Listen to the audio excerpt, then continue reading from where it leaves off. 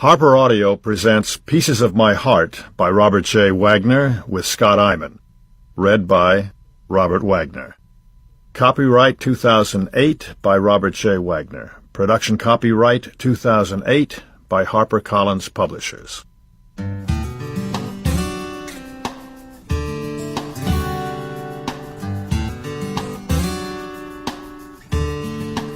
I was 12 years old when my future passed in front of me. My father had moved our family from Michigan to California in 1937 when I was 7 years old, and I began working at the Bel Air Stables in 1942. There was no Bel Air Hotel yet, but housing sites in the neighborhood were selling fast.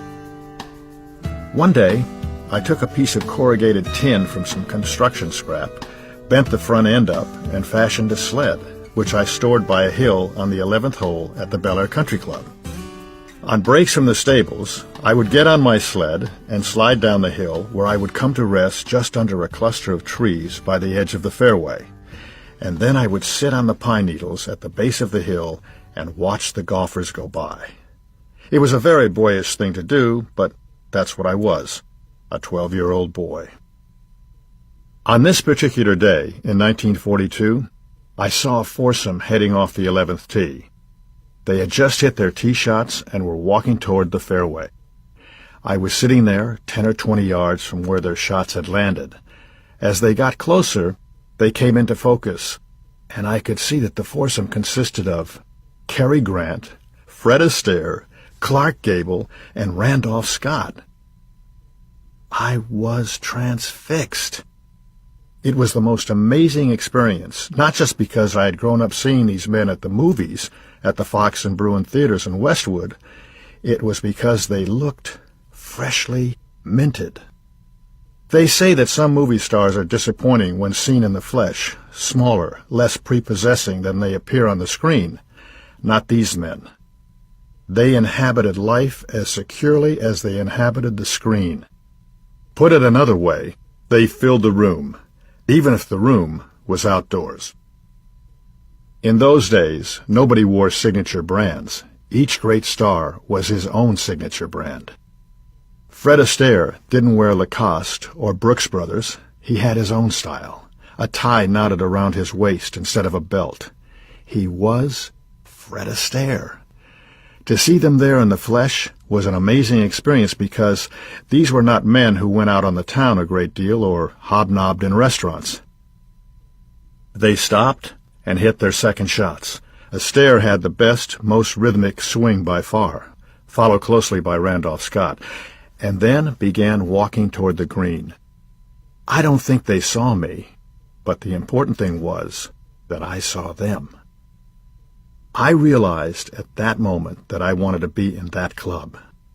Looking back, I see that this was when I made up my mind to be in the movies, to be an actor. Within 2 years, I was walking up and down Hollywood Boulevard, waiting to be discovered.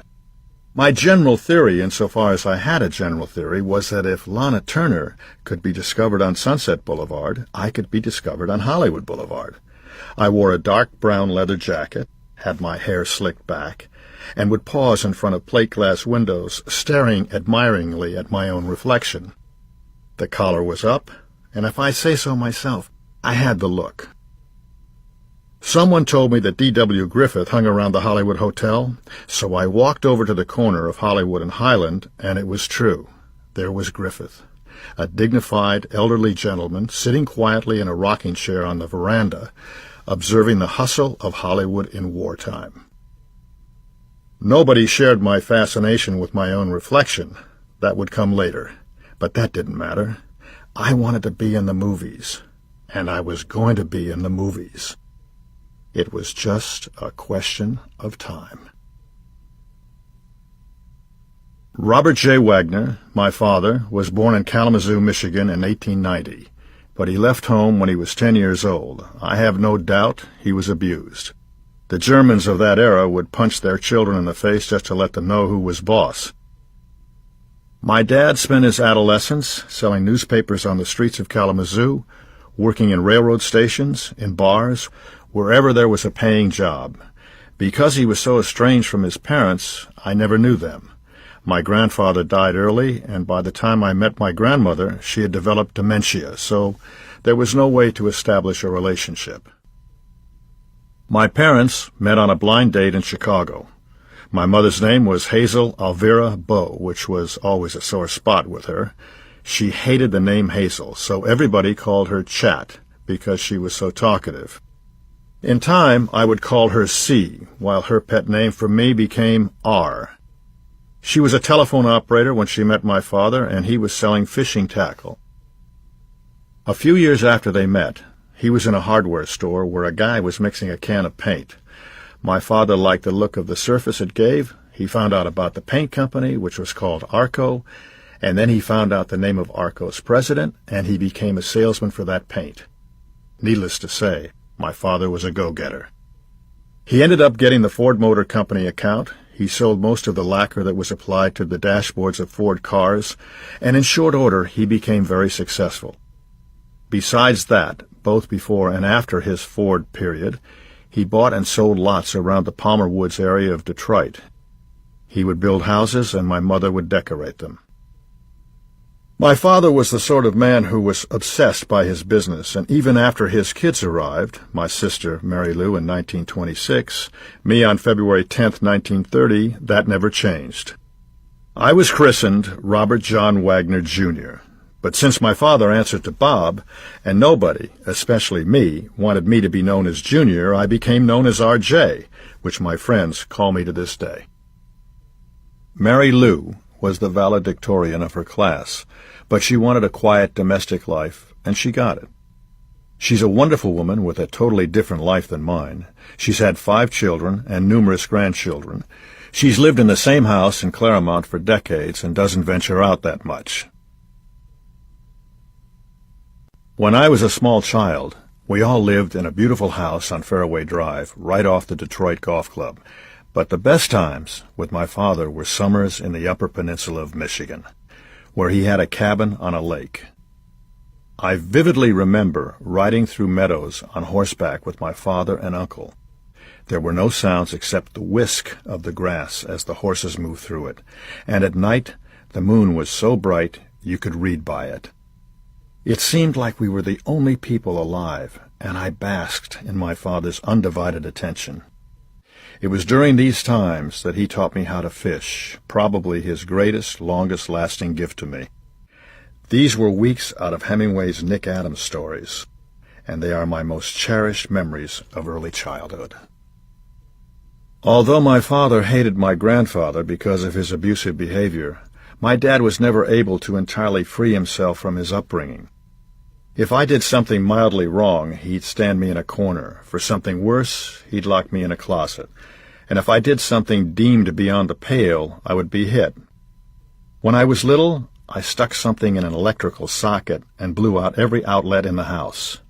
My father was in the bathroom, shaving, and he came roaring out, grabbed me, put me over his knee, spanked me with a hairbrush, then threw me off his lap for this terrible thing that I had done. All this was the custom of that time. There was an attitude that corporal punishment was acceptable, and this was how a lot of the kids who grew up with me in Detroit were raised. I don't think it's any accident that a lot of those rich kids ended up wasting their lives or even killing themselves. The parents had their cars, their houses, a nurse, a chauffeur, white tie and tails, and the children were expected to conform to that model without question. There was a sense that children were possessions, and it was no accident that I carried the same name as my dad. From the time I was 6, I was sent to camp regularly. A year after that, I was addressed and sent to Hollywood at the age of 7. Literally. My father took me to the train station in Detroit and tipped the porter $10 to make sure the package, his son, arrived safely. On my coat was a tag, "Deliver this boy to Mrs. Pierce, Hollywood Military Academy, Hollywood, California." As soon as the train pulled out from the station, I ripped the tag off my coat. Now that I look back on it, the entire business with the tag, my father giving orders, me ignoring them as soon as he was out of sight, was a fairly accurate preview of our entire relationship. My father had opened a checking account for me so that I could pay my expenses on the trip. I remember that in Albuquerque, I went into a souvenir shop and bought an antique gun so I could protect myself against the marauding Indians I was sure would attack the train at some point. Obviously, the movies had already gotten hold of me. On the one hand, my father was force-feeding me a very valuable sense of independence. He was also telling me that the world wasn't all that dangerous and that you could survive if you only had a firm destination in mind. On the other hand, you might ask why a 7-year-old would be sent away from his home in the first place, and the answer would be that my parents had a social life that was very important to them.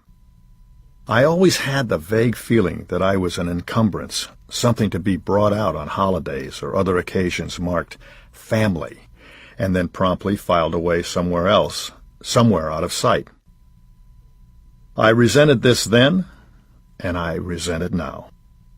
My resentment made me a rebellious kid, and I had a way of being a handful at the 4 boarding schools I attended. Once, when I was 12 or 13, I took a BB gun and shot all the lights out in the tunnel of the country club at Bel Air, and generally embarrassed my father by being a smartass. The country club incident made him close his fists and go after me, again. But a couple of other men held him back. My best friend in these difficult years and for the rest of his life was Bill Stork. Bill's background was exotic. His mother was the mistress of a very rich man, and there was always the possibility that he was the illegitimate product of that liaison. Bill was 6 or 7 years older than I was and dated my sister for a while. It wasn't long before he became part of our family. My dad got him a page job at NBC, and for the rest of his life, Bill served as a sort of unofficial older brother for me. If the first 18 years of my life can be reduced to a single sentence, it would be this: I wanted out of my father's life. In a sense, I was a teenage rebel. Don't get me wrong, I wasn't living in a Dickens novel. I think it's interesting that my father was noticeably easier on my sister Mary Lou than he was on me. She was a girl, and as his son, I not only had to succeed, I had to succeed on his terms. That said, I remain in awe of his business acumen. My father was a singular man in most respects, but like everybody else, he took a bath in the Depression. Until then, the auto business had been on fire, and he'd been very successful. My mother had a very bad asthmatic condition, so they were going to leave Michigan and move to Arizona, but then they fell in love with California. He bought a lot in Bel Air, overlooking the Bel Air Country Club, which was an example of his innate investment savvy. Bel Air was nothing at that point. From there, he bought a lot at Rancho Santa Fe in the desert, and more lots in Bel Air. He'd buy a lot, build a house on it, then sell it and make a lot of money. And then he got into the aviation business. Along comes World War II, and once again he's, you should pardon the expression, flying high, and that time he held on to his money. It's clear to me now that my father had a Depression mentality before the Depression, and the result was that he lived his entire life on the short side, always a room, never a suite. He was the sort of rich man who never wanted people to think he had any money. He'd want us to wear clothes after they'd begun to wear out. Yes, he gave me a horse, and I had to take very good care of the horse. Fair enough. But if the horse needed something, I had to go through hell to get it. Although I wouldn't have wanted a marriage like my parents had, they seemed happy. I never knew my father to be a philanderer, even though he spent a lot of years as a traveling salesman. He certainly had his secrets, but they wouldn't come out until after he died. The end result of my childhood and my relationship with my father was that I consciously went 180 degrees in the opposite direction. My father would take me to the movies on Thursday nights, but he wasn't a movie fan the same way I was. The arts didn't really interest him. He was a bricks-and-mortar man. Bill Stork once told me something that stuck with me. "Your father never gambled on you," he said. And I think he was right. But then, my father never gambled. For him, money was strictly for security, and there was no such thing as enough security. For me, Money has always been for sheltering the people I love and for pleasure. My father was only interested in investments that had a guaranteed return, and I suspect he saw his son as an investment that showed no signs of paying off. The years of my early adolescence were tough for me. I was something of a jock, excelling in baseball, swimming, and tennis, and I also was good on a horse. Academics were another thing entirely. It wasn't that I didn't have the aptitude, although I'm sure some of my teachers would have insisted otherwise. It was that I was bored and rebellious and didn't try to conceal it. In retrospect, my parents had a lot of trouble with me. I was always with tutors. One time at Harvard Military School, I got caught with a girl, and there was a point when I went from being kicked out of Black Fox to getting kicked out of Harvard to being at Cal Prep, which I liked, and then it was St. Monica's and living at home. These years were lightened only by my increasing addiction to the movies. When I was at Black Fox, RKO came to the campus to shoot some scenes for Best Foot Forward. Our company of cadets marched by, and the Hollywood crew photographed us.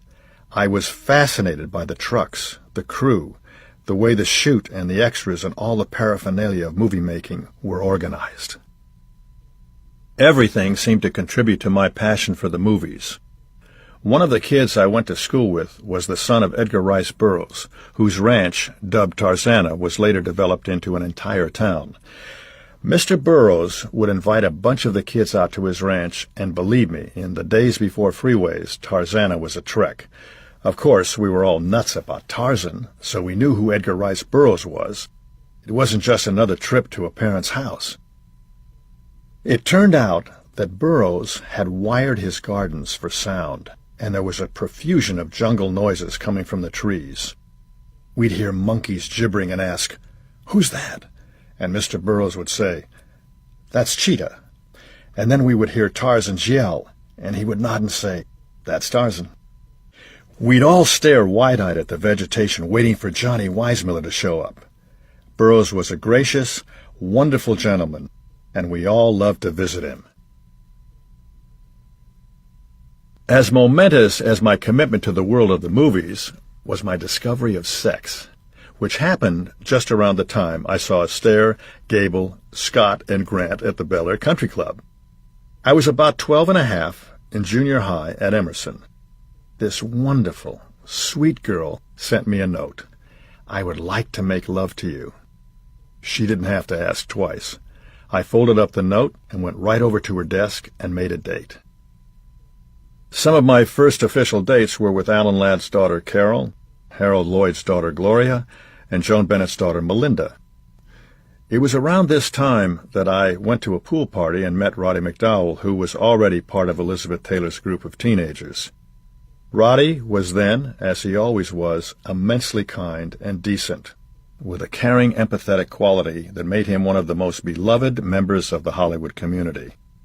Roddy and Elizabeth would be the most intimate of friends for the rest of his life. But then one of Roddy's great gifts was that all of his friends felt that they were on the most intimate of levels with him. The proximity of the movie business to my life only increased my hunger. One day, I was hitchhiking on Sunset Boulevard when it started to rain. A car stopped for me. I hopped in, and when I turned to thank the driver, my mouth stopped working. He looked just like Errol Flynn. Dear God, it was Errol Flynn, and I had just seen Objective Burma. I gulped and said, "You're Errol Flynn." "Yes, I am," he said, and the nearness of Errol Flynn was so staggering that perfectly innocuous exchange is all I can remember of the entire ride. Throughout these years, I never had any career goal other than acting, and I see no need to apologize for it. I thought then, and I think now, that making people smile and taking them out of their problems for an hour or two is a wonderful way to spend a life. I know that because that's what the movies did for me.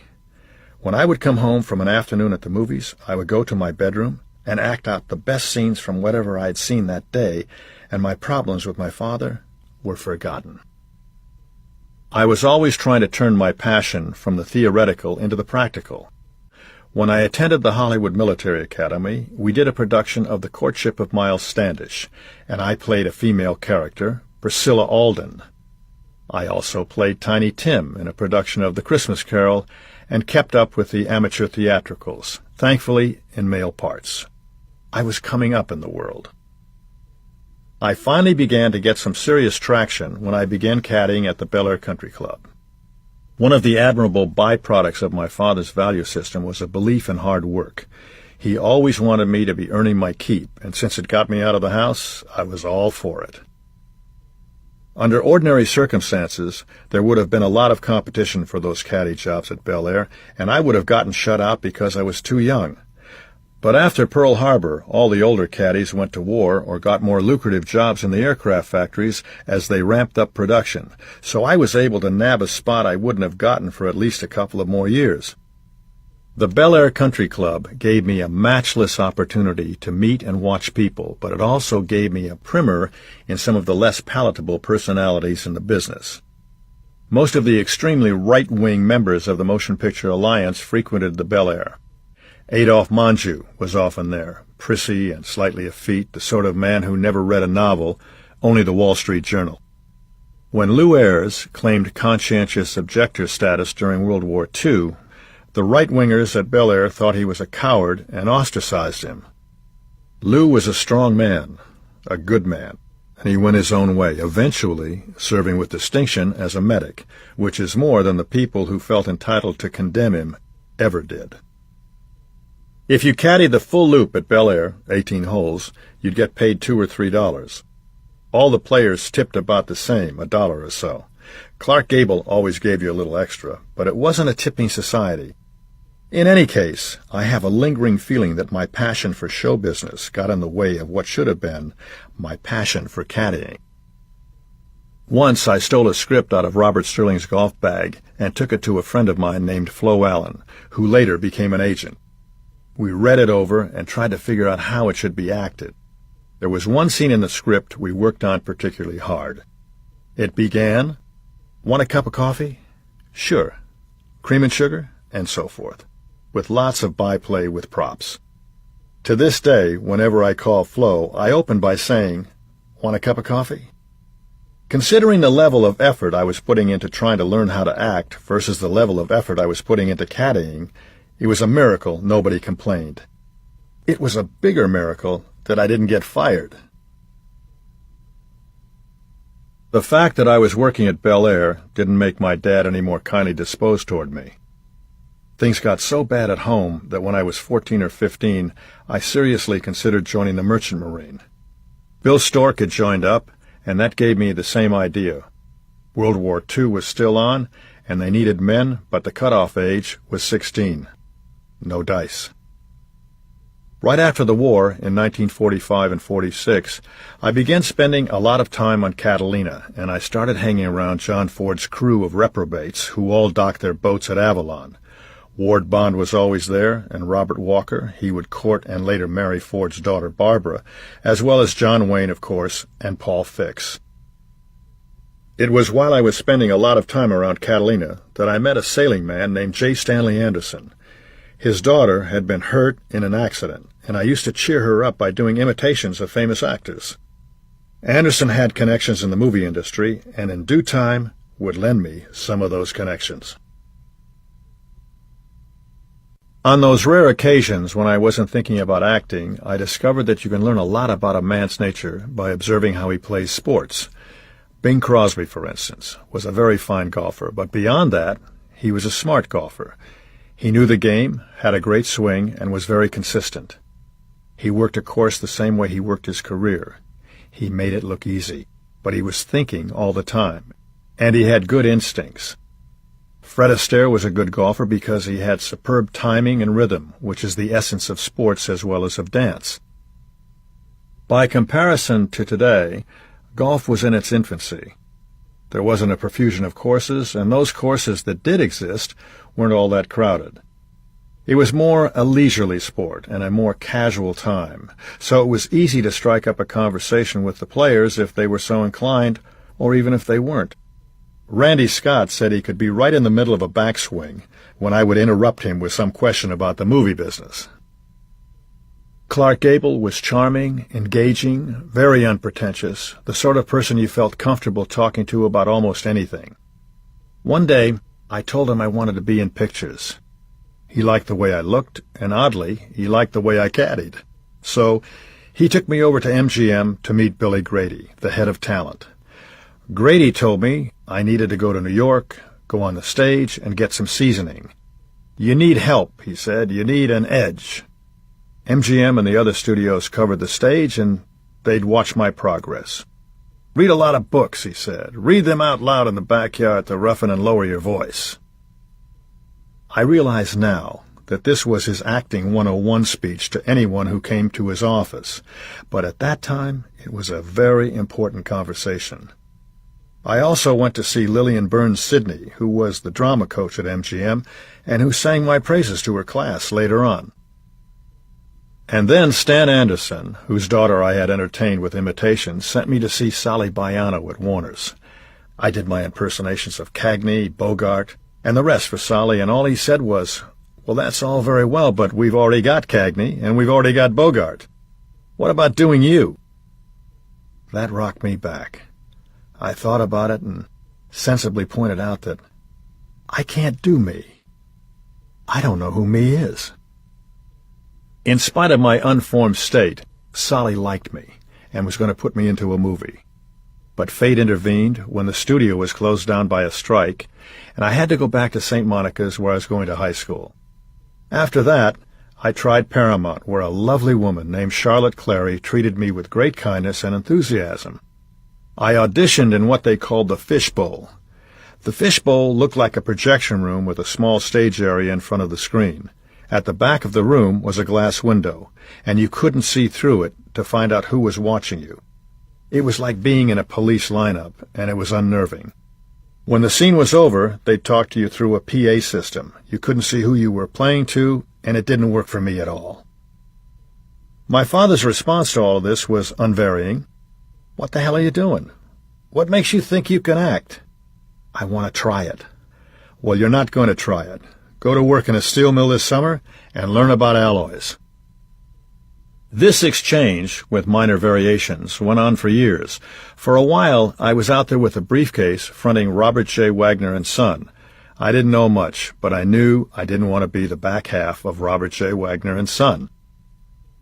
Another dead-end job was selling cars, although one day I got to see Minna Wallace under the pretext of selling her a Buick. Minna Wallace was Hal Wallace's sister and a well-regarded agent. Years earlier, she had an affair with Clark Gable and gave him a considerable career boost with her advice. I was a lot more interested in impressing her with the sleek beauty of Robert Wagner than I was in impressing her with the sleek beauty of a Buick. She was very encouraging, and years later I gave her an autographed picture on which I wrote, "Anytime you want to buy a Buick, let me know." Finally, my father capitulated, slightly. My mother had been working relentlessly on him, and it had become increasingly obvious that I wasn't going to college. I was offered scholarships to USC and Pomona for diving and swimming, but I don't think I could have made All-State. I was ranked about 32nd in the state in tennis, which wasn't bad, but I wasn't really good enough to be a professional. There were only two paths, my father's way into business or my way into show business. I remained adamant.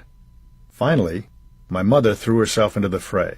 She insisted that they had to let me at least try my way, so my father and I came to an agreement. When I graduated from St. Monica's, he gave me a convertible and $200 a month for a year. If I couldn't get into the movies in a year on that money, I had to go into business with him. It wasn't a great deal, but it was a better deal than anything he'd ever offered me up till then. We shook on it. I had met William Wellman on the golf course at Bel Air. He was a friend of my dad's and a very fine, successful director who had given a lot of people their start, including Gary Cooper in Wings, Wellman's great World War I epic that won the first Oscar for Best Picture in 1927. My father swallowed hard, went to Wellman and said, "I've got this kid who wants to be in the movies. Can you do anything?" Wellman probably heard this same line 2 or 3 times a week, but he gave me a small part in a good film he was making at MGM, The Happy Years. You never saw me. I was behind a catcher's mask, and you would have had to have been my mother to recognize me, but I was in a movie. Needless to say, I was over the moon. Wellman had the reputation of being a wildly enthusiastic but temperamental taskmaster, but he was great to me. He even put me in another scene I wasn't supposed to be in. It was my first movie, but I didn't have a sense of how movies worked overall. I earned precisely $37.50 on The Happy Years, which I'm sure didn't make my father feel any better about my choice of career. Far more important than the money was the fact that I was now entitled to membership in the Screen Actors Guild. Not bad for 18 years old. With an appearance in a major studio film behind me, I went to Phil Kellogg, a well-regarded agent about town. Kellogg was with Berg Allenberg, and he was Bill Wellman's agent. With the bravado of youth, I asked him if he would handle me. I was really just grasping at straws, and Kellogg responded by giving me a talk about how difficult the business was, how many kids there were like me, and so forth. In a very nice way, he was trying to discourage me. After half an hour, he suddenly stopped, and I went away without an agent. But I've always been a positive, basically optimistic person, and I had a bumptious self-confidence. You couldn't dissuade me. I just figured that if Kellogg didn't want to handle me, somebody else would. Fully 40 years later, I was having a talk with Kellogg, and I thanked him for taking so much time with a green kid. And he told me that he actually had been told to talk me out of being in the movies. But my enthusiasm got the best of him, and after a while, he had to stop. "Who told you to talk me out of it?" I asked, although I already knew the answer. "Your father and Bill Wellman," he said. Well, at least my father was consistent. For the year that he had financed me, I worked as an extra and did everything there was to do as long as it was on a movie lot. I was always trying to get meetings with a producer, and if I was working in a crowd scene, I'd try to get placed in the front. All my scrounging and determination got me a lot of one-day jobs, and one thing led to another, as it usually does. One night, I was at a club called the Beverly Hills Gourmet, where a songwriter named Lou Spence was playing the piano. I was up there by the piano singing some comedy lyrics that Spence had written to the tune of Tea for Two when a well-known agent named Henry Wilson came in with his secretary. He sent a card over to the piano with a note that said if I was interested in being in pictures, I should come and see him. Well, I knew who Henry Wilson was. Everybody knew who Henry Wilson was, a very important man at Charles Feldman's Famous Artists Agency. I also knew he was gay, although he wasn't mincy. Famous Artists had strong connections at Fox, and that's where he sent me over to test. Years later, after I made it, a reporter asked Wilson what he had seen in me. God knows I was curious about that myself because, as Natalie Wood would say about me, he was a star before he was an actor. Wilson replied that what had impressed him was the changing expressions on his face. I watched his face mirror every thought and word, that together with his looks and bright, clean-cut personality. I saw a sincerity and a relaxed quality that would come right across the screen. Given the opportunity, I was sure he couldn't miss. Just before I tested at Fox, I heard about a script at MGM that Stuart Stern had written. It was called Teresa, and it was about a young American soldier and his Italian war bride.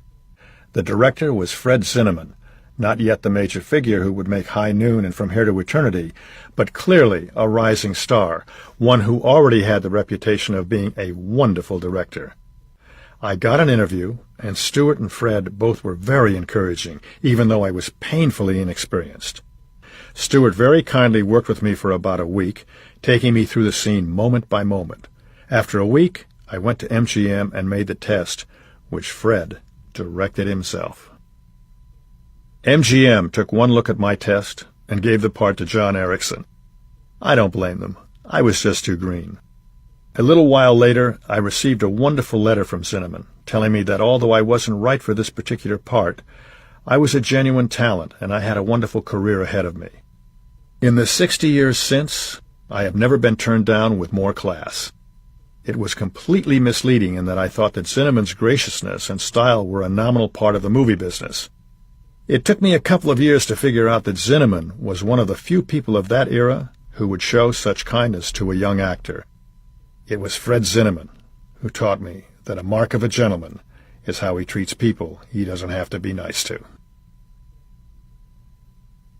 It was around the time I was testing for Teresa that I met Albert Cubby Broccoli, who was an agent at Charlie Feldman's Famous Artists before he became a producer and achieved deserved fame and fortune with the James Bond films. Cubby came up through the trenches. Before he was an agent and a producer, he sold jewelry, he sold Christmas trees, he worked in a studio mailroom, and he was an assistant director at Fox. To know Cubby was to be his friend, and it was Cubby who took me around to some of the studios. I was with Cubby when we were both thrown off the MGM lot. It seemed that Charlie Feldman had begun an affair with an actress in whom a certain MGM executive had a deep and sustaining personal interest, so Feldman and everybody who worked with him were deemed persona non grata. Despite that faux pas, Cubby and I hit it off, and for years I was invited to his house for Christmas and New Year's. He and his wife opened their arms to me, and when Cubby's health began to fail, I made sure to return the favor. I visited him regularly, as a great many people did. When he died, I gave the eulogy at his funeral, a small favor for a man who had done so much for me and many others. After testing for Teresa, I went over to Fox. I had known the Zanuck kids, Susan, Richard, and Darryl, and socially, not that that would cut me any slack when it came to business. I made my test, and Darryl Zanuck looked at it the next night. Darryl always worked a late day. He ran the footage and said, "I don't think so. Too inexperienced." But Helena Sorrell, the studio's drama coach, asked him to run the test one more time. "Look at his smile," she said. "I think I can do something with that smile." So Darryl ran the test again, sighed, and said, "Okay, Helena, if you say so. We'll give him 6 months."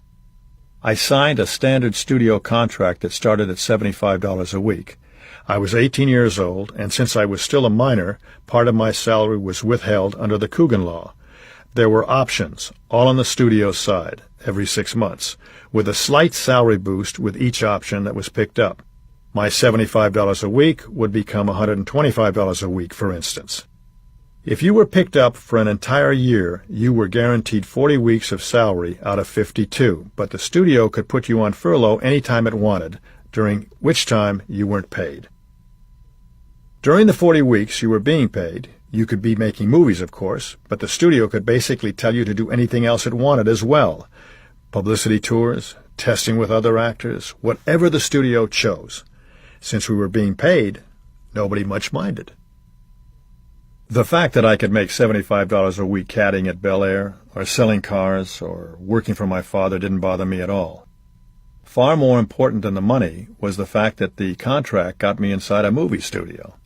The contract didn't arrive quite within the year my father had given me, but it was close enough so that I didn't have to go back to being the back half of Robert J. Wagner and Son, which was all I cared about. 12 years later, Fox was paying me $5,000 a week. 20th Century Fox was a studio by, for, and about Darryl Francis Zanuck. It had been formed in 1935 when Zanuck and his friend and business associate, Joseph Schenck, merged their 20th Century Productions with the moribund Fox organization. Before that, Darryl had been head of production at Warner Brothers until he realized it was primarily a family business and somebody named Zanuck could never be a member of the family. In 1933, Darryl went independent with 20th Century, which released through United Artists and had a great success, but 20th Century had to rent studio facilities, which cost a lot of money. So when the Fox organization became available, acquiring it solved both companies' problems. Darryl got a first-rate studio complex, and Fox got a production head who understood how to make movies people wanted to see. Physically, Darryl was a small man, and like many small men, he was commanding and very competitive. He had to be good at everything he did, so when Darryl played polo or croquet, it was always at a very high level. Luckily, he also had a very good sense of humor and was fond of practical jokes. a trait I understand he picked up from Douglas Fairbanks Sr., who had mentored him when he was a young man.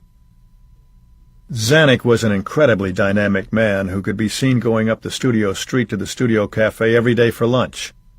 He would be swinging his polo mallet, and behind him would be a retinue of producers, editors, and his French teacher. A few years before I got there, his right-hand man had been William Getz, L.B. Mayer's son-in-law, who brought with him an investment in the studio from Mayer. Darrell took the money, but he never respected Getz. When Darrell went into the service during World War II, he handed management of the studio over to Getz. While Darrell was gone, Getz never missed a chance to run him down verbally. Darrell heard about this, of course, and when Darrell returned, he and Getz got into an argument. All the moguls were tremendously competitive and regularly engaged in knockdown, drag-out fights with each other. Darrell finally told Getz he could hire a valet to do his job. Getz was offended, and he left the studio to found International Pictures, which later merged with Universal. For a replacement, Darrell hired Lou Schreiber, who had been Al Jolson's valet. He hadn't been kidding. He literally hired a valet, and nothing much changed around the Fox lot. When I drove onto the Fox lot as a contract player, I made sure not to have any airs about me.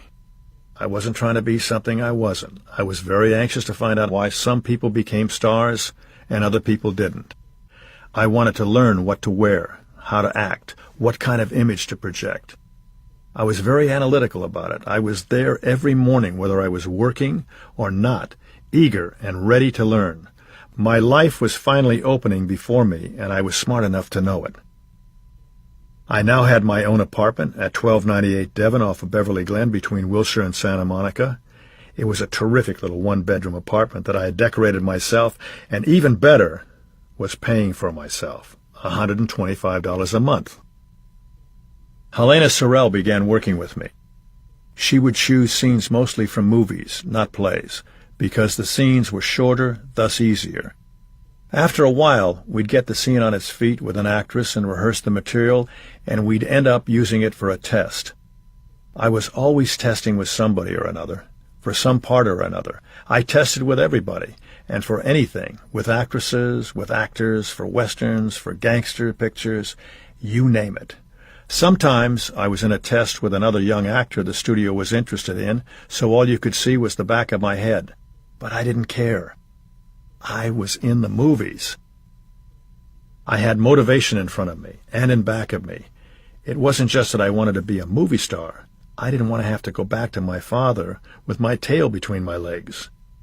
Because I wanted it so badly, I was pretty nervous and carried a lot of anxiety. I got to know the writers, I got to know the directors, and I made it my business to know which scripts were moving toward production and which were moving toward the shelf. Aside from all of this, I could fit into the old wardrobes of Tyrone Power and Mark Stevens, which helped. Helena regarded me as her personal project, and she used every trick in her book to get me up to speed. For a long time, my voice was a problem. It was too high-pitched, and I knew it, so I would throw lines away or mumble. Helena had to pretend to be hard of hearing to get me to speak up. For extra voice coaching, I went to see Gertrude Fogler at MGM. Gertrude had been at MGM for the 20 years since talkies arrived, and beginning with John Gilbert, had worked with practically every actor on the lot.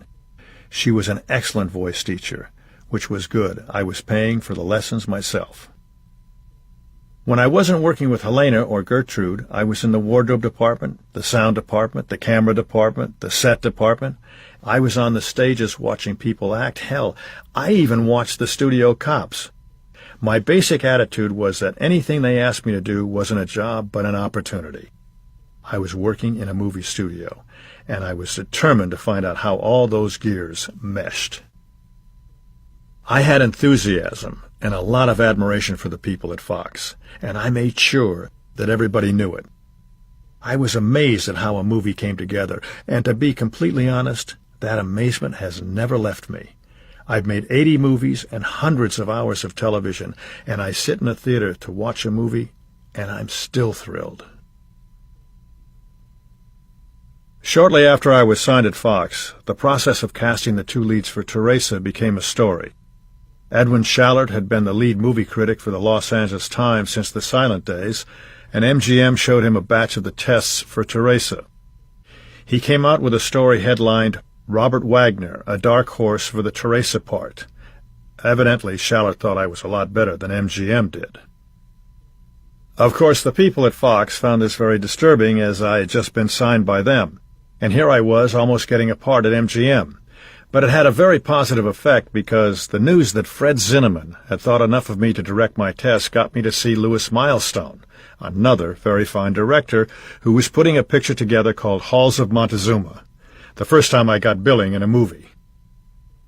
I played a private, which was appropriate. The script was about the Marines in the Pacific Campaign of World War II, and it wasn't much, but the cast was truly excellent. Richard Widmark, Jack Palance, Carl Malden, Marty Milner, Neville Brand, Richard Boone, and Jack Webb. Widmark was a terrific guy. Years later, I bought some land from him, so we had adjacent ranches where we raised horses, while Carl and I began a friendship that has lasted for nearly 60 years. After that, I was a Navy underwater demolition swimmer in The Frogmen, Claudette Colbert's junior executive son-in-law in Let's Make It Legal, a doomed Marine in John Ford's What Price Glory, and the inventor of the sousaphone in Stars and Stripes Forever. These were all small supporting parts, but they were all well-chosen supporting parts, showy, with highly dramatic or emotional moments attached to each character. Let's Make It Legal was one of the early films of Marilyn Monroe, but she wasn't the problem. I was. I was so green that I had to do 49 takes of one shot, a number I have never forgotten. Not all of it was my fault. Claudette Colbert went up a couple of times, the camera broke down, and the dialogue got changed, but most of it was my fault. 49 takes. Jesus.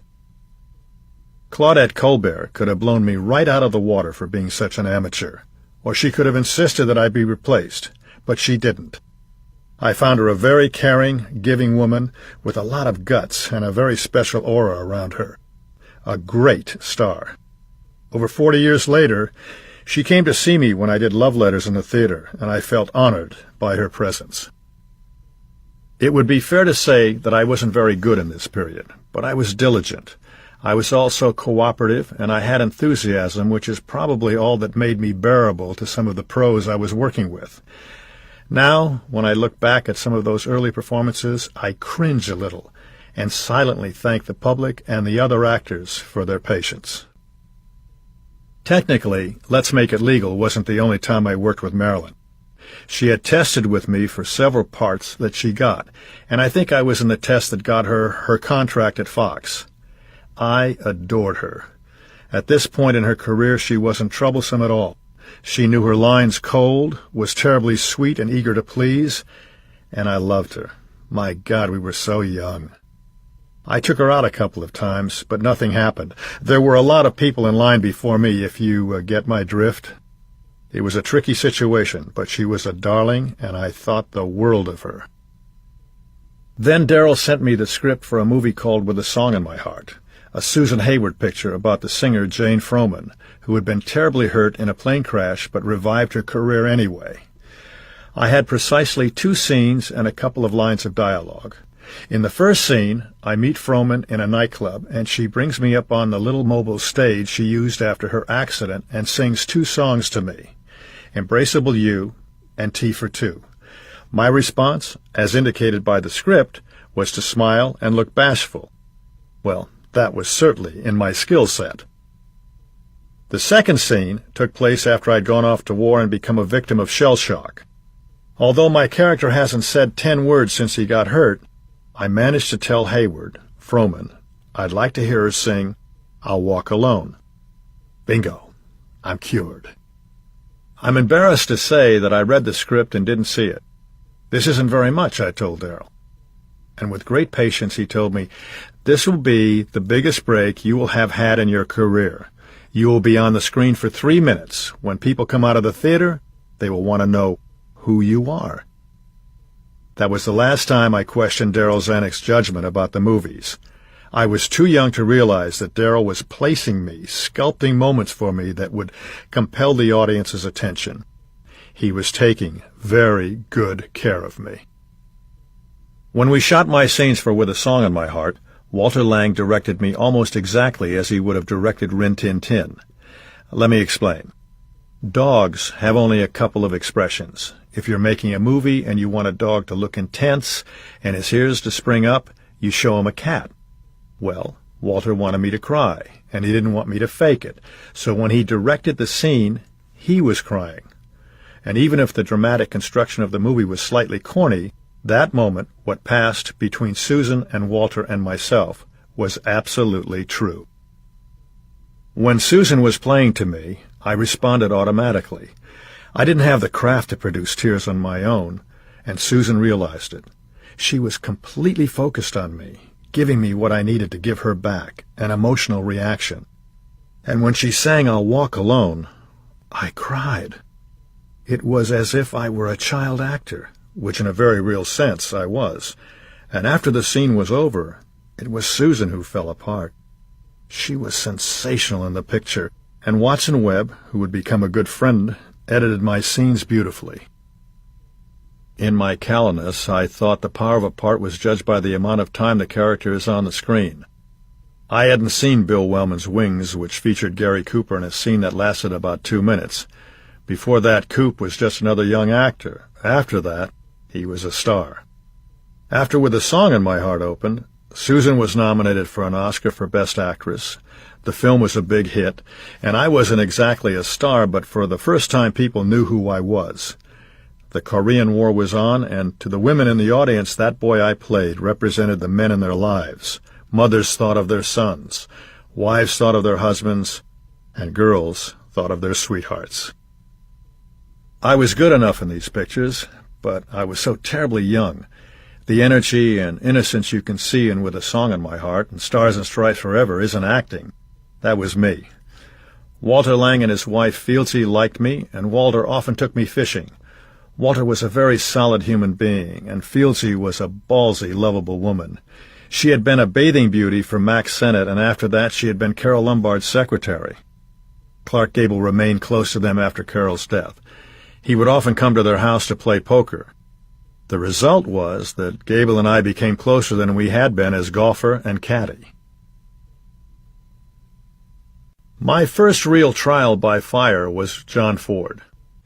Believe me, if you can survive John Ford in a bad mood, you can survive anything. Jimmy Cagney and Dan Daly were the stars of What Price Glory, which was originally a very strong anti-war statement in its theatrical version and in Raoul Walsh's 1926 silent version. In Ford's version, it became mostly about male camaraderie. Besides Cagney and Daly, the cast was dotted with wonderful character actors: Bill Demarest, James Gleason, Wally Ford, and then there was me, the green kid, which in Ford's world was a euphemism for designated patsy. Ford was a tall, lean man who had had a distinguished career in the Navy during World War II. He would eventually rise to the rank of admiral. As a break from his distinguished career in Hollywood, he won 5 Oscars. He wore a slouch hat and dark glasses and had a sharp, pointed command personality, although he never raised his voice. Ford didn't call me R.J. and didn't even call me Bob. Throughout the picture, he called me Boob. One day we were shooting on the French street that had been built for the Song of Bernadette. I was to come out of the house with Bill Demarest, Wally Ford, and Dan Daly. We did a take. Ford said, "Cut!" and then he walked the length of the street and came up to me. "You know, Boob, if you can't see the camera can't see you. You be clear to the camera." And then he pushed me hard. I wasn't expecting it, and I fell flat on my ass. By the time I hit the ground, he had turned and was walking back up the street. I was too stunned to be angry. I struggled to my feet and said, "My God!" Jim Cagney was standing next to me and said, "Don't worry, kid. He does that. You'll be all right. Just remember your lines. That's all you have to do." If Ford had had the camera running when he knocked me down, I would have gotten the Academy Award. Another time, he picked up a rock and started to throw it at me. He was basically interested in destabilizing me, and he succeeded. He scared the living hell out of me. The fact that he had scared the living hell out of John Wayne, Harry Carey Jr., Ward Bond, and practically every other person who had ever worked with him was very small consolation. One day on the set, Ford was sitting in his director's chair when he turned to me. "Boob?" he said. "Yes, sir, Mr. Ford." "Don't look now. Over there? That man? That's Barry Norton. He played your part in the original picture. He's the king of the Queens. He's an extra now. That could happen to you." "Yes, sir, Mr. Ford." I turned around and bumped into another man. "That's King Baguette," Ford said. "He used to make $27,500 a week. See where he is now, boob?" What a tough son of a bitch. I didn't find out until years later that the second guy wasn't King Baguette. King Baguette had been a high-priced actor and director who drank himself out of the business and ended up as a security guard at MGM. He died in 1948, the year I signed with Fox and a couple of years before I worked with Ford on What Price Glory. But it might as well have been King Baguette, because whoever that man was, Ford used him to scare the hell out of me, and I've never forgotten the lesson. He was telling me that making movies was a brutal business, that things end, and I needed to hold on to my money. He was telling me something I needed to learn, and for that I thank him, if not for the way he told me. My primary consolation during What Price Glory was Corinne Calvet, a gorgeous woman, but one who didn't have the clarity needed for a major career. As for Jimmy Cagney, he was as wonderful to me as Ford was harsh. I had known Cagney when I was a kid, when I had jogged his horses for him. Jimmy kept Morgans and trotters, and he was a very giving, generous man whom I admired for years. Here I was, only a couple of years into my career, and I ended up dying in his arms in a John Ford movie. Throughout this period, I trusted in Darryl to do right by me, and I must say that he never failed me, not once. The studio system could be emotionally difficult because I wasn't the only hopeful juvenile leading man being groomed for a career. There were a dozen or so at each studio, all starting out at $75 a week, all more or less good-looking, all more or less types who could conceivably replace an older leading man who was already at the studio. I was tagged as a possible replacement for Tyrone Power, as was Jeffrey Hunter, a fine man, a good actor, and a valued friend. One of the small tortures of the way the studios operated was that there were plenty of other people who were something like you. Every time you looked around, you saw someone who was a living, breathing implication that you were replaceable. And the sad fact was that you were. On the other hand, the studio system gave you opportunities to fail, to learn, to fail less miserably, to gradually master your craft. And the studio did have a way of taking care of you if it thought you had something. For the publicity tour of Let's Make It Legal, MacDonald Carey, Joyce McKenzie, Larry Carr, and I were sent on the road. We went through Philadelphia and then on to a lot of Midwest towns, dancing and singing on the stage, then signing autographs as a live attraction before the film. We all lived together, and it was fun. Soon, the fan mail began to pour in. In those days, the studio looked at fan mail the same way that modern TV networks do ratings, as a leading indicator that someone was provoking a reaction. Suddenly, there were thousands of letters every week asking for autographed photos, biographies, fan club information. I was becoming a Bobby Sox idol, along with Tony Curtis and Rock Hudson.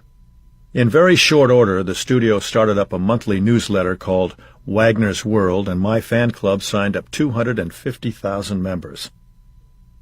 By 1952, I was regarded as a rising young star. Darryl Zanuck's daughter Susan liked me. She liked me a lot. She was just getting out of high school, and I began to take her out. I really enjoyed her company, but I wasn't in love with her, and the problem was that she was obviously enthralled. When she went to Paris, she brought me back a beautiful gold watch. I sensed that this could be a very dark part of the woods, with obvious potential for disaster, at least in relation to my career. My father, on the other hand, thought marrying Susan Zanuck was a great idea. He liked the dynastic implications and thought the marriage would mean job security for me. Darryl knew what was going on, and since he liked me a lot, he was perfectly happy with my being involved with Susan. I wrote Darrell a letter explaining the awkwardness I felt, and I told him I certainly didn't want to hurt Susan or myself. Darrell was a class act. "I will always be in your corner," he wrote in his reply, and he assured me that this has nothing to do with your career. He continued to invite me down to the Zanuck house in Palm Springs, where I got to know his wife, Virginia, and the rest of the family. Virginia was a lovely, tenacious woman who took great pride in being Mrs. Darrell Zanuck. Despite all of Darrell's wanderings, and they were legion, she never gave up. In the end, she got him back. With my career gathering momentum and my contracted raises clicking in, it was easier for me to indulge in my passion for music, specifically jazz. I'd been brought up on American music because my mother played the piano and we always had plenty of 78 RPM records of the big bands of the 30s, Benny Goodman and so forth. But my introduction to jazz came courtesy of Herbert Stothard, Jr., who had been with me in one of the many military academies where I was interned. His father was a former professor, head of the music department at MGM, and had composed some famous operettas in the 1920s before he came to Hollywood. Stothard was a serious musician, and he had passed his passion on to his son, who exposed me to people like Chick Webb, who had a young girl named Ella Fitzgerald working as his vocalist. In the early 50s in Los Angeles, there was a lot of jazz being played at clubs like the Crescendo and the Interlude. Chet Baker was always around, as were Jerry Southern and Francis Faye. I became a fan of Stan Kenton and all the people Norman Granz was recording.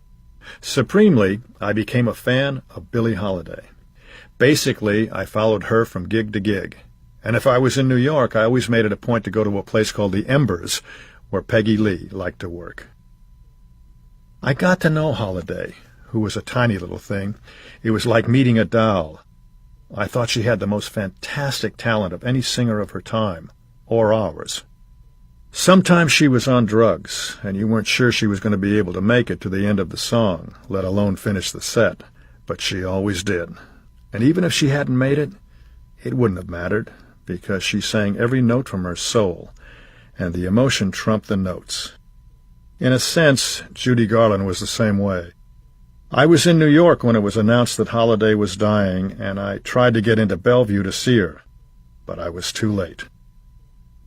I sat there for hundreds of nights listening to these men and women, amazed at how they got to those notes, got to that emotion. Jazz became very beneficial for me. I came from a background where if something was set, it was set in stone. And here were artists, people who were communicating emotion, the same thing I wanted to do, who worked with freedom, who were open, who joined together in an attitude of community and made things happen with great musicality, and who did it while maintaining their personalities. You can listen to 3 or 4 notes on the trumpet, and you know it's Louis Armstrong. There are thousands of trumpet players, but nobody else has that unique Armstrong sound. It's the same thing every actor strives for, a tone that's all their own. Barbara Stanwyck and I began our relationship on Titanic, although we had actually met years before. For a time, my father had an 8-acre ranch in Chatsworth across from the racetrack. Martha Scott also lived there, and I used to take care of her horse. We'd go riding, and I would see Barbara and her husband, Robert Taylor, riding. I would go trotting along with them, never thinking I'd be involved with her someday. Later, Barbara had a beautiful ranch at the corner of Devonshire and Reseda with her agent Zeppo Marks. It's now a shopping center, but when Barbara owned the ranch, it had paddocks that were impeccably maintained and run like everything Barbara touched. As Titanic began production, there was an immediate chemistry between Barbara and myself. A lot of looks across the room. At this point, Barbara Stanwyck was a legendary actress, universally respected for her level of craft and integrity. She also had the most valuable thing a performer can have, good taste. Besides a long list of successful bread-and-butter pictures, Barbara had made genuine classics for great directors, The Bitter Tea of General Yen, and Meet John Doe for Frank Capra, Stella Dallas for King Vidor, The Lady Eve for Preston Sturgis, Ball of Fire for Howard Hawks, and Double Indemnity for Billy Wilder. Barbara carried her success lightly. Her attitude was one of utter professionalism and no noticeable temperament. As far as she was concerned, she was simply one of 100 or so people gathered to make a movie. No more, no less. Titanic was a heavy production, logistically, but a pleasant shoot because of the director, Jean Negulesco. Jean had a light, very pleasant personality. Whenever I think of him, I think of champagne, and was very helpful to a young actor. He was also a talented artist and asked me to sit for a portrait, which I still have on my wall. After the picture had been shooting for a couple of weeks, Jean had a party at his house on Saturday night. I escorted Barbara and stayed close to her throughout the evening. I was enthralled by her and terribly attracted to her, but I couldn't tell if she returned the favor. She was friendly, but not overly so. When the party was over, I drove Barbara back to her house on Beverly Glen and took her house key to open her front door. I had to bend over to find the lock, and I only opened the door a crack. I wasn't sure how to proceed. Would she invite me in, or would she just take her key, pat me on the cheek, and thank me for a lovely evening? And then I straightened up to look at her with what I'm sure was a hopeful expression, and I saw something I hadn't seen in her eyes before. It was a magical look of interest and appreciation and desire. I immediately took her in my arms, and I kissed her. I had never had a reaction from a woman like I had from Barbara. A different kiss, with a different feeling. We went into the house. We opened a bottle of champagne. We danced. I left at dawn. After that, things happened very quickly. She gave me a key to her house, and I gave her a key to my apartment. If we were in town, we spent every weekend together. She cooked for me. She was good in the kitchen, but then she was good everywhere. We watched the Friday night fights on TV, and on Saturday or Sunday afternoons, we'd go for long walks in the mountains above Malibu. Occasionally, we would go to a movie, slipping in after the lights went down. Whenever we went out, Barbara would wear a scarf over her head or a kind of hat so it would be hard to tell who she was. For the next 4 years, we became part of each other's lives. In a very real way, I think we still are.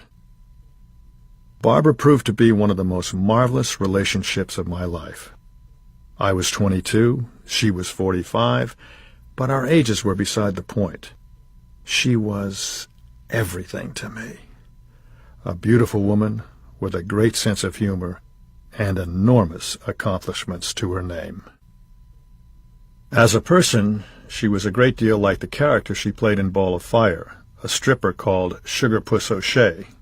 She had a wonderful, free, open quality in that picture, and that's what she was like as a woman. Reclusive by nature, she was happy to just stay at home, but she read everything. She got me reading books as a way of life, and if I asked her, would help me out with my acting. We only had one scene together in Titanic. I played her daughter's boyfriend, so there was a limit to what I could learn by working with her. She taught me what to do with my hands, how to get over my self-consciousness, and how to lower my voice, which I thought was still too high. And she taught me to be decisive with things like entrances. When you walk in, she told me, be sure you're standing up straight. Walk in with confidence. She didn't want me to sidle into a scene as if I were ashamed to be in the movie. Make the entrance. Take the scene. But I wasn't going there for acting tutorials. I was in love with her.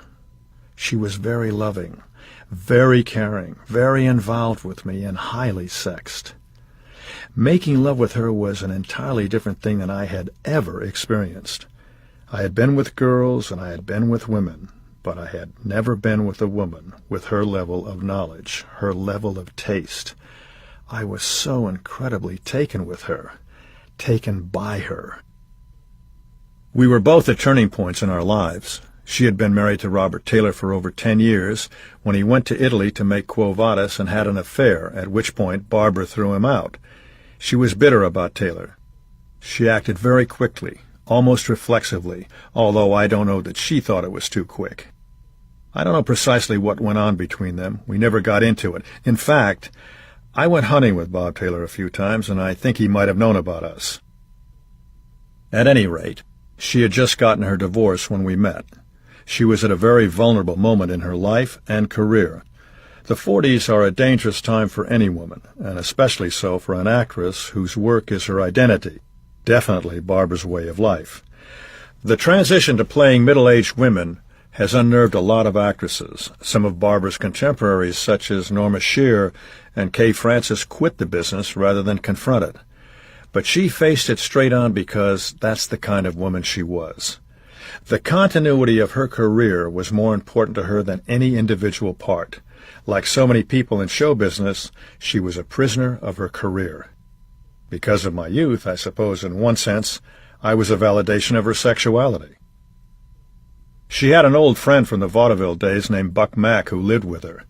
Buck had been part of a vaudeville team called Miller and Mack and had been an extra in Citizen Kane.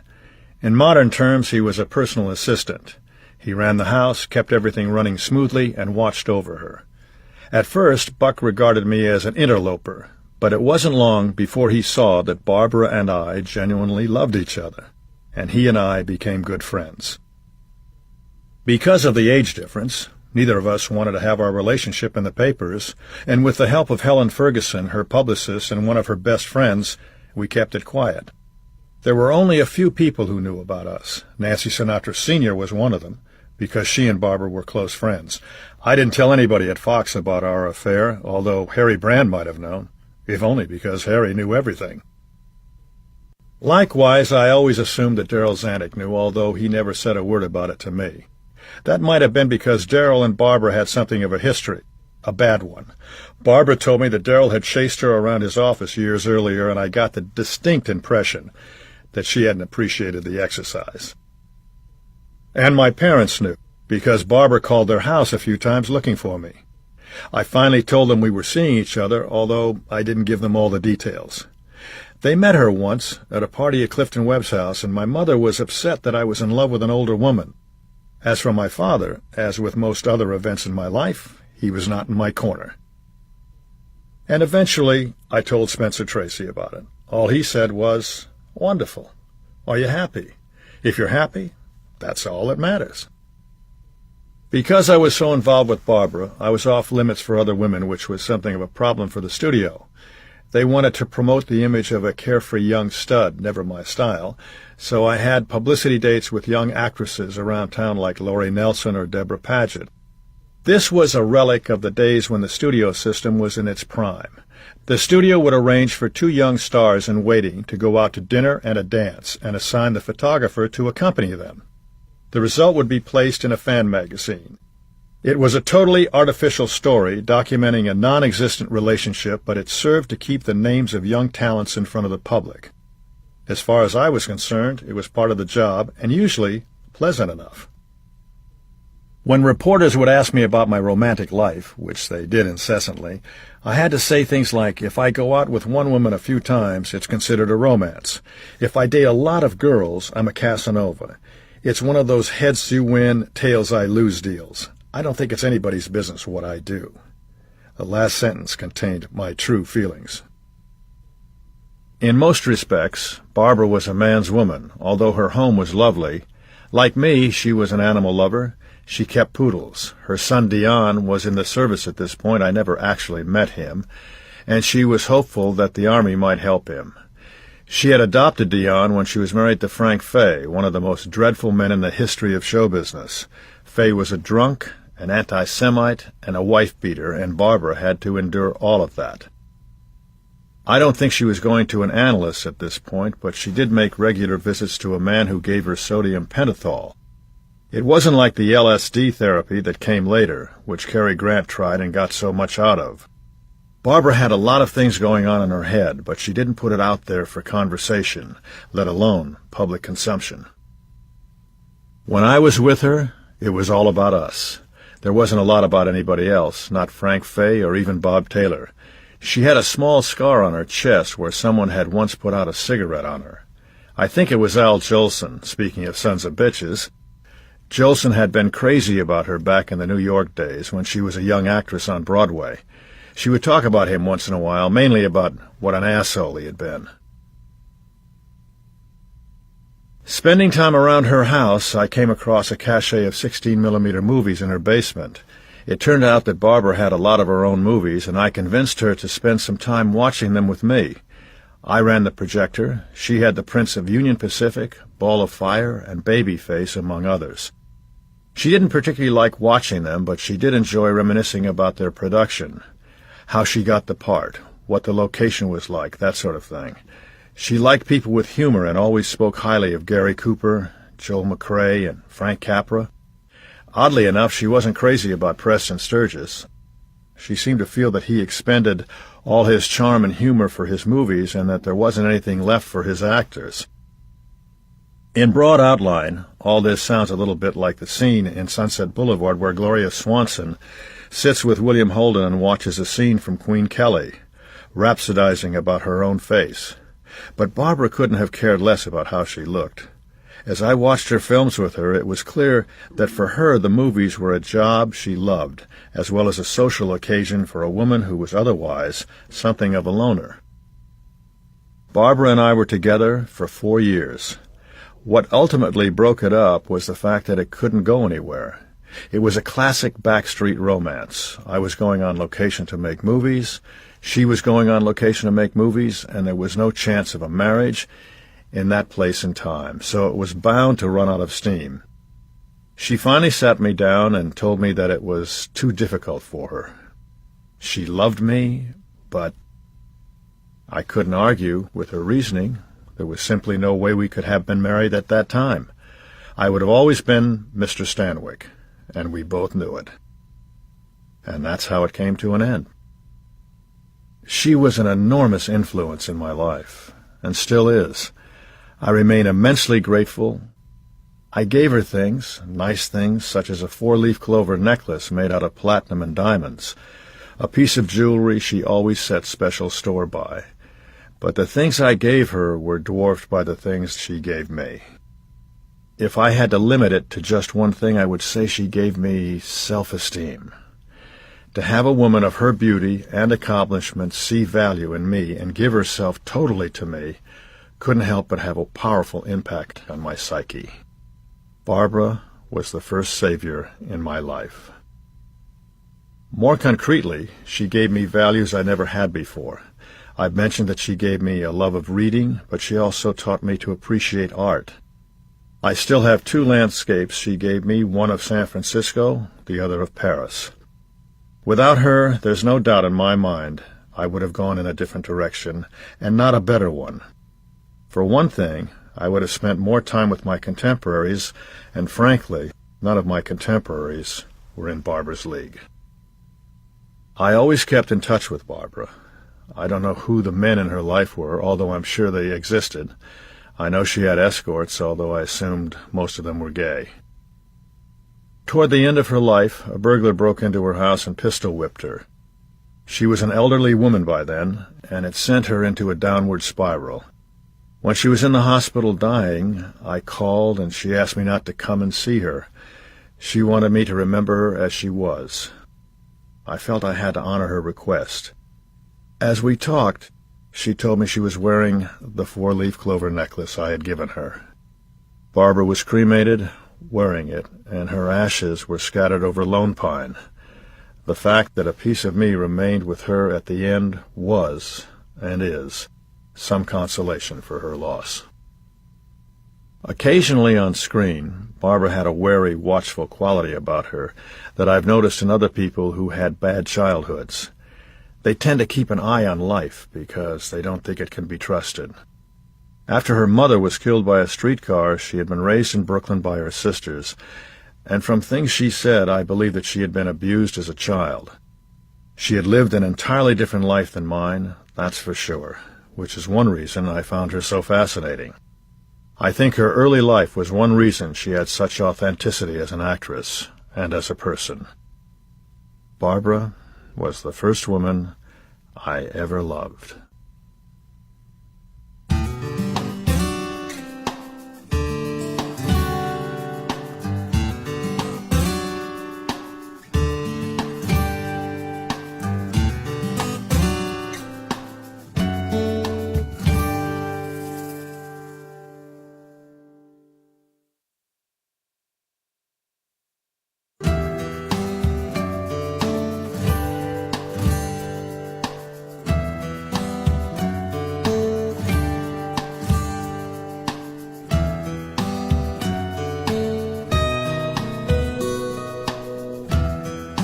As my star continued to rise at Fox, I came to realize that the relationship between an actor and a studio was complex, and not always in the actor's best interests. After Titanic, I was making a movie for Robert D. Webb called Beneath the 12-Mile Reef, when my co-star, Terry Moore, suddenly realized she was pregnant. The father was Howard Hughes. She got very weepy and told me about the situation. Obviously, she told a few other people as well because the studio blindsided both of us by releasing a story that we were engaged. They never called. They never told me they were going to do this. It just appeared in the papers. I was livid. For one thing, I was very involved with Barbara and called her from Tarpon Springs every night, while Terry was calling Hughes every night. Terry was also a much younger woman, and Barbara was, how to put this delicately, not pleased about that. Beyond that, the studio was trying to railroad Terry and me into a marriage for its own convenience. The studio evidently thought I was terribly suggestible. I would succumb to the pressure, and the resulting marriage would be great for the movie, great for my career, and, not coincidentally, great for the studio. It was at that point that I realized the true nature of the transaction between an actor and a movie studio. Fox was very interested in me in terms of generating publicity for a movie or a series of movies. The studio wanted to create momentum for me as an actor, as a personality, but it had a very limited interest in what was best for me as a human being. I was looking for a home, and the studio was looking for a saleable commodity. It was a difficult but necessary lesson, and I'm glad I learned it early. So everybody was in the loop but Terry and me. She was in tears not only about being pregnant, but because she was being pressured to marry somebody she didn't love. And I started getting congratulatory telegrams from people about my impending marriage. There was nothing to do but be blunt. I told Harry Brand there was no chance of my marrying Terry, not then, not ever. Fox never actually retracted the stories so much as let them dry up. Being part of events like this made me realize that there is no more brutal front-runner's business in the world. The pressures can be staggering. I remember being on the set of Love is a Many-Splendored Thing and watching Jennifer Jones work. I noticed the hem of her skirt vibrating. I looked down and saw that her knees were quivering like aspen leaves. She was absolutely terrified. Over on the side, behind the big lights, I could see a pair of shoes that belonged to her husband, the great producer, David O. Selznick. He was hovering, making sure that his Jennifer was all right. But it was clear that Jennifer wasn't all right, and never would be. As experiences like these began to accumulate, I realized that it was mandatory to have some kind of meaningful life outside of the movie business. So the marriage to Terry Moore didn't happen. For that matter, neither did the baby. Beneath the 12-Mile Reef grossed $4 million, a very big hit. Harry Brand's publicity department claimed that I was getting more fan mail than Marilyn Monroe, although I'm not sure I believe that. I do know that during 1 month in 1953, I was on 7 different magazine covers. My agent negotiated a new contract that bumped my salary from $350 a week to $1,250 a week. I'm not going to pretend that there were an awful lot of negatives attached to being a young star in Hollywood. The perks are just what you might imagine them to be. Every reporter wants to talk to you, and every girl wants you. Not that I could indulge. Because of Barbara, I was off limits to the girls. During the 4 years we were together, I had a couple of one-night stands on location, but was otherwise loyal. One of the negatives that occurs to every actor is miscasting, which finally came to roost on my doorstep when Darryl cast me in the title role of Prince Valiant, an adaptation of Hal Foster's beautifully drawn comic strip that I had loved as a child. During the production, I was happy to be working for director Henry Hathaway. I thought the picture was good, and I loved the romance of the subject matter. I was working with James Mason, another one of my favorite actors, and I thought I was sensational.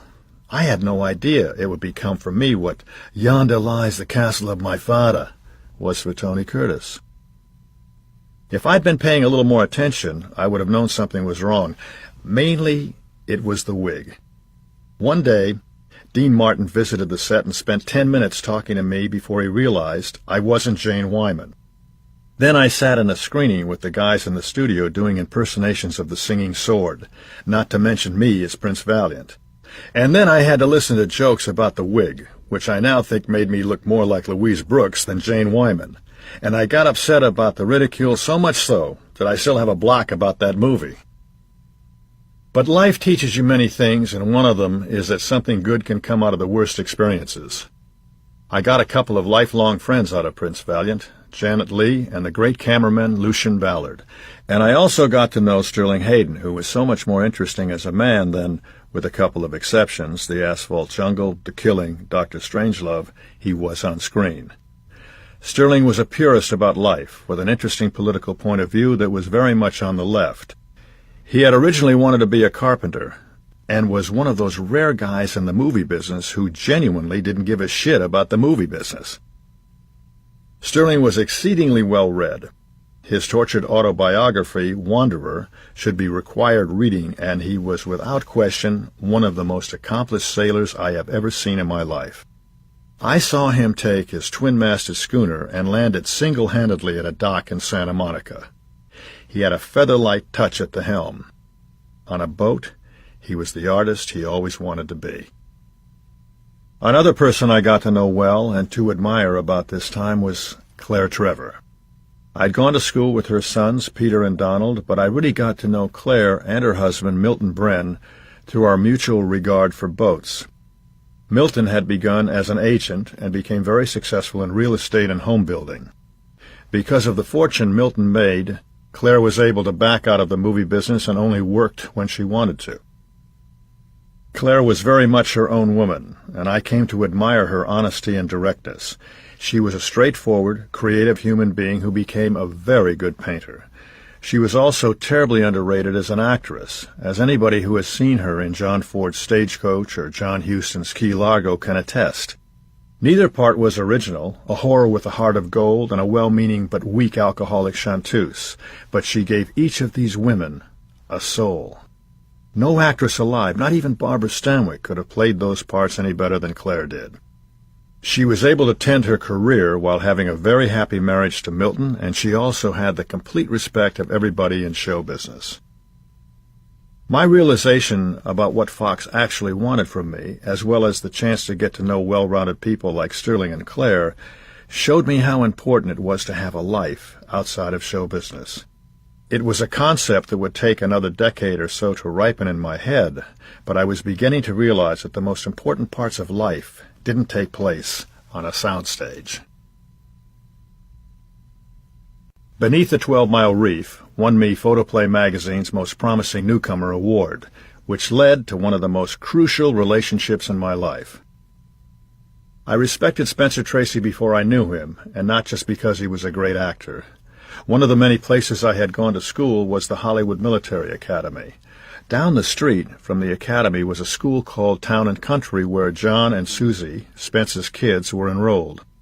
John Tracy was born profoundly deaf, and with Spence's financial backing, his wife Louise founded the John Tracy Clinic to help other children with the same malady.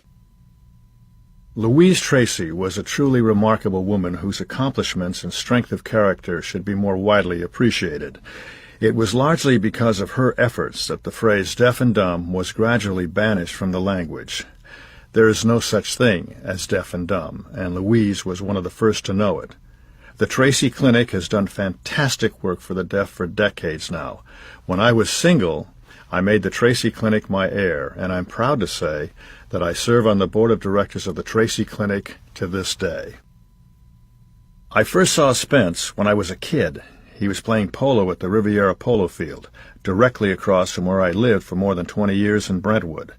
Spence had been hit by a ball and was bleeding, so they stopped the game to patch him up. Years later, when I won the Photoplay Award, he was there, accepting an award as well.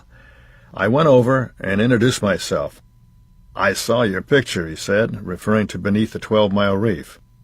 On the basis of that, he okayed me to play his son in a big western Fox was planning called Broken Lance. I thanked him, and he said, "It's nothing." The first day we worked together on Broken Lance, we were to ride into the shot together. My line was, "We better ride down there, Pa." When I said the line, he broke character and said, "I couldn't hear that." So I said, "Boy, that's something, when I underplay you." So we wrote in and did it again, and the second take was a print. A few hours later, it was lunch, and I was going by his trailer. "Come in here a second," he called out to me. I trooped inside, and he said, "Shut the door." And he then proceeded to ream me out. "You don't imagine that you can underplay me, do you? What are you even thinking about things like that for? Are you thinking at all? You shouldn't be thinking about any of that. You should be thinking about playing the scene, not about whether you're underplaying, overplaying, or anything else. Concentrate on what you're going to do. The scene, that one moment, and nothing else. Don't learn the tricks of the trade. Learn the trade." But I was only kidding. "Don't kid about it. Ever. Now get your ass out of here." Jesus. I realized he had no patience for a young actor's bullshit, but he really beat me up. I was very shaken. But sometime after that he came up and he said, "How you doing now?" He put his arm around me, and at that moment I realized he liked me a lot. We became very close for the rest of the picture, as well as on the mountain, where he requested me as his co-star, and for the rest of his life. As an actor, Spence didn't analyze. He didn't worry about where it comes from and where it goes. He never got in his own way. He would do only 1 or 2 takes, not because he was lazy, but because he felt they were always the best. His attitude was, block it, rehearse it, do it, move on. He possessed simplicity, the most valuable thing an artist can have, and the hardest thing to achieve. Once I had to hit him in a scene, and he told me not to pull it. "Be sure and really hit me," he said. "It never works if you pull it." And that's what acting with him was like. He was completely alive, and he never faked it, never pulled it. He had an absolute authenticity of emotion that transcended things like technique or acting styles. He was a wonderful, wonderful man, and to have him put his arm around me both actually and symbolically, to care for me and be interested in me, was a transformative experience. Spence became more than my friend and mentor. He inspired me and once again gave me a sense of self-esteem. Because this great actor and great man touched my life, I finally felt that I had a father in more than a biological sense.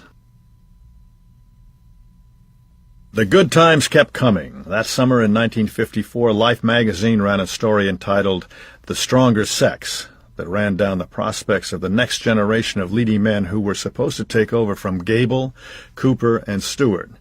There were 3 young actors called the Big Three for Bobby Soxers: Rock Hudson, Tony Curtis, and yours truly. The photographer got us all to pose on a ladder, struggling for a higher rung against each other. Ranked on the level beneath Rock, Tony, and me were John Erickson, Steve Forrest, Tab Hunter, and Robert Francis. From 2 lavish pictures, each with an A-list director, I went into White Feather, with Robert D. Webb as director and Deborah Patchett and Jeffrey Hunter as co-stars. It was a variation on Broken Arrow, with me as a government agent trying to convince the Indians to move on to the reservation. Bob Webb was Henry King's second unit director, a good man and a good sailor, but he didn't get a lot of opportunities. The studio clearly didn't regard him as a peer of Henry Hathaway or Eddie Dmytryk. Then came a loan out to United Artists for A Kiss Before Dying, back to Fox for Between Heaven and Hell, and another loan out to Paramount for The Mountain. A Kiss Before Dying has become a cult film over the years, and it erased a lot of the jokes about Prince Valiant. I played a lower-middle-class college student with a clinging mother, Mary Astor. He's determined to get into society, even if it means killing anybody who gets in his way, including his pregnant girlfriend. It was sort of an American tragedy recast as a thriller. When Alain Delon later played a totally emotionless killer in René Clément's Purple Noon, he would be compared to me, which was immensely flattering. In Ira Levin's original novel, the actual murders take place off stage, as it were, but the movie's high point is my pushing a pregnant Joanne Woodward off the top of a building with a complete lack of emotion. We shot that scene in Tucson, and at the time that building was the tallest structure in Arizona. It's an interesting character because the audience understands his motivation but not his thought processes. He doesn't have any dialogue explaining himself, which is a technical problem for an actor. I saw him as a social climber with something askew in his head. My primary problem was to keep the charm level up so that the other characters would never guess I was a killer. And being charming while killing people presents certain problems. It wasn't a terribly pleasant shoot because the location was so obscenely hot. The ending where the truck goes over the side and I get killed was shot in Globe, Arizona in 120-degree heat. Gert Oswald directed A Kiss Before Dying. He was a first-rate talent who never got the credit he deserved, and he was locked into low-budget pictures for all of his career. His father was Richard Oswald, a very innovative director in Germany around the time of World War I. Gerd was European in the best sense, very much into textures, backlighting, and backstory. He also directed me in a television version of the Oxbow Incident that was a hell of a piece of work and didn't need to make any apologies to Bill Wellman's original film. Gerd loved making pictures, and whether it was a theatrical or TV film mattered less to him than having it be something of quality, something he could sink his teeth into. I enjoyed making A Kiss Before Dying, and I think it's a good film, but for me the most exciting thing about that movie was doing the interiors at the old Selznick studio. Before Selznick had it, it was the DeMille lot, and it had been built for Thomas Ince. But as far as I was concerned, this was where Gone with the Wind, the original Star is Born, Notorious, and all the great Selznick movies had been shot.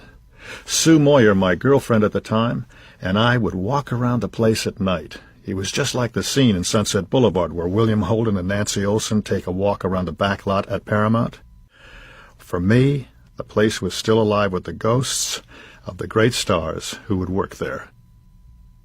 A Kiss Before Dying was done on a loan-out to United Artists, and that was a good thing because the pictures I was making at Fox were beginning to suffer. The reason was simple. Darryl was having a beaut of a midlife crisis and pulling back from the studio. This came to a head in 1956 when he left Hollywood, set up an independent operation in Paris, indulged himself with a series of exotically beautiful mistresses, and made a series of terrible flops for Fox. Roots of Heaven, Crack in the Mirror, that would be broken only by The Longest Day. When Darryl was running the studio, I did what he told me to do. I admired him. I trusted him absolutely, and I also felt great loyalty to him. If he wanted me to be in a movie and I didn't like the script, I found a way to like the script. But when Darryl left the studio, Buddy Adler took over. Buddy was a gentleman, and I liked him, but I didn't think his judgment was the equivalent of Darryl's, either for me or for the studio in general. Fox was having trouble, as all the studios were at that point. TV had sliced away a lot of the audience for movies, and everybody was having trouble adjusting. I can't complain about my bad fortune. Fox wasn't taking care of other people any better than they were taking care of me. And then Spencer Tracy came to my rescue with The Mountain. It's a story about two brothers struggling to get to the site of a plane crash in the Alps, the older brother to save people, the younger one to pillage the crash. The critics would say that Spence looked too old to play my brother or that I looked too young to play his. I didn't care. I would have played any part in any script for Spence. Another selling point was that the location work would be done in the French Alps, my first trip to Europe. Spence and I flew to Europe together. Although Spence had gotten heavy in middle age, he still had considerable physical stamina. We got to France 2 weeks before we started shooting, and we had to get acclimated to the heights we would be working at. On our first full day there, he went on a 3-mile hike. On the second day, he upped it to 8 miles, and on the third day, he walked for 10 miles. Spence was always a wonderfully kind and generous man. I would name my first daughter after Kate Hepburn, and I was privileged to be a part of their relationship. She gave Katie 2 dolls that she had made, one of herself and one of Spence as he looked in The Old Man and the Sea. They also gave her a crib. I brought the baby to see them, and they just glowed as they looked at her. Spence and Kate were like an old married couple in that they had a wonderful humor with each other. They played to each other. You could feel the affection and love they had, and she was so wonderful with him. They had a way of deferring to each other, but ultimately she would defer to him. She would say that he was like a big bear that would put his paw out and slap her down, but gently. Spence was the only person in her life who could tell her that she was full of shit, and she loved that about him. I realize now that the people I was drawn to in the movie business were all older. I respected them enormously because of their accomplishments, but it was more than that. I wanted their secrets. Was I looking for surrogate fathers? Absolutely. I see a lot of my life as a search for the closeness and intimacy of family. Making movies gives you some of that feeling. Barbara Stanwyck was the same way. Maybe that's why we were so close.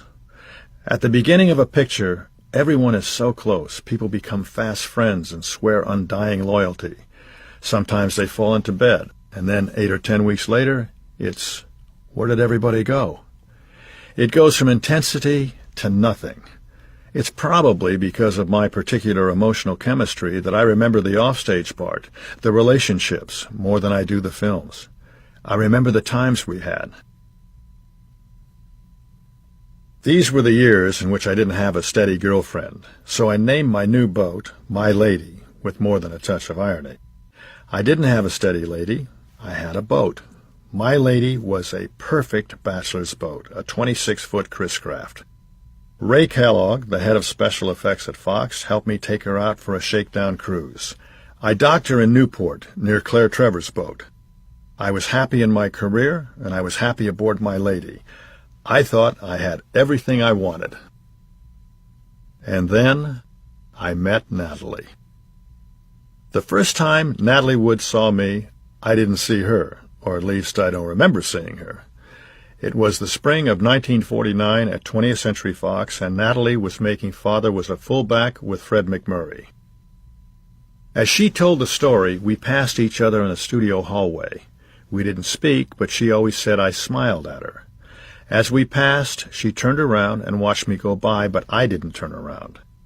I have to take her word for this episode, which she mythologized over the years because I honestly don't remember it. She was 10 years old, I was 18, and she told her mother, who was walking with her down the hallway, that she had seen the man that she was going to marry. And she also told the screenwriter Mary Luce, who was on the set of Father Was a Fullback, that she had just fallen in love with an incredibly handsome man, but she didn't know who he was. As the years went by, I would occasionally see Natalie around town, at parties and at premieres, but she never seemed like she was particularly interested in me, let alone interested in marrying me. What I didn't know at the time was that she had retained Henry Wilson as her agent simply because Henry had also been my agent, which was all she needed to know. For the most part, we moved in entirely different social circles. While she was making Rebel Without a Cause, she was having an affair with Nicholas Ray and hanging around with Jimmy Dean and Dennis Hopper, and I was with a much older crowd who generally regarded Nick and Jimmy as the barbarians at the gate. We talked about that period a lot in later years. There was nearly a 30-year age difference between her and Nick Ray, so the relationship was kept quiet, but I think she was looking for a father figure, and Nick was always happy to play the part of the all-knowing guru. Her family had been very opposed to her doing Rebel. They didn't understand the part or the film, but Natalie had worked with Jimmy Dean in a General Electric Theater TV show right after he shot East of Eden, but before it was released. She knew about his gifts, which were primarily those of brilliant inventiveness and unexpected power. They had bonded before they did Rebel Without a Cause. Natalie sensed what a break Rebel could be for her. She always had a wonderful ability to recognize life-changing moments when they presented themselves. Besides that, she was desperate to get away from the girl-next-door parts that Jack Warner was putting her in, and she was equally desperate to get away from her family, who had viewed her as a meal ticket since she was a toddler, which oppressed her practically as well as emotionally. So, Rebel spoke to all sorts of needs that Natalie had, career as well as family. Not only that, but within the film itself was a recognition that the families we make for ourselves are often far more meaningful than the families we are born into, which was something that would also have appealed to Natalie at that point in her life.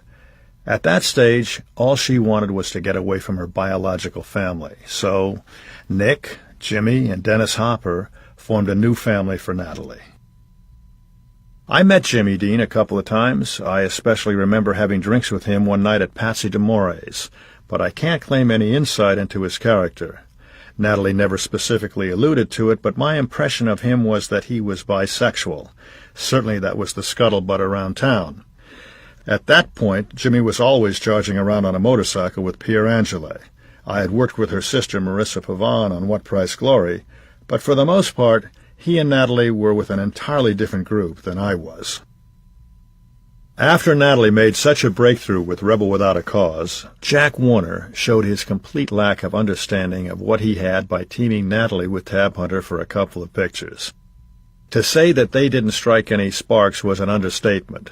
By this time, Natalie was clearly maturing into something special. She had that same riveting, sexual quality that Ava Gardner or Elizabeth Taylor did, but in a smaller, subtler package, more of a gamine than an Earth Mother.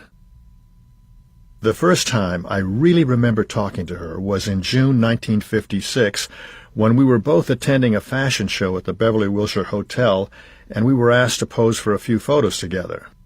Again, she was pleasant and quite beautiful, but she made no particular moves in my direction that let me know that she had maintained a mad crush on me. A month later, on July 20th, I took a leap and invited Natalie to the premiere of The Mountain. What I didn't know at the time was that July 20th was her 18th birthday. I remember being unusually nervous before I picked her up. It was a big studio premiere, but that wasn't it. I was excited about taking Natalie out, and I was also anxious about what Spencer Tracy would think of her. I needn't have worried. He liked her very much. At dinner afterward, we both sensed that things had changed. Time had altered the emotional dynamic, and we sparked to each other. I sent her flowers the next morning. Then I called her to tell her that I had a spectacularly good time. A little later, we went out again, and this time for lunch, and she kept me waiting for 3 hours. With anybody else, I would probably have left, but with Natalie, I waited. I think she was impressed by that, and by the fact that I wasn't angry. The next night, we went out again, to My Lady, and this time, the sparks flew upward. It was December 6th, 1956, a date we would remember all our lives. In her journal, Natalie wrote, "Our first serious date." I remember the instant I fell in love with her. Natalie had the most incredible, expressive brown eyes, dark and dancing and deep.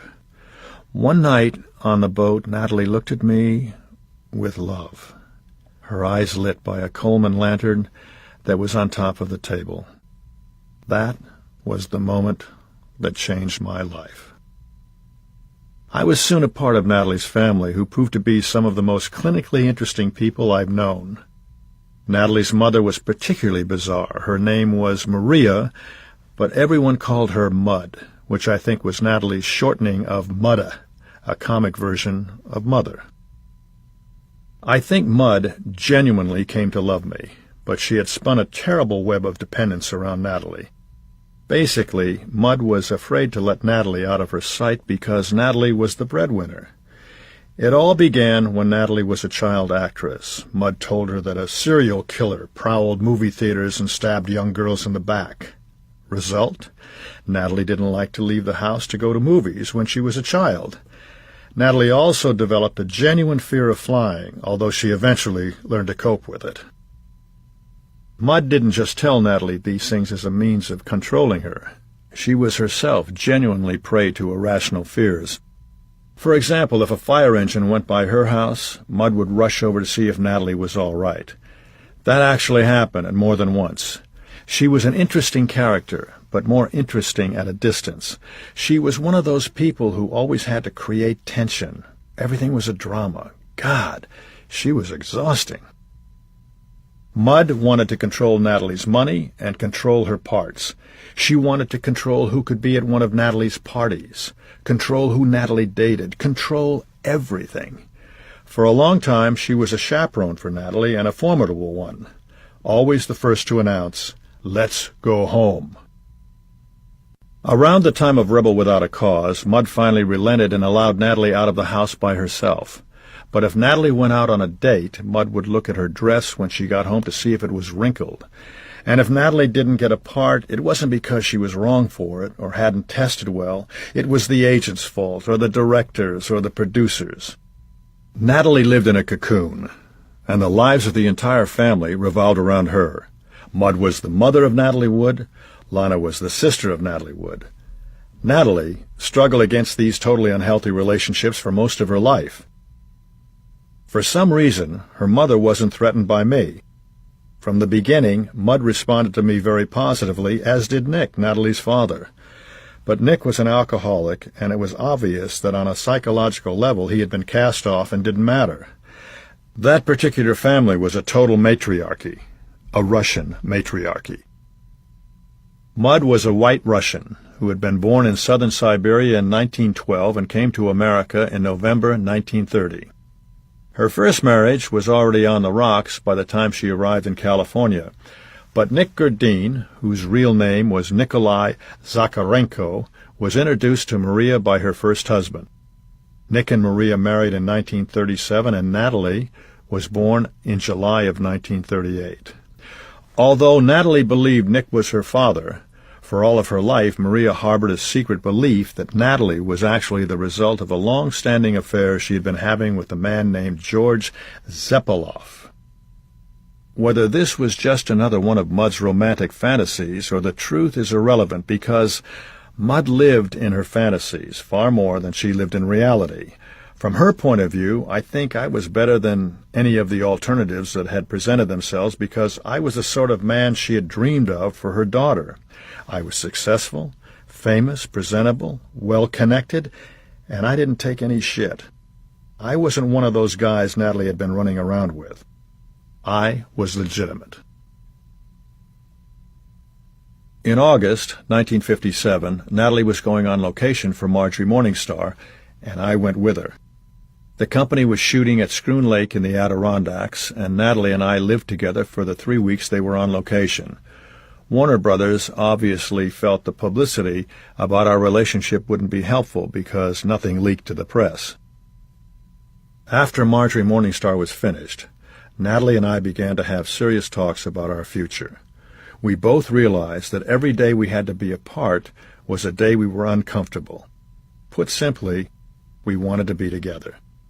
The only possible problem we could both agree we had was our conflicting careers.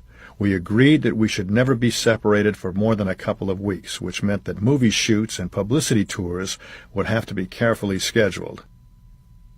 On December 6th, 1 year after our first serious date, I took Natalie to dinner at Romanov's, but I hadn't said anything about our anniversary, so I think she was worried that I had forgotten it.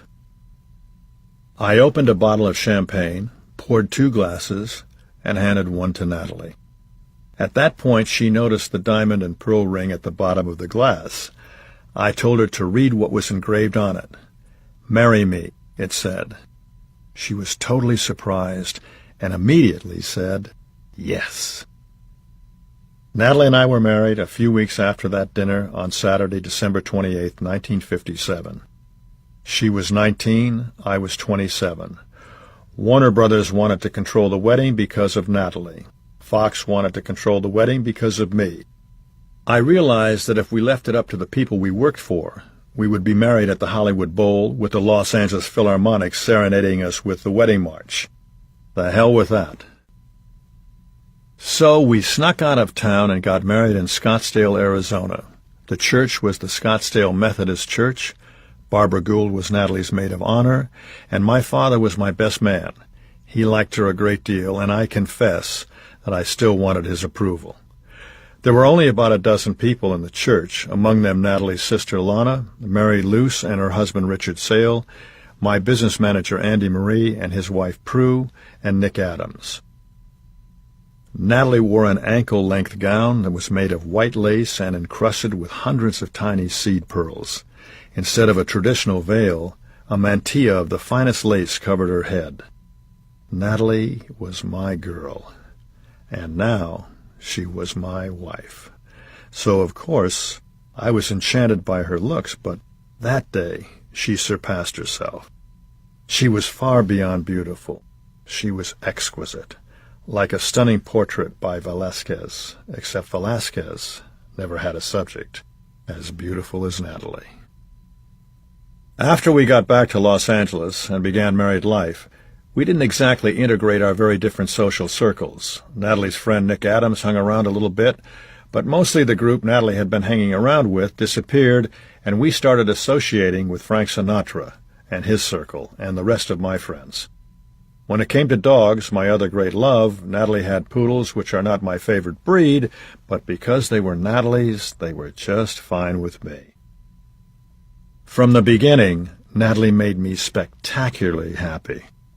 It's so unusual to be in perfect sync with another human being, to have everything understood by both of you simultaneously, and to feel no need to explain anything.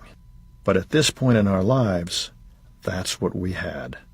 It seemed like we even stepped on sidewalks at the same time. I called her Charlie, Nate, or Nat. Sometimes I called her Bug. Mostly she called me R.J., although occasionally she would call me R. I think the bond between Natalie and me was so strong because we were in similar places psychologically, even though I was older. I was in flight from my father, and she was in flight from her mother. And we were discovering together not just each other, but our talent and our place in the movie business.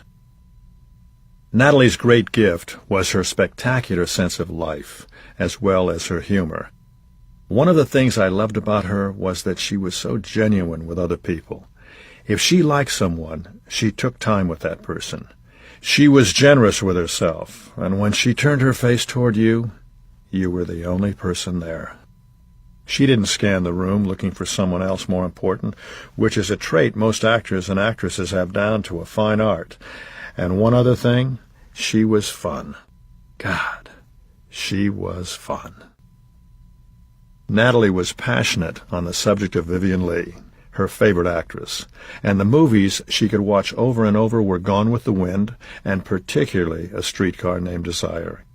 God, she loved that movie, and she loved all of Tennessee Williams, his particular poetic take on damaged souls.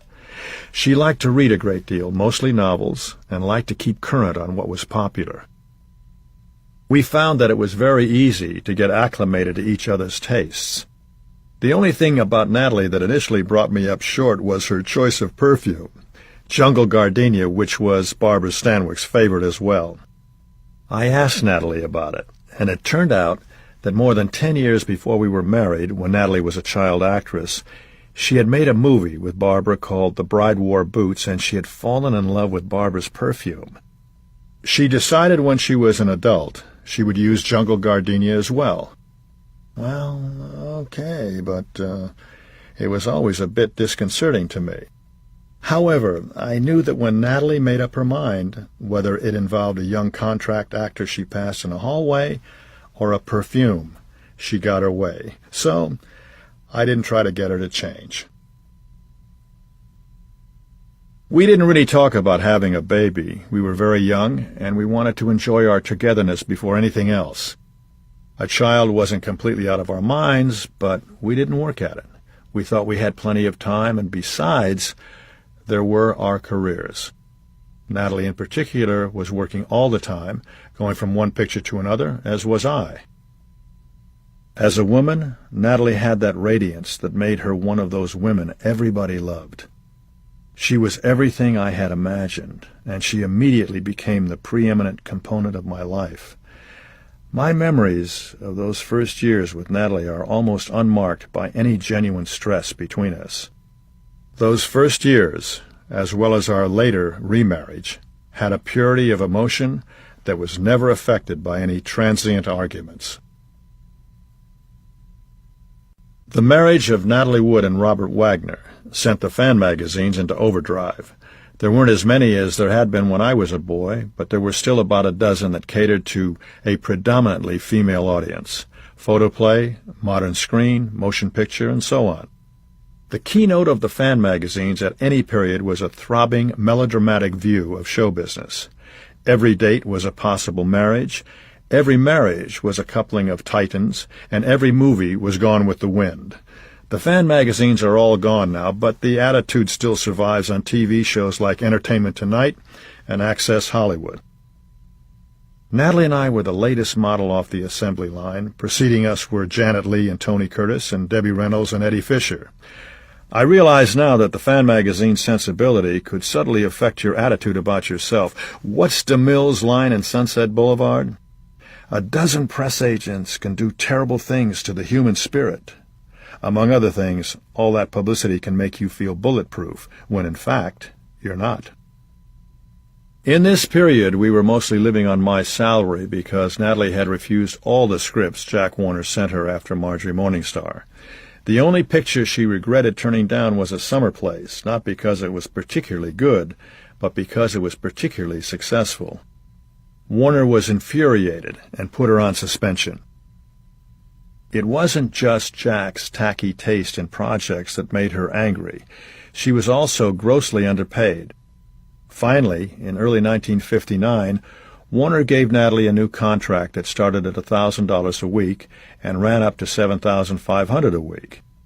The most important thing, as far as Natalie was concerned, was the provision that for every picture she made at Warner's, she could make another picture for somebody else.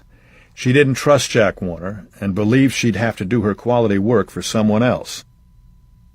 She was right, more or less. The first picture she made back at Warner's was Cash McCall, a programmer with Jim Garner that was strictly designed to exploit his new fame stemming from the Maverick TV show. I first met Frank Sinatra when I was about 24, shortly after he had broken up with Ava Gardner. Like most guys of my generation, I had tremendous admiration for him as a man and as a musician.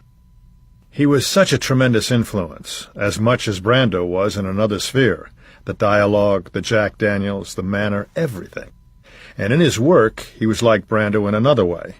The combination of an overtly tough masculinity on the surface and just beneath that, total emotional openness. My friendship with Frank easily broadened to include Natalie, and we both became part of his circle. One day, we were all in New York when Natalie casually mentioned that she had never seen the East Coast, so nothing would do but that Frank had to charter a Beechcraft, and the three of us took a flight up the East Coast so that Natalie could see that part of America from the air. Frank was an enormously exciting man to be around, but I don't believe that he was ever content. He was very restless, both physically and in every other way. He wanted to get out there and get it done, and he didn't have a lot of patience. Or rather, he was somewhat patient with recording, but not patient at all with movies. If you were making a movie with Frank, you had to be on your toes, because he'd only do a shot once or twice, and he would really get pissed off if it didn't go well. As I gained more experience, I would begin to see what he was talking about, because there is an awful lot of wasted motion in motion pictures. Looking back, I don't think Frank was comfortable with movies in the same way he was with music.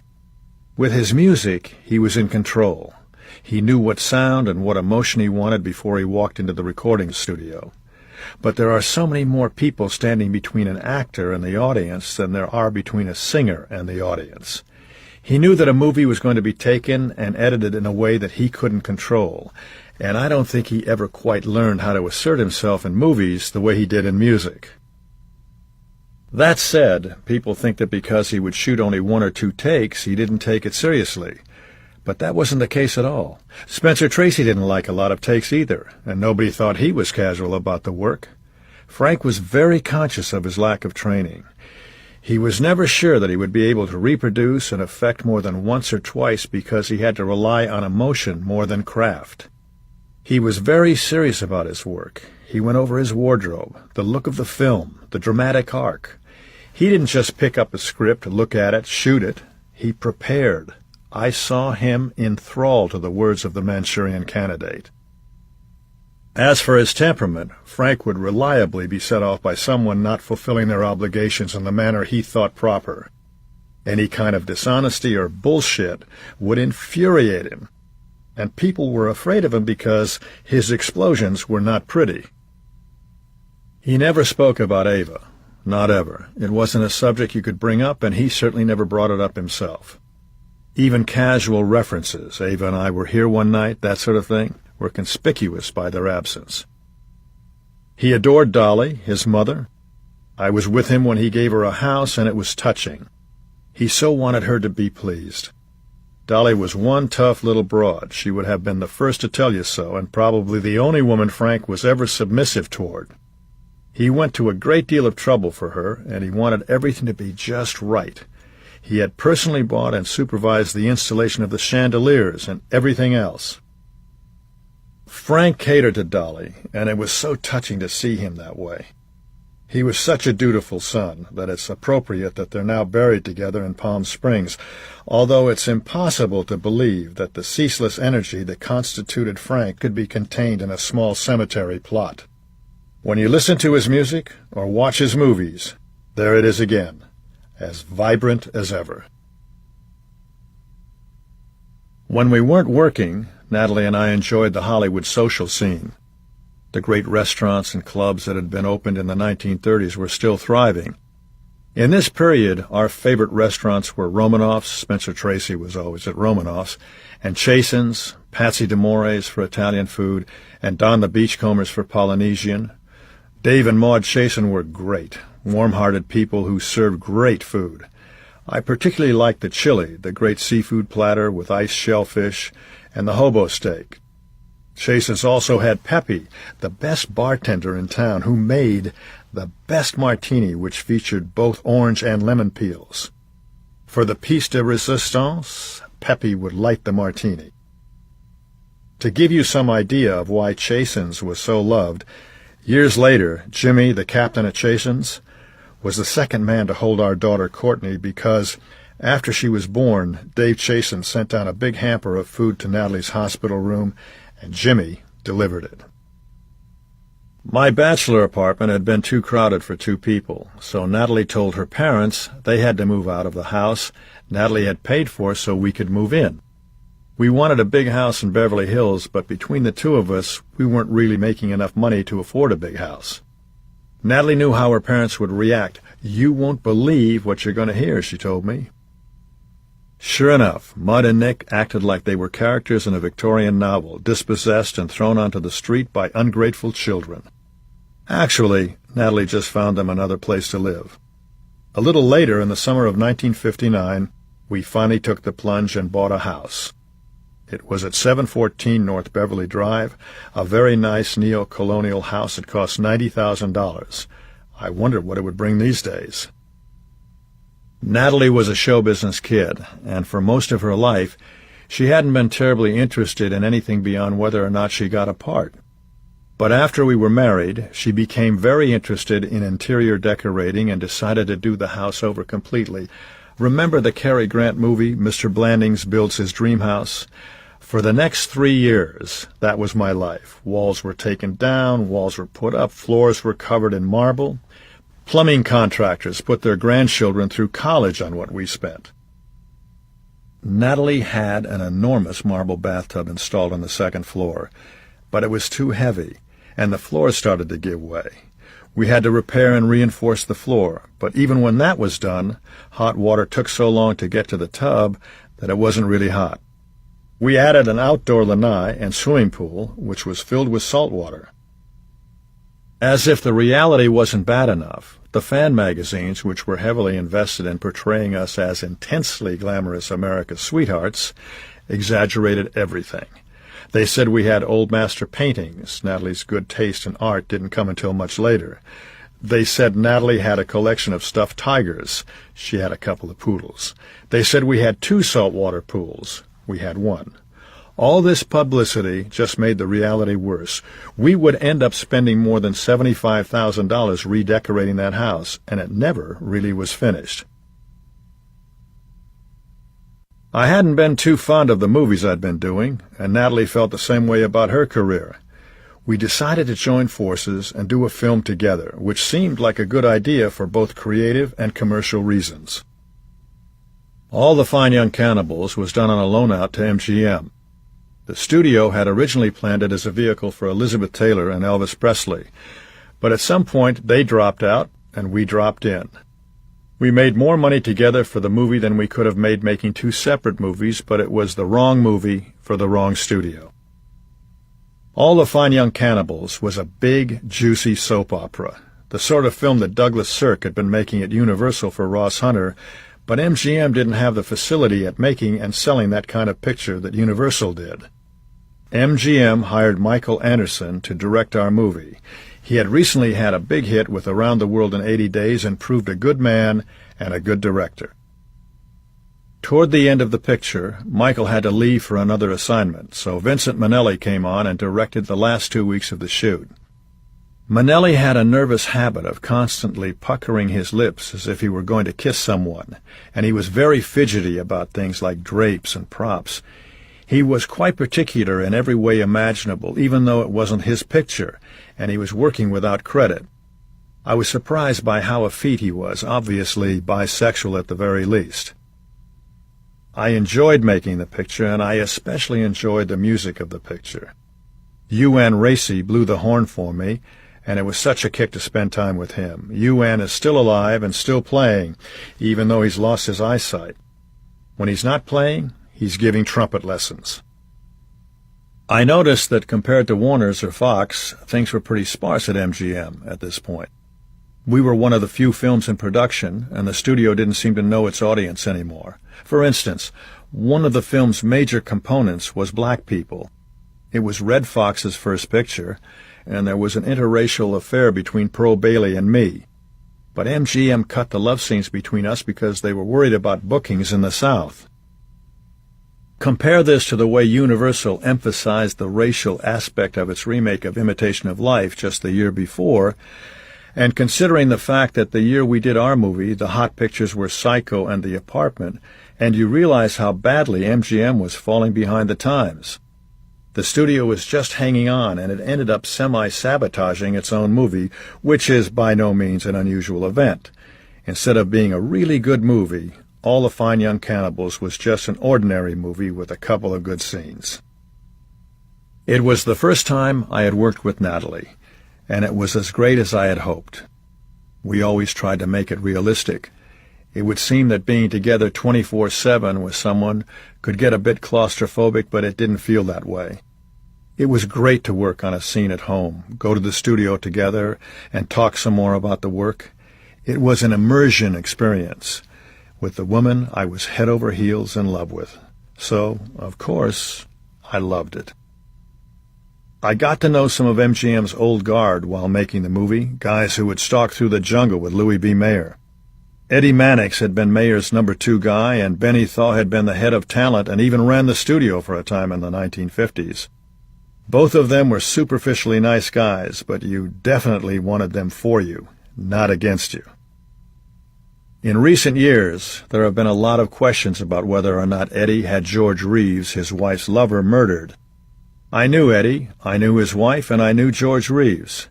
Is the murder scenario possible? Yes, it's possible.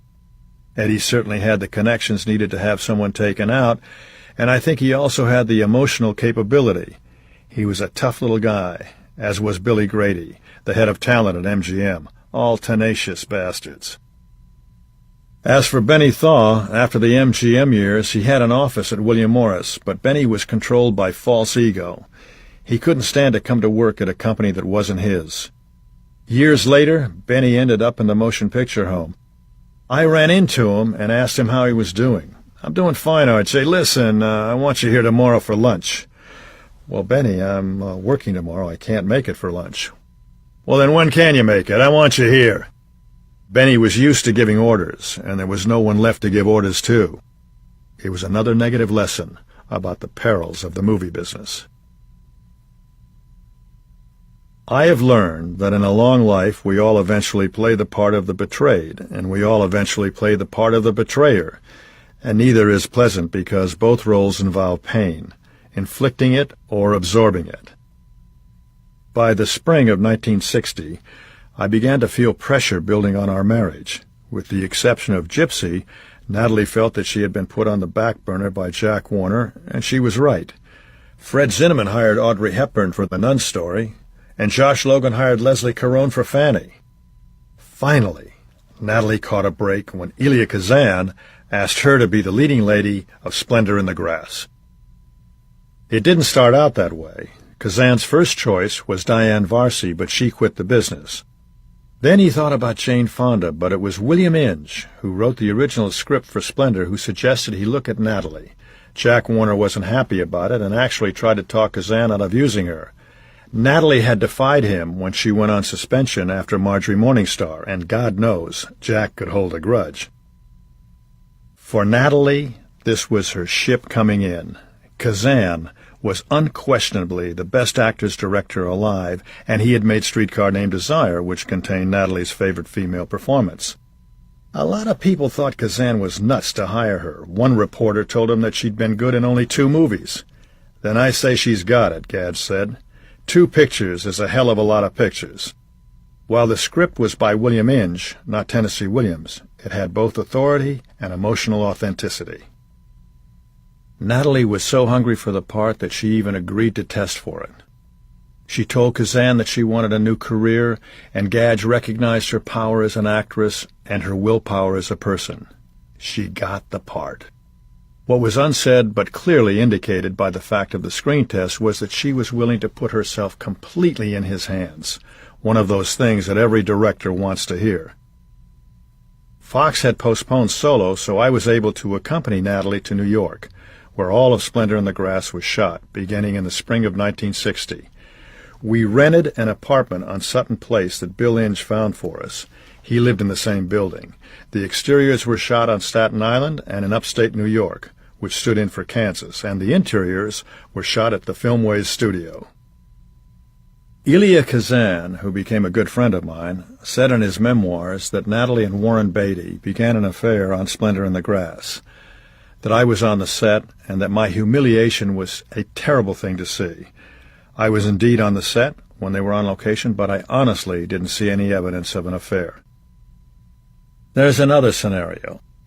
Beatty had nothing to do with our breakup, and Natalie didn't begin to see him until after we split. I choose to believe the latter. Now, it's within the realm of possibility that the affair began earlier, but I don't think that's what happened, for one simple reason. She would have told me. Here's what all the speculation about this period of our lives fails to take into account. Both of us were serious about the marriage, and we were always straight with each other. Let me put it another way. I never knew Natalie to tell me a lie. Affairs were not part of our equation. I had been faithful to her, and she had been faithful to me. If she had been sleeping with Beatty, she would have told me. Mart Crowley, who was with Natalie throughout Splendor, also thought nothing happened until much later. As a matter of fact, she initially disliked Beatty because she thought he didn't bathe enough. Scruffiness supposedly equaled authenticity, at least according to the actor's studio. I do know that Splendor in the Grass constituted a critical time for her. The material was emotional and sensual. She worshipped Kazan, who properly set a very high bar for her performance, and Warren Beatty was attractive. A good actor, a great sense of humor, he even played the piano. Perhaps the core problem was in something Kazan said years later. So many actresses, you feel they have a private life, a husband and kids, and acting has a place. But with Natalie, acting was her whole life. At this point in her career, I think Kazan was right. Natalie's success or failure as an actress was more important to her than anything else, including me. Whether or not Beatty made the crucial difference in our marriage breaking up, I do not know. I do know that with Natalie, I always had a fear of a third party coming between us. Any time you are involved with a beautiful woman, you can see that other men respond to her in the same way you do. You have to have a lot of self-confidence to cope with the ultimate questions. Would she like him better than me? Would he please her more than I can? Because of Natalie's innate radiance, she couldn't help attracting every man around her.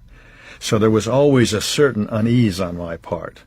And when Splendor in the Grass came round, there was an added sense of fear.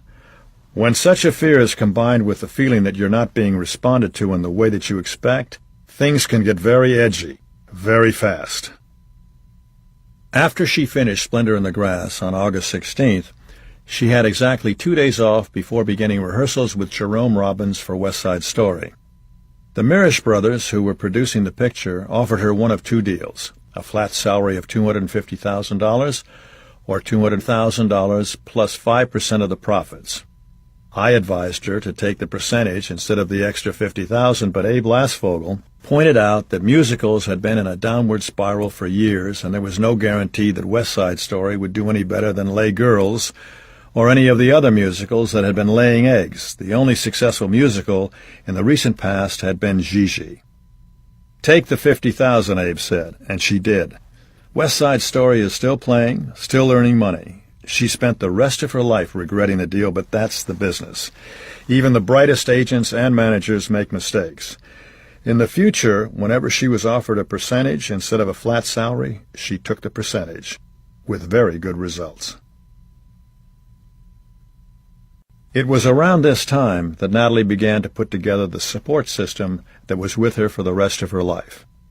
Mart Crowley was a gopher on Splendor in the Grass, and he would go on to write The Boys in the Band as well as be a mainstay for me on Heart to Heart. She met Howard Jeffrey when he worked on West Side Story. The triumvirate was completed by the actress Norma Crane. Unlike many stars' friends, Mart, Howard, and Norma weren't competitive with each other at all, perhaps because they were all different kinds of people.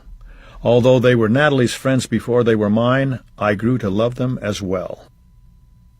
All these people benefited from being close to Natalie because one of her greatest gifts was kindness. Natalie paid for Mart's first 6 months of analysis. When Tom Mankiewicz, who also became a part of our circle, bought his first house, she used her decorator's license to get dealers to sell him stuff cheap. Then she threw a housewarming party and invited big shots whom Tom didn't even know, but who she knew would bring him presents that he really needed. As she began work on West Side Story, Natalie was under so much pressure. Her career was approaching white heat, and mine was no more than lukewarm. What made things even worse was that making West Side Story was miles a bad road. Jerome Robbins was incredibly demanding and difficult, so much so that he threw the shooting an entire month behind schedule. The producers waited until October to fire him because it was imperative that the musical numbers be superlatively shot, and Robbins did almost all of those. The book scenes were less important, and those were finished by co-director Robert Wise. Natalie was furious about Robbins' firing and threatened to quit the picture unless he was reinstated. Both Abe Lasvogel and Robbins told her that she was foolish, and she went back to work. Then she got furious all over again when the producers overdubbed her singing with Marni Nixon's. All this turmoil couldn't help but be reflected in our married life, and things continued to deteriorate, even after the movie was finally finished. None of the arguments were about anything that could be objectively regarded as important, but Natalie's intensity and my fears magnified every trivial disagreement into a critical blowout. In February 1961, Mart Crowley moved into an apartment we had over the garage. He thought our marriage was hanging by a thread and not a sturdy one.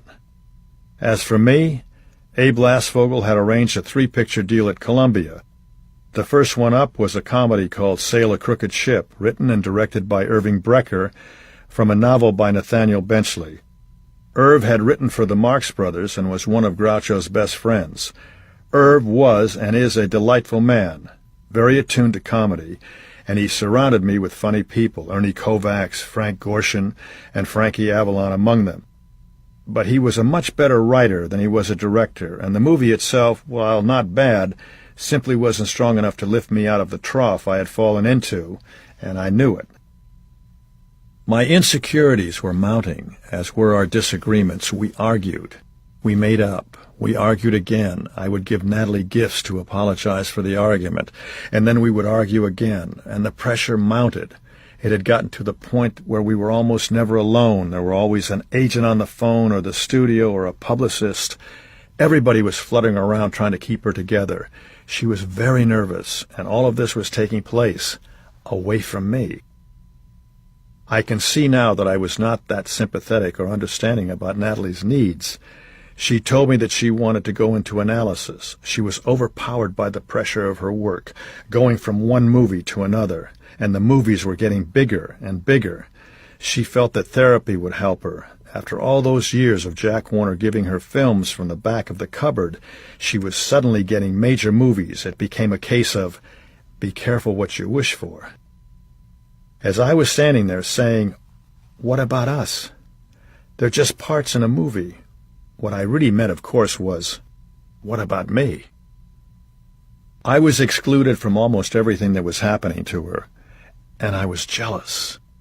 I wanted us to spend more time together, and she wanted to stay on the merry-go-round, even if it was going faster and faster. And I felt that her going into analysis implied a failure on my part. In June of 1961, we got into a terrible, terrible argument. There was a lot of yelling that ascended to screaming. The argument culminated in Natalie running to her parents, which was a measure of her desperation because her parents had spent her life running to her. That same week, we announced that we were going through a trial separation but had no plans for a divorce. We had been married for 3.5 years. From the coverage in the papers, you'd have thought we'd killed the Lindbergh baby. In our minds, we had always been an ideal couple, and the media had picked up on that and spread it around the world. We were about to endure the sort of coverage that was being thrown at Elizabeth Taylor, Richard Burton, and Eddie Fisher, which was no help at all. Looking back, I can see that some of the attitudes of Robert Wagner Sr. were coming out on his son. It was, pull yourself up by your bootstraps, a man's got to do what a man's got to do. Utterly stupid, not to mention counterproductive, but that's the way I felt. It wasn't really professional jealousy I was feeling. I've always known that the movie business is completely cyclical. Roll a 7 and the waves part. Roll snake eyes and the waves close over your head. I was never one to sit there and whine, how come I'm not working for Kazan? It was the fact that Natalie was less and less of a presence in our life, and I didn't handle it well. Had I had more maturity or taken some steps back, the divorce might not have happened. The irony is that I was threatened by the idea of analysis. I told her, try to do it on your own. But she couldn't. Nobody could. We were both paralyzed by our individual insecurities. We still loved each other. I don't think we ever stopped loving each other. But we could no longer communicate with each other. Our emotional vocabulary had deteriorated. Warren Beatty really came into the picture after she left the house. That summer, when I read about the two of them as the hot young couple around town, I wanted to kill that son of a bitch. The one thing I did not want to have happen was have him move into my life and break up my marriage. That was the absolute bottom. I felt as if the ground I'd been standing on was being systematically cut from beneath me. I was also totally humiliated in a way I've never felt before, and thank God have never felt since. Life magazine was calling Beatty the most exciting American male in the movies, and my last 4 or 5 pictures had been flops. How would you feel?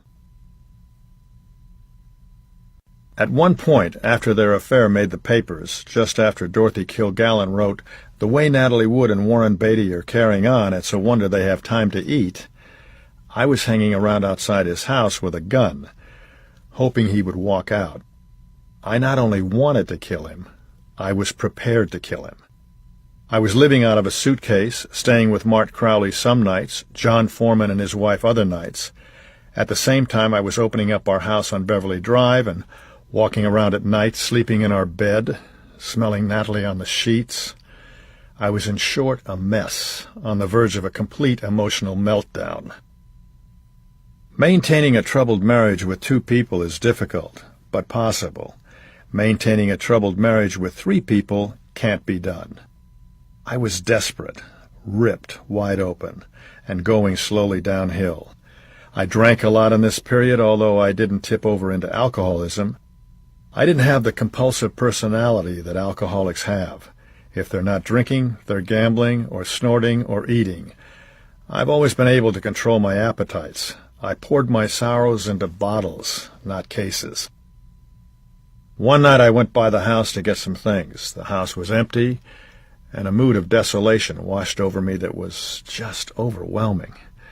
I thought everything was coming to an end. My marriage, my career, the life I had painstakingly built up the last dozen years, all of it, leaking away. I remember thinking that if I couldn't kill Beatty, maybe I should kill myself. There was a knock at the front door. I didn't answer it. Then there was a knock at the side door, persistent. Finally, I opened the door. It was our old friend, John Foreman. He came in and said, "What's going on?" "I just don't think I can make it," I said, and John held me and stayed there with me and helped me. It was John who got me into analysis, which slowly enabled me to put the pieces of my life back together. After John talked me into going to see somebody, I thought of trying the LSD therapy that Cary Grant swore by, and I went to see the same doctor. He scared the living hell out of me. While I was talking to him in his office, I could hear moans coming from a back room, and I noticed that there were suspicious stains on his rugs. While we were talking, he was spinning a record around on a turntable and trying to play it with his fingernail. Finally, he said, "I don't know if you're capable of this therapy," which was precisely the decision I had come to on my own. On the other hand, he helped a lot of people besides Cary. Eventually, my second wife, Marion, went through that LSD therapy, and it did her some good. Throughout this perilous, ragged time, John and Linda Foreman held me together. I was at their house every afternoon, drinking and crying. Sometimes I crashed at Mart Crowley's place. Some nights I spent on Guy McElwain's couch. Other times I would just sit in a near catatonic trance. Bob Conrad was very helpful at this point, but it was really a man named Gerald Aronson who made the difference. He was my therapist. He made himself available to me at any time, and he helped me get through some of the longest nights of my life. Throughout this time, I remained crazy in love with Natalie. I did not want a divorce, but she was very involved with Warren and felt that she had to give things some space. In other words, spend more time with Warren. Friends did what friends always do in this situation. You get variations of "there's a lot of fish in the sea" speech, and they introduce you to lovely single women. I couldn't have cared less. I was only interested in reconciliation with Natalie, and I had no interest in starting something else that could possibly derail a reconciliation down the road. It was at this point that I decided to leave it all of it, and go to Europe and start over. I had loved living and working there when Spencer Tracy and I made The Mountain, and going back gradually became a goal in my mind. The most charitable view of my situation would be that I was standing still. A more realistic view was that I was losing ground, and fast. I had to move, had to do something to alter the chemistry of my life and career. It was either flip out or flip the page. I chose the latter. What was happening all around me made it that much easier. Hollywood was falling apart, and Fox wasn't doing well either. The mood on the lot was different because the people who had been there in 1949 weren't around much anymore. There had always been a family feeling at Fox, the same wardrobe people, the same technical crews. If a grip worked at Fox, he had 52 weeks of work a year or close to it. Likewise, it seemed like my old dear friend Joe McDonald was always the cameraman. It wasn't so unionized that a carpenter couldn't put an electrical plug in a wall, or a lighting man couldn't lift a piece of lumber. There was a certain esprit de corps. Everybody worked together to make the film. We worked a full day on Saturday, and if a picture was supposed to be shot in 35 days, you better believe that it was finished on that 35th day. No more, no less. Overtime? Forget about it. But by the late 1950s, business was down. The crews were being let go, and people were hired by the picture. All the crews and costumers who were devoted to their jobs and to the studio and to the picture had to start freelancing. And I think the quality of the movies was subtly affected. It was the beginning of a crucial transition in the business, from several generations of people whose concern was what was happening on the studio floor to several generations of people who were more interested in the programming and the marketing. Abe Lasvogel was my agent, and I told him I wanted out of Fox. Abe agreed that it sounded like a plan, so we went to see Spiros Skouras. "I don't know what we're going to do with the company," Spiros began. He seemed to be honestly distressed about the way things were going, even though he was one of the primary reasons behind the deteriorating situation. But at this point, that wasn't my problem. I told him I wanted to leave the studio. I had had it. "Spiros," said Abe, "I think we need to move on." "The bottom line," said Skouras, "is we want him here." "That's not our bottom line," said Abe. And then Skouras uttered the magic phrase, "If he doesn't stay here, I will see that he doesn't work anywhere." Well, Abe didn't scream, but he got extremely angry as I ever saw him. How can you speak about him like that? From pretending to be fatherly, Skouras had slipped right into pretending to be a gangster, and he didn't have the personality for either part. We left that office with my release from Fox. I've always retained a sense of surprise about that meeting. Perhaps I was naive, but I had thought that the meeting would be consummated with more grace. I would have been perfectly happy to let them have an option for a picture or two in exchange for my release. There is always room for negotiation in a negotiation, but Skouras poured gasoline on what was actually a modest flame. It was always about power with those guys. Skouras wanted his way, not because there was a good reason for it, but simply because it was his way. Fox wasn't going to do anything for me that it hadn't already done, and we both knew it. The difference was that he couldn't admit it. I began to sell everything I had that could be sold. What I couldn't sell or put into storage, I gave away. I even gave away Conroy, the wonderful lab that Bing Crosby gave me. Natalie and I divided everything down the middle. The house we bought for $90,000 and dropped nearly $100,000 into sold for around $185,000. We managed to avoid a bloodbath, the only bloodbath I'd been able to avoid for a long time. On my last day in Los Angeles, Abe and Frances Lasvogel drove me to the airport. Abe was very paternal and supportive during the ride, which, God knows, I needed. As for my father, he was consistent. He stayed in La Jolla that day. He wasn't crazy about me relocating to Europe, but then he hadn't been crazy about me becoming an actor either. It was a quiet departure. I just got on the plane and left. About all I took with me were my clothes and a few belongings. I had no intention of coming back any time soon, but then I had no real sense of what was actually happening. The great movie studios were in their death throes. Nobody really believed that the studio system, the way Hollywood had run and defined itself ever since C.B. DeMille opened up a little studio on the corner of Vine and Selma in 1913, was self-destructing. Sure, TV was tough competition, but hadn't it produced more jobs for more actors? I had no sense of the old order dying. Rather, I was focused on the wonderful pictures that were being made in England, France, and Italy. I meant to get into some of them. No, that isn't correct. I had to get into some of them. This wasn't about want. This was about need. It was a question of survival.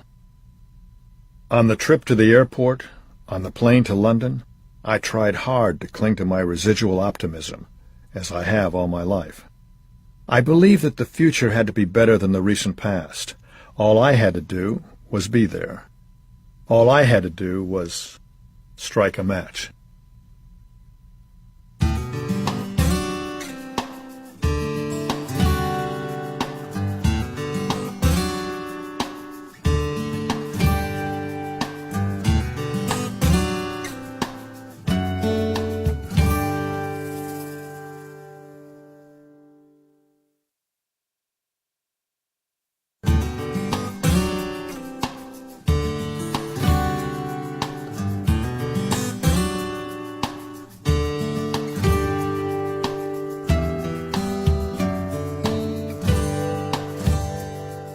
I set up shop in London, where Kate Hepburn helped me get a house. After a month or two, the situation with Natalie hadn't appreciably altered. She was still involved with Warren, and the press was whooping it up like jackals, with me as the prey. In Hollywood, we hadn't had any contact after the separation. Everything was handled through intermediaries. But she was never out of my head. In September of 1961, I called her from the apartment of the producer James Wolfe. I told her that I had an opportunity to be in a movie, but that a movie, any movie, was less important to me than being with her. "I'm supposed to go to Florida," she said. I knew that Warren was making a movie there with John Frankenheimer. "What do you want to do?" I asked her. There was a pause, and she finally said, "I'm going to Florida." I hung up. It had all been awkward. I would much rather have talked to her face to face. There was nothing else to say, and now there was nothing else to do. The legalities were all handled through third parties, and for a long time we were out of contact. When she was nominated for an Oscar for Splendor in the Grass, I wrote her a note. "I hope with all my heart that when they open the envelope, it's you." God help me. I was still in love with her. During all the time we were apart, she never left me. Every person has a favorite lover, the person who transforms your life and makes it better than it ever had been before. For me, that was Natalie. Leaving meant she didn't have the problem of dealing with me and feeling guilty about Warren, about her career going up and mine coming down. I didn't miss the public us, the RJ and Natalie thing. That never entered the picture. I missed her loving me. She was one of those girls who had a gift for life. She was the sort of woman everybody loved, a wonderful human being with great humor and empathy, and we had found everything together. Other than Barbara Stanwyck, she was the first woman who lived up to my idea of what a woman could be. But I had to face reality. Natalie filed for divorce in April of 1962, and it was granted that same month. I stayed in Europe, and my attorney didn't contest it. We had been married 3 years and 7 months. Not a long time, but to that point, the best years of my life. While I was making The War Lover with Steve McQueen, Darryl Zanuck called and asked me to be in The Longest Day, his epic about D-Day. He didn't have to ask twice. Working on The Longest Day was great fun, but it also was one of those films filled with a purpose, to tell a great story that had never been told before. I was thrilled to find that my scenes were to be shot at Pointe du Hoc, and Darryl directed them himself. Most of the actors were on favored nation status, meaning we all got the same money, so there was very little competitiveness. It was all very felicitous. I had been through such a terribly dark time, and it seemed that the clouds were lifting. It was at this time that I flew from London to Paris to shoot my scenes for The Longest Day. I was rushed through customs, and there were about 300 people to meet me at the George V. Hey, I'm an actor. I love it. I think I'm doing just great. I took my sweet time getting through the crowd, signing autographs, and milking it, and I finally got to the front desk. I said that I'd like to have my suite, and the man behind the desk said, "What's your name?" I looked at him somewhat coldly and said, "Robert Wagner." That night I went out with Eddie Fish and Elizabeth Taylor, who were taking a break from the early stages of Cleopatra. We had a sensational time. Too sensational. By the time I got back to the hotel, I was thoroughly blitzed. I walked up to the desk and asked for my key. The man behind the desk said, "What's your name?" I grabbed him by the lapels and said, "You son of a bitch, my name is—" And then I looked at him through my alcohol haze and realized that this was not the same man. And then I looked around the lobby carefully and realized that this was not the George Sank. I dropped the man's lapels, apologized profusely, then found my way to the right hotel, easily one of the most embarrassing moments of my life. When I got to London, I started taking out Joan Collins again. She was always companionable, always fun. As a matter of fact, I was the one who introduced Joan to Anthony Newley, whom she eventually married. We had gone to see Stop the World, I Want to Get Off, which Tony wrote and in which he starred, and that brought Joan and me to a screeching halt. I asked Joan to come to Rome with me, but she didn't want to go because A, she didn't like to fly, and B, she wanted to be with Tony Newley. So I went on ahead and met Marion Marshall in Rome. Marion had divorced Stanley Donen and had two wonderful sons, Josh and Peter, as well as a magnificent apartment in Rome. I was immediately enthralled with Marion and her boys, and very soon we had a life together. Marion was a year older than I was, and she had been a successful model before she got to Fox around the same time as Marilyn Monroe. When Marion married Stanley Donen in 1952, she quit acting to raise their two kids, Peter, who was born in 1953, and Josh, who came along 2 years later. The marriage broke up in 1959. Marion was the right woman for me at the right time, and she gave me a lot. For one thing, she began to heal the wounds left by the divorce from Natalie. For another thing, my friends told me that she gave me an international quality that hadn't been there before. She was a refining influence in matters of clothes and attitude. And magically, things started to happen in a positive way for me, which was certainly a switch from the last couple of years. Besides my new love for Marion, Josh and Peter became my sons every way but legally, and a wonderful, empathetic agent named Carol Levy began handling me.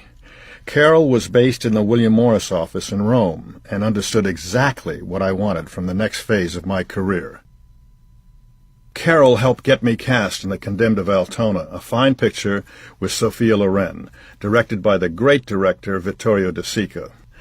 The Condemned of Altona was based on a play by Jean-Paul Sartre, and Vittorio was without question one of the best directors in the world. I was back doing what I wanted to do, making good pictures, working with great directors. Years before we did the De Sica picture, I had met Sophia Loren when she came over to Fox after shooting Boy on a Dolphin in Europe, and the studio set up a publicity event for her. Buddy Adler was running the studio then, and we were all supposed to toast her for the cameras, but I had neglected to get a glass of champagne. Sophia promptly handed me her glass. A small thing, but I would learn that Sophia is more than an actress. She is a woman of true graciousness. She sees more than her reflection in the mirror. She sees the people around her and acts accordingly. There's a famous still of Sophia looking askance at Jane Mansfield's breasts. That picture was taken at Romanoff's. I was on my way there when I passed Jane in her car. Her window was down, and she was applying rouge to her nipples. I knew her, so I stopped the car. "Looking good," I said. But what I really wanted to know was what the hell was she doing? It turned out to be a setup to draw attention away from Sophia, who was the hot new girl in town. It worked for that one night, but Sophia had the career that Jane could only dream about. During The Condemned of Altona, I fell madly in love with Sophia. Who wouldn't? Most nights she would cook for me, and on top of everything else, she's a splendid cook. She was very loyal to Carlo Ponti, although I understand she had an affair with Cary Grant during The Pride and the Passion. Sophia had never had a father in her life. Her own father disappeared when she was quite young, and Carlo had found her at a very young age and carefully built her career, and she wasn't about to betray him. I could certainly appreciate that loyalty. I could also respect it. Sophia mostly lives in Switzerland now, but we talk all the time.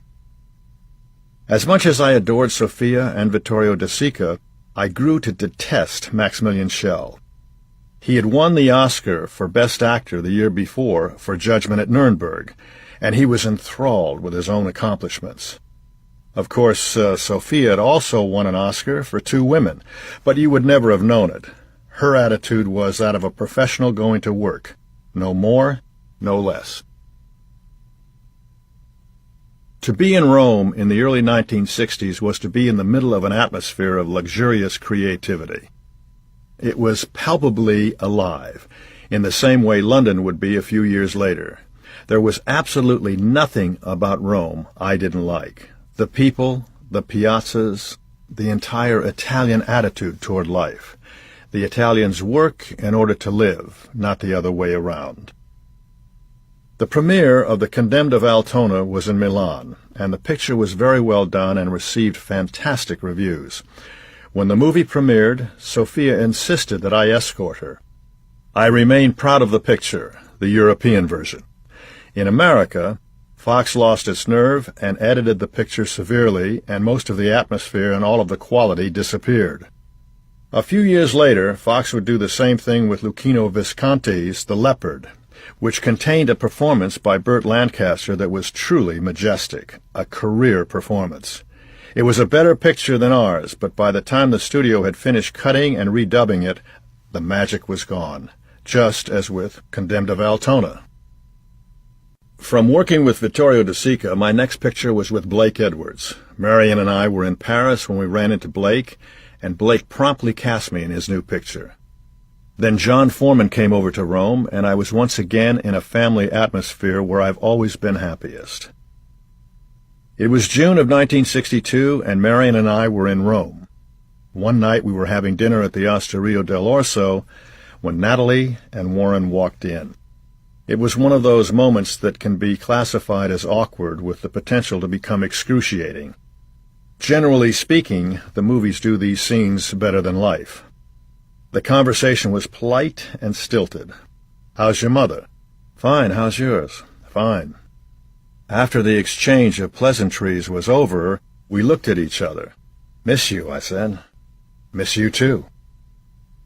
Both Marion and Warren were standing there while we had our little moment. Maybe they minded, I don't really know, and I guess I don't really care. Neither of us could say what we were feeling, but there was a strong vibe in the air, and I could sense she was just as aware of it as I was. Afterward, I dropped Marion off at her apartment, went back to my place, and sat down and wrote Natalie a letter. I told her how much I valued our relationship. I told her that she would always be in my heart. As soon as I was finished, I went back to her hotel, the Grand. I stood there, scanning the building, wondering which room was hers, hoping I'd see her outline against the shades. Finally, I went in and handed the letter to the concierge and told him to give it to Miss Wood. He walked over and put it in her mailbox. I went back to my apartment, and the first thing the next morning, I went back to the Grand. She had checked out early. The letter was still in the mailbox, unopened. Over the next 8 years, we would run into each other a number of times, although that was the only time it happened when I was in Europe. These moments were always intense.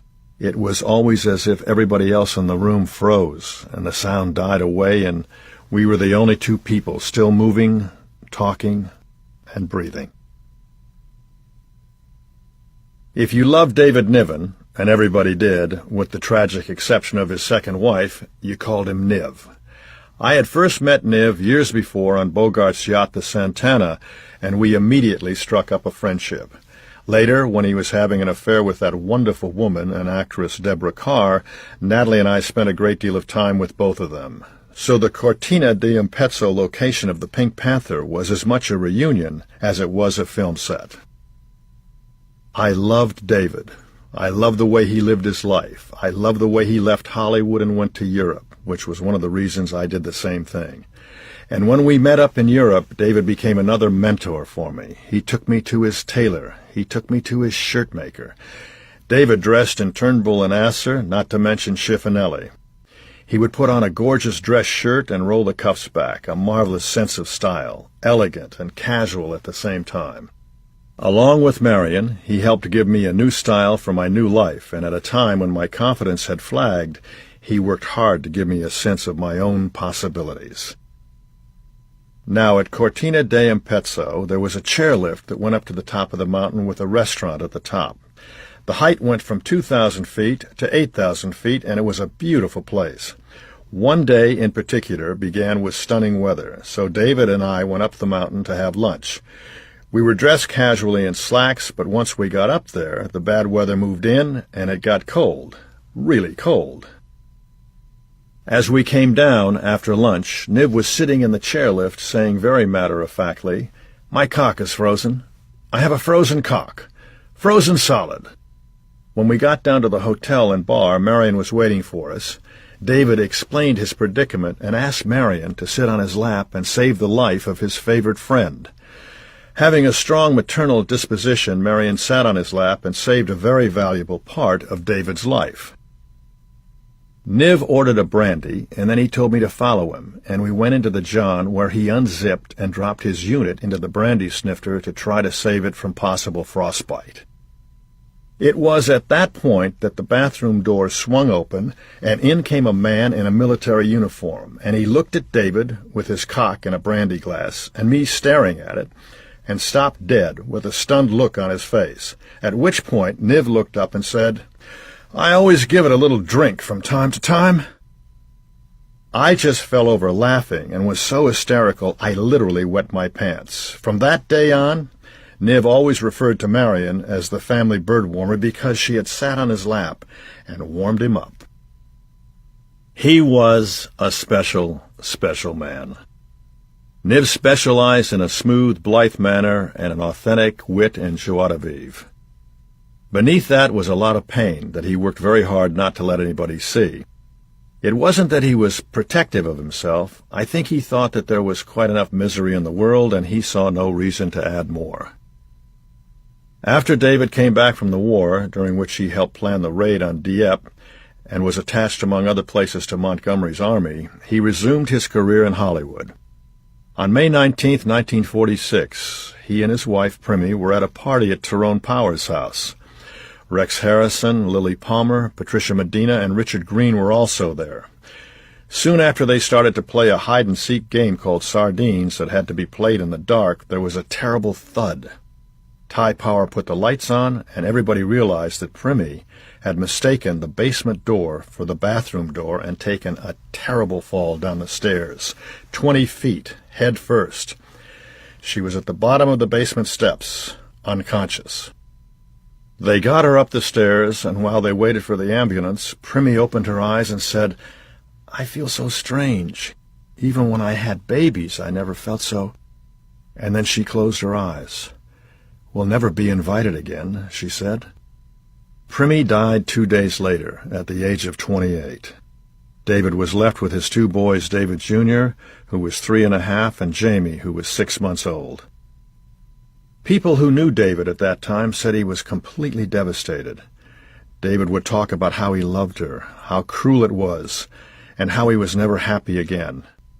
Clark Gable, who had lost Carol Lombard in a plane crash in 1942, when she was just 33 and they had only been married 3 years, helped him through it, just as in time David would help me.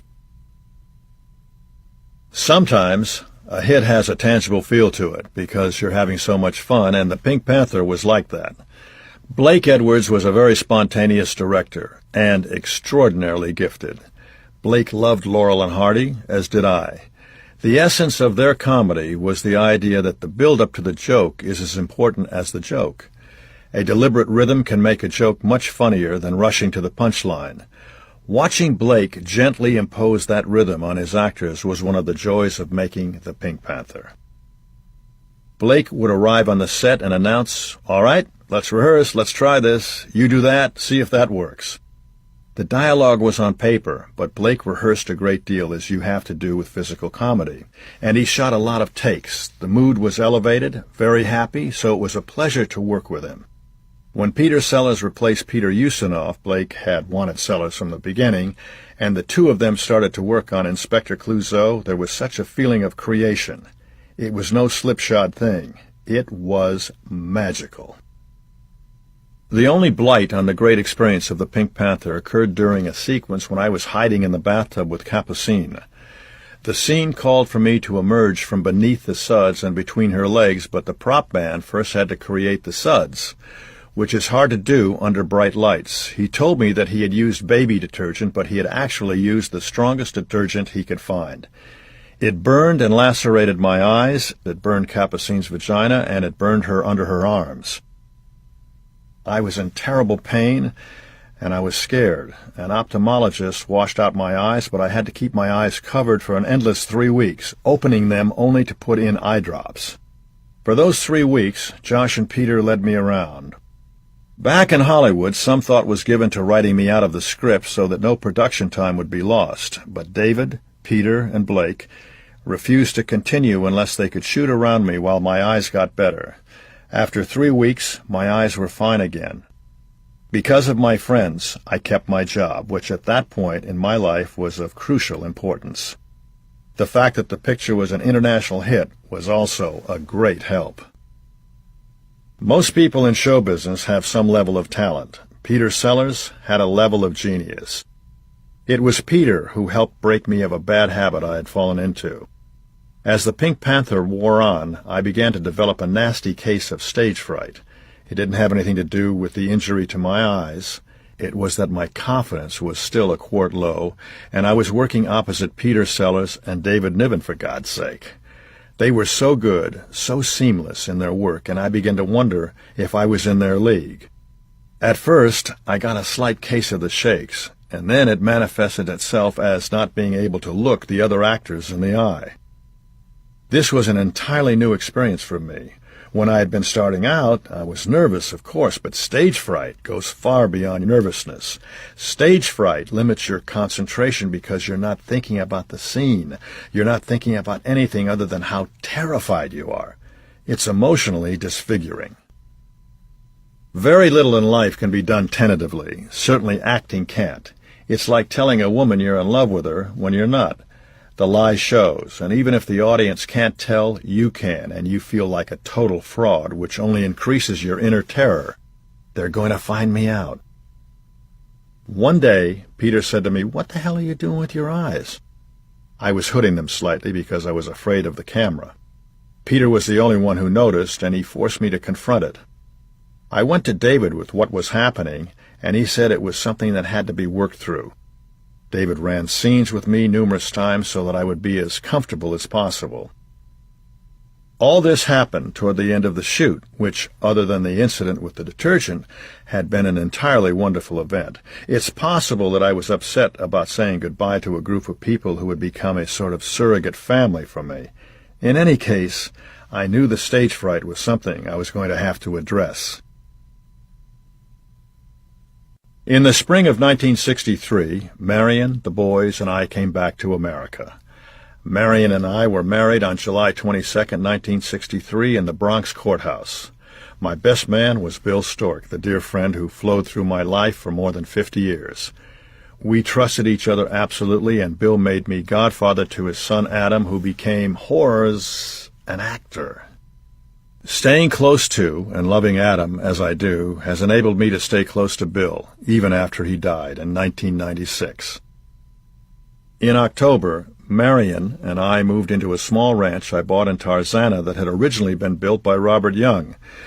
It was a beautiful place, not far from the old Edgar Rice Burroughs house, where he had entertained us with the jungle sounds he piped into the trees. The Tarzana Ranch had 8 acres of land and gardens. Now, all that beautiful land is covered with houses. I remembered how much dogs and horses had meant to me when I was a boy, so I made sure that Peter and Josh had access to both. Those first couple of Christmases with Marion, Josh, and Peter in Rome as well as in America were wonderful. Seeing Christmas through the eyes of a child makes it a more important experience than it can ever be with adults. Christmas is better with children than it is without them, and I don't think it matters all that much where you are. I devoutly believe that it's not the house, it's who's in it. It's not what's under the tree, it's who you're with. I was with my new family, and that's why it was so good for me. The problems that Marion and I had initially were caused by Stanley Dunn and her ex-husband. Marion had custody of Josh and Peter, and Stanley, who was living in England at the time, had visitation rights. And then Stanley began a custody battle over the children.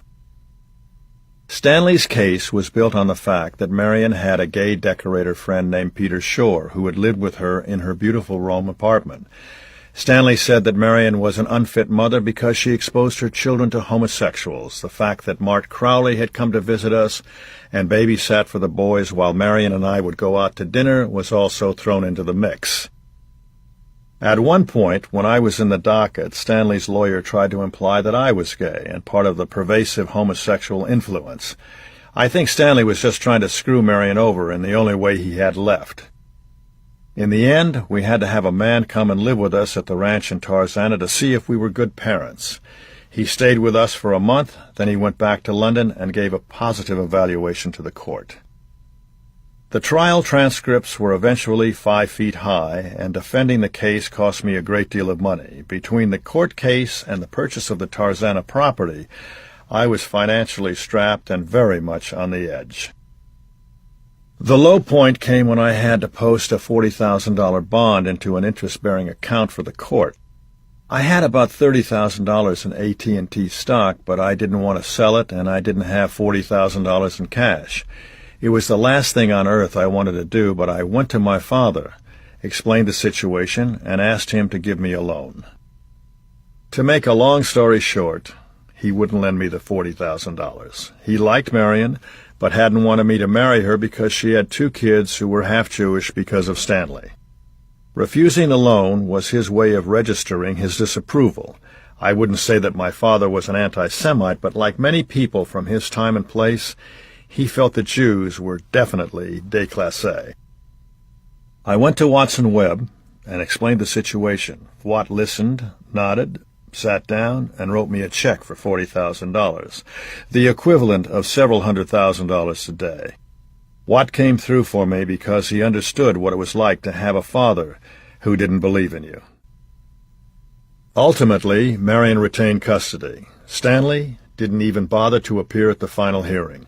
All this crushed Marion and brought her to the edge of a breakdown, which was, of course, the point.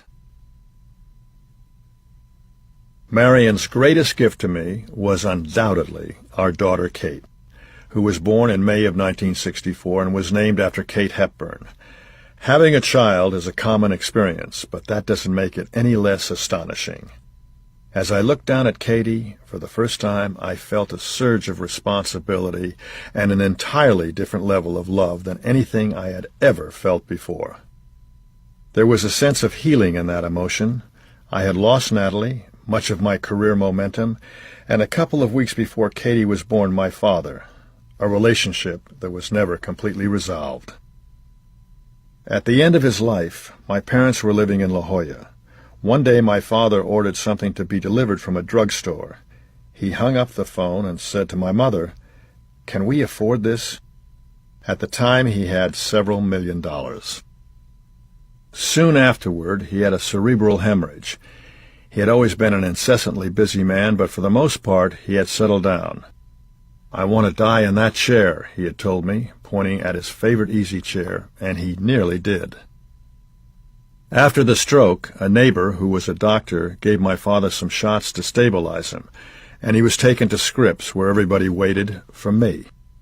It was a serious stroke, similar to the one that hit Joe Kennedy.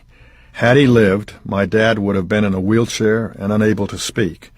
I knew he wouldn't want to live like that, so I told the doctors to take no unusual measures, a decision with which my mother agreed.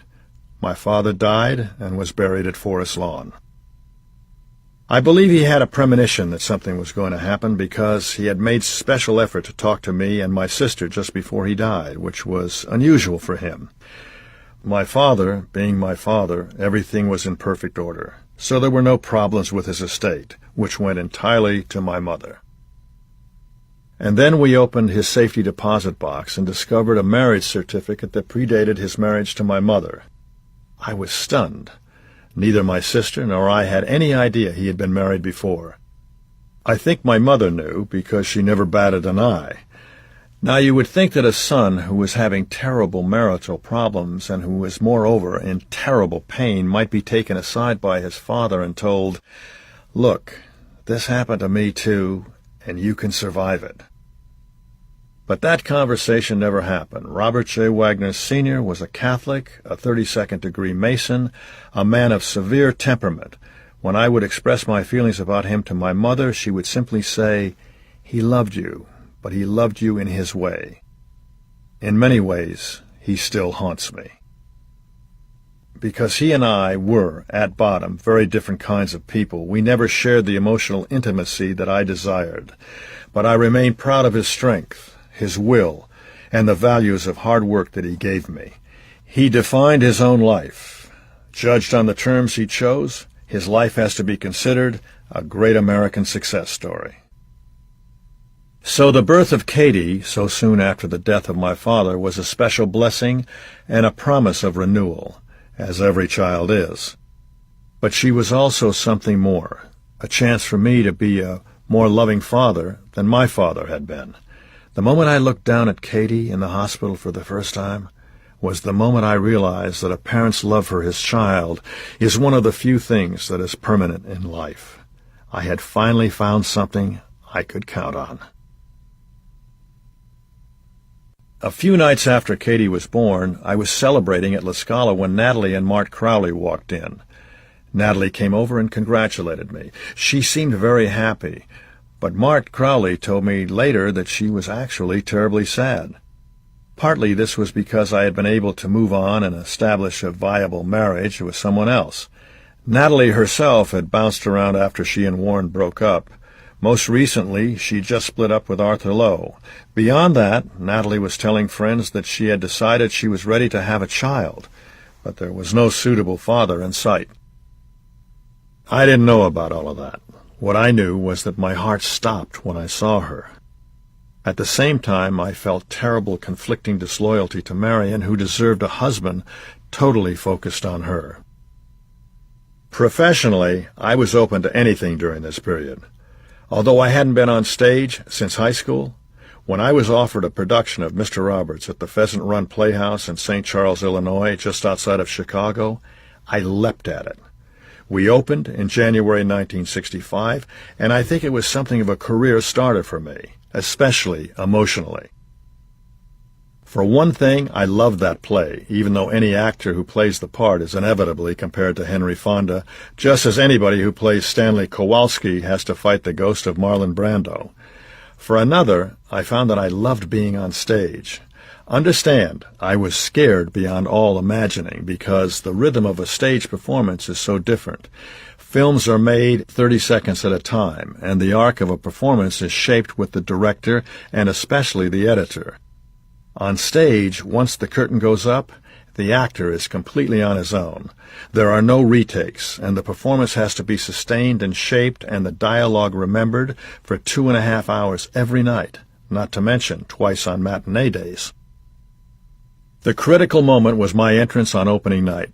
It was the first time for the audience, but it was also the first time for me, so the illusion of spontaneity was not going to be a problem.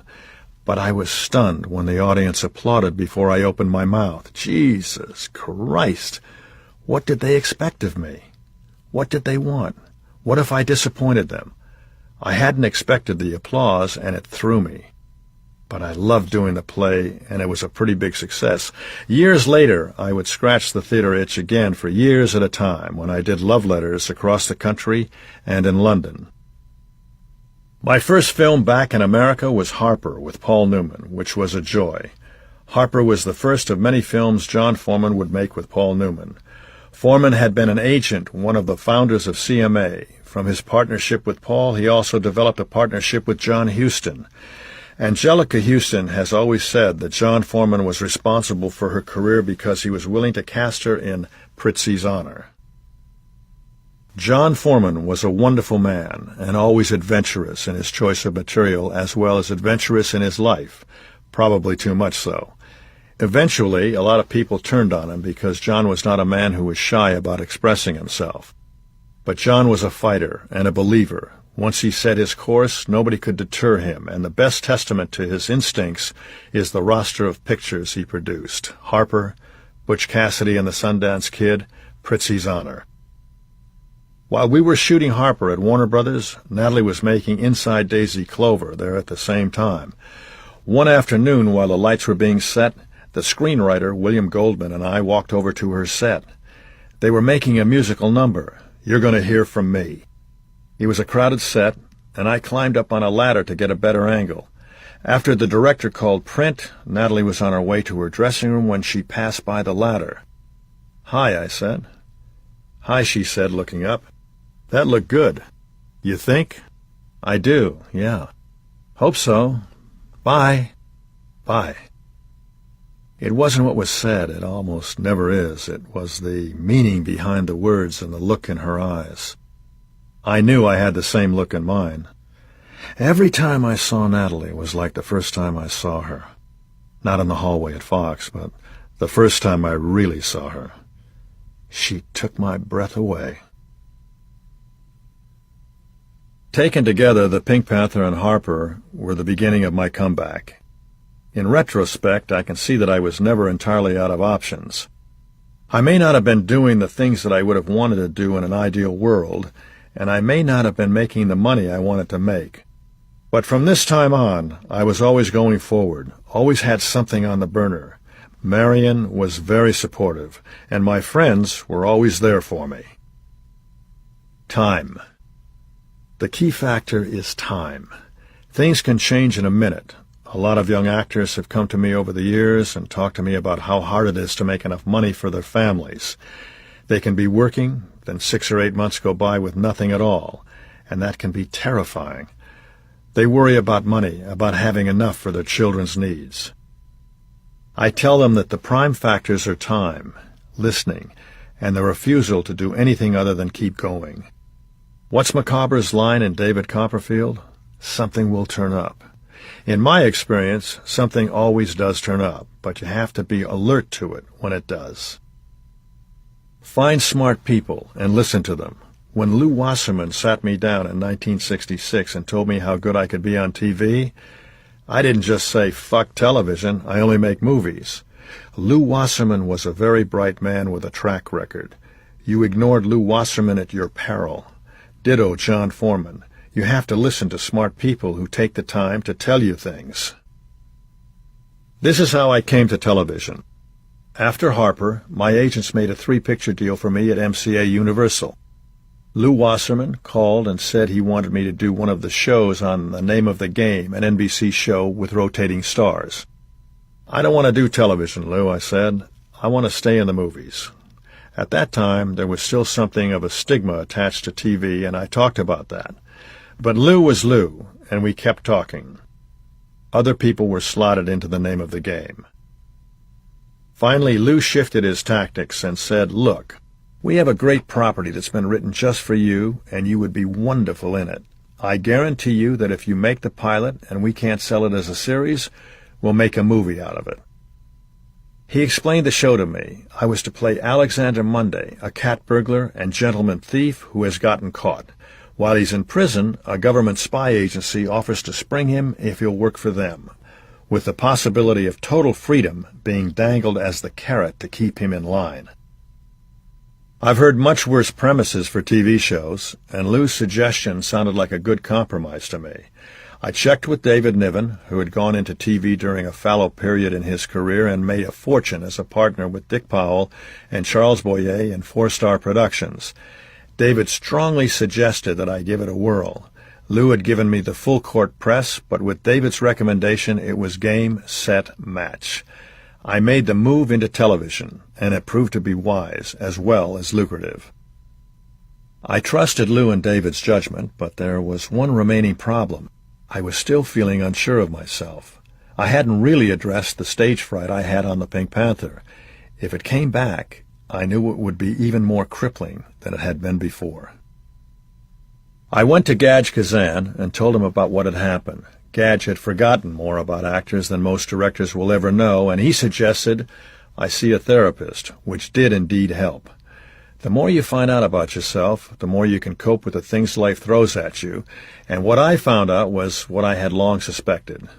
Losing Natalie was the root cause of my insecurity as a professional. After I agreed to do It Takes a Thief, I went to Cary Grant, who had played a similar part in Hitchcock's To Catch a Thief. "Do you have any ideas?" I asked him. Cary looked at me and said, "Yes, I do. Bring you to the part." It was like a door opening. In the movies, I had always been concerned about playing the character. It hadn't really occurred to me to use my own personality because, like a lot of actors, I wasn't all that sure about my own personality. Bring you to the part sounded risky. What if they didn't like me? And if they don't like you, what's your fallback position? But Cary was a sharp man, and had done rather well by bringing aspects of himself to his parts. I decided to give it a try. Finally, it was time to put It Takes a Thief into production, Eddie Dmytryk very kindly agreed to direct the pilot, and Lou was right. I did like TV, the pace, the constant flow. I've always been a man who likes action, and TV is made for that temperament. So we made the pilot, and ABC passed on it. I headed off to Brazil, where I directed a documentary about the bossa nova called And the World Goes On. Soon after I got there, I got a telegram. It Takes a Thief was going on at mid-season. I couldn't believe it. What I didn't know was that the studio had recut the show and added some scenes, and the new version had sold. At this point, I figured I was in deep trouble. For one thing, mid-season shows of that period could usually be characterized as lame, halt, or blind, sometimes all three. They were cannon fodder to be thrown on the air and to fill time until the shows the networks really cared about could come on in the fall. For another, the show had been diddled with, and because of that, I felt less a part of it. I steeled myself for the firing squad. It Takes a Thief went on the air on January 9th, 1968, and from the first episode the show was a hit. As William Goldman wisely observed many years later, nobody knows anything. The year 1968 was, of course, the height of a very crazy time in the world, and I think the show served as a sort of retro escape valve. Roland Kibbe had created the show and stayed on to run it with me. He was always called Kibbe, never Roland. But under any name, he was a sensational writer and a good man to work with. Because of the show's romantic nature, we had a lot of women guest starring, which put more strain on the writers. Relationship scenes and love scenes have to be written from character, so it's mandatory to have someone who can do more than write long shot. The building explodes. Kibbe was perfect, and he helped make Alexander Monday one of the best characters ever written for television. I began alternating TV with movies, which became my modus operandi for the rest of my career, and which I regard as the best of both worlds. This began a wonderful time of my life. Personally, Marion and I were solid, we had Katie, and I was professionally back on the upswing. It was Kibbe's idea to have a semi-regular on the show who was related to me. I had a wonderful wardrobe man named Huey McFarlane, who had also handled wardrobe for Fred Astaire and John Forsythe. Huey had been around show business forever, had fallen into booze, but had then become a mainstay at Alcoholics Anonymous, where he helped hundreds of people to get sober. Huey was a wonderful man, and he and Fred were very close. In the years after Fred's wife Phyllis died, Huey had helped fill some of the lonely times, accompanying Fred to the track, going to the movies with him, that sort of thing. When the subject of Alexander Monday's relative came up, it was Huey who said, "Well, what about Fred?" I hadn't actually thought about Fred. For one thing, I regarded him as a friend, and I would have felt presumptuous asking him to be on any show that didn't star Fred Astaire. I thought about it for a minute, and then I said, "Well, yeah. But can we get him?" "Well, ask him." I was enthralled with the idea. My time with Zanuck had shown me that the secret to success in show business is surrounding yourself with the best talent you can get and then give that talent room to flourish. I was never worried about being overshadowed. It was my show, and anything that made the show better would make me look better. And Fred Astaire never touched anything he didn't improve. I talked to Universal about getting Fred, and I told them that if he was agreeable, I didn't want any problems, no haggling about money, billing, or anything. If Fred wanted to do the show, I said, give him whatever he wanted. I had been close to the man I had seen on the 11th fairway at Bel Air for some time. We went to the track together, and we played golf, 9 brisk holes in the morning, and then off to work. When Katie was born, he gave her a gold bracelet with an inscription, "I will always love you, Katie. F.A." When I went over to his house to talk about the show, I told him, "This is a business deal. Do what you think is best. I will love you no matter what." Fred and I talked, and he thought it sounded like fun, but when I went back to Universal with this wonderful news, they started bitching. This, I thought, was totally insane. I told them that this man was at the top of the alphabet as well as the top of show business. They could put his name at the top of the menu in the commissary, A for Astaire. You simply couldn't treat Fred Astaire as if he were a day player. Their objection wasn't to his presence, but to the money and the perks that a great star like Fred Astaire had earned many times over. It was at this point that I told Universal that I wasn't Jack Webb, and I had no interest in doing a glorified version of Dragnet. 2 shots and close-ups, no action, no scenery, no guest stars, and everybody reading their lines off a teleprompter. One guy shuffled some papers and said that he wished I was Jack Webb because from the front office's point of view, Jack Webb was the ideal filmmaker. That was it. I drove off the lot and disappeared. We were in production, and they couldn't find me. When they called the house, Marion told them I wasn't there, and she didn't know when she would hear from me. I told my agent to tell them that when they had settled Mr. Astaire's contract and apologized to him, I would be back. After 4 or 5 days, they settled. As always in show business, wasting money is somehow expected, but wasting time drives people crazy, and that was what drove Universal to settle. The studio had stepped on a particular sore spot of mine, a lack of respect for people who have earned respect. I can't and won't accept that. So Fred's contract was quickly settled. He got $25,000 a show, suites on location, and all the perks, and he more than met my expectations. Once again, I had to get over the fact that I was working with a man I had worshipped since I was a child. But Fred made that easy. I had such great respect for him, and I was so proud to be working with him. Throughout these years, a part of me was always with Natalie, but in the cold light of day, I never believed I'd get her back, especially after she married the producer Richard Gregson. In June 1970, Marion and I were invited to a party at John and Linda Foreman's house. Linda also invited Natalie and Richard, which was fine with me. The Foremans had maintained their friendship with Natalie, just as they had maintained their friendship with me, and they always had our absolute love and trust, together or singly. The day before the party, Marion wasn't feeling well and called Linda to tell her that she wouldn't be coming, but I would still show up. As it turned out, Richard Gregson didn't show up either because he'd gone to New York on a movie matter. Natalie was 6 months pregnant at the time and spent most of the evening sitting down. I went over and sat at her feet.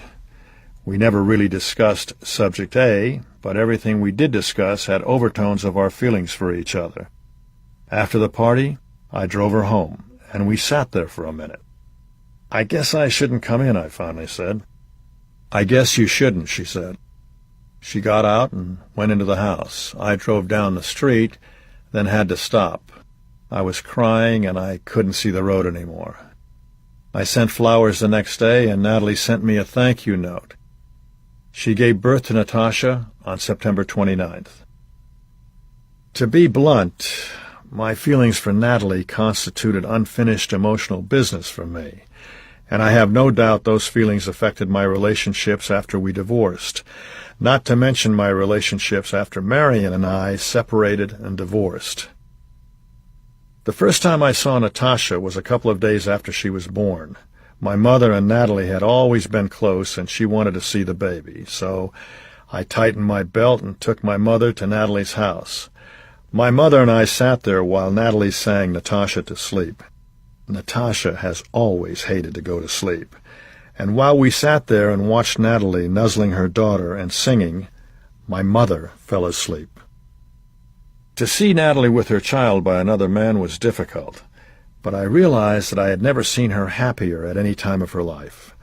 I felt a sense of contentment for her, as well as of loss for myself. It was while I was doing It Takes a Thief that I began to stray off the marital reservation.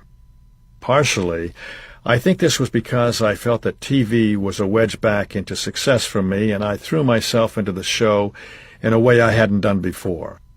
I was so intensely focused on the show and on my resurgent career that I was less focused on my marriage. Marion, Katie, and I were living in Palm Springs, which was too far for a daily commute, so I stayed at my studio apartment 4 nights a week. I was literally living at the studio. On top of the 12-hour days, I was on a 9-month schedule because we were making 32 episodes a year compared to the 20 or 22 they make today. You'd have a final dubbing session on Thursday for the show that was running on Sunday. The print the public saw was still wet, and this went on week after week for 9 months. The suite at Universal made it easier to indulge in behavior I had never indulged in during my previous marriage, and that I wouldn't repeat with my later ones. The public sees the results of the pressures of show business marriages, but I don't think most people understand why so many end in divorce. For one thing, when an actor goes to work, he's usually working with very attractive people, which is not necessarily the case at the insurance office. Besides that, it's emotional, intense work. When you're acting, you expose everything you are, and there's somebody right there who's collecting it and giving it back to you, and that doesn't happen in other fields either. Take emotion, add intensity, compound it with the fact that all of this takes place in the media hothouse, and you have a dangerous combination.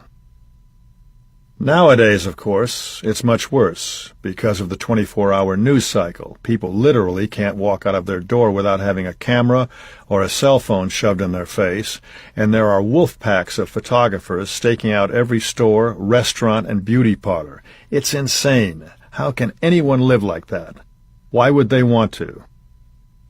TV was a much more grueling regimen than movies, but honesty compels me to admit that wasn't the problem. I had always been able to resist extramarital gopher holes before, but not this time. My relationship with Marion had been initially passionate, but that passed, and in our case, friendship wasn't enough to sustain the marriage.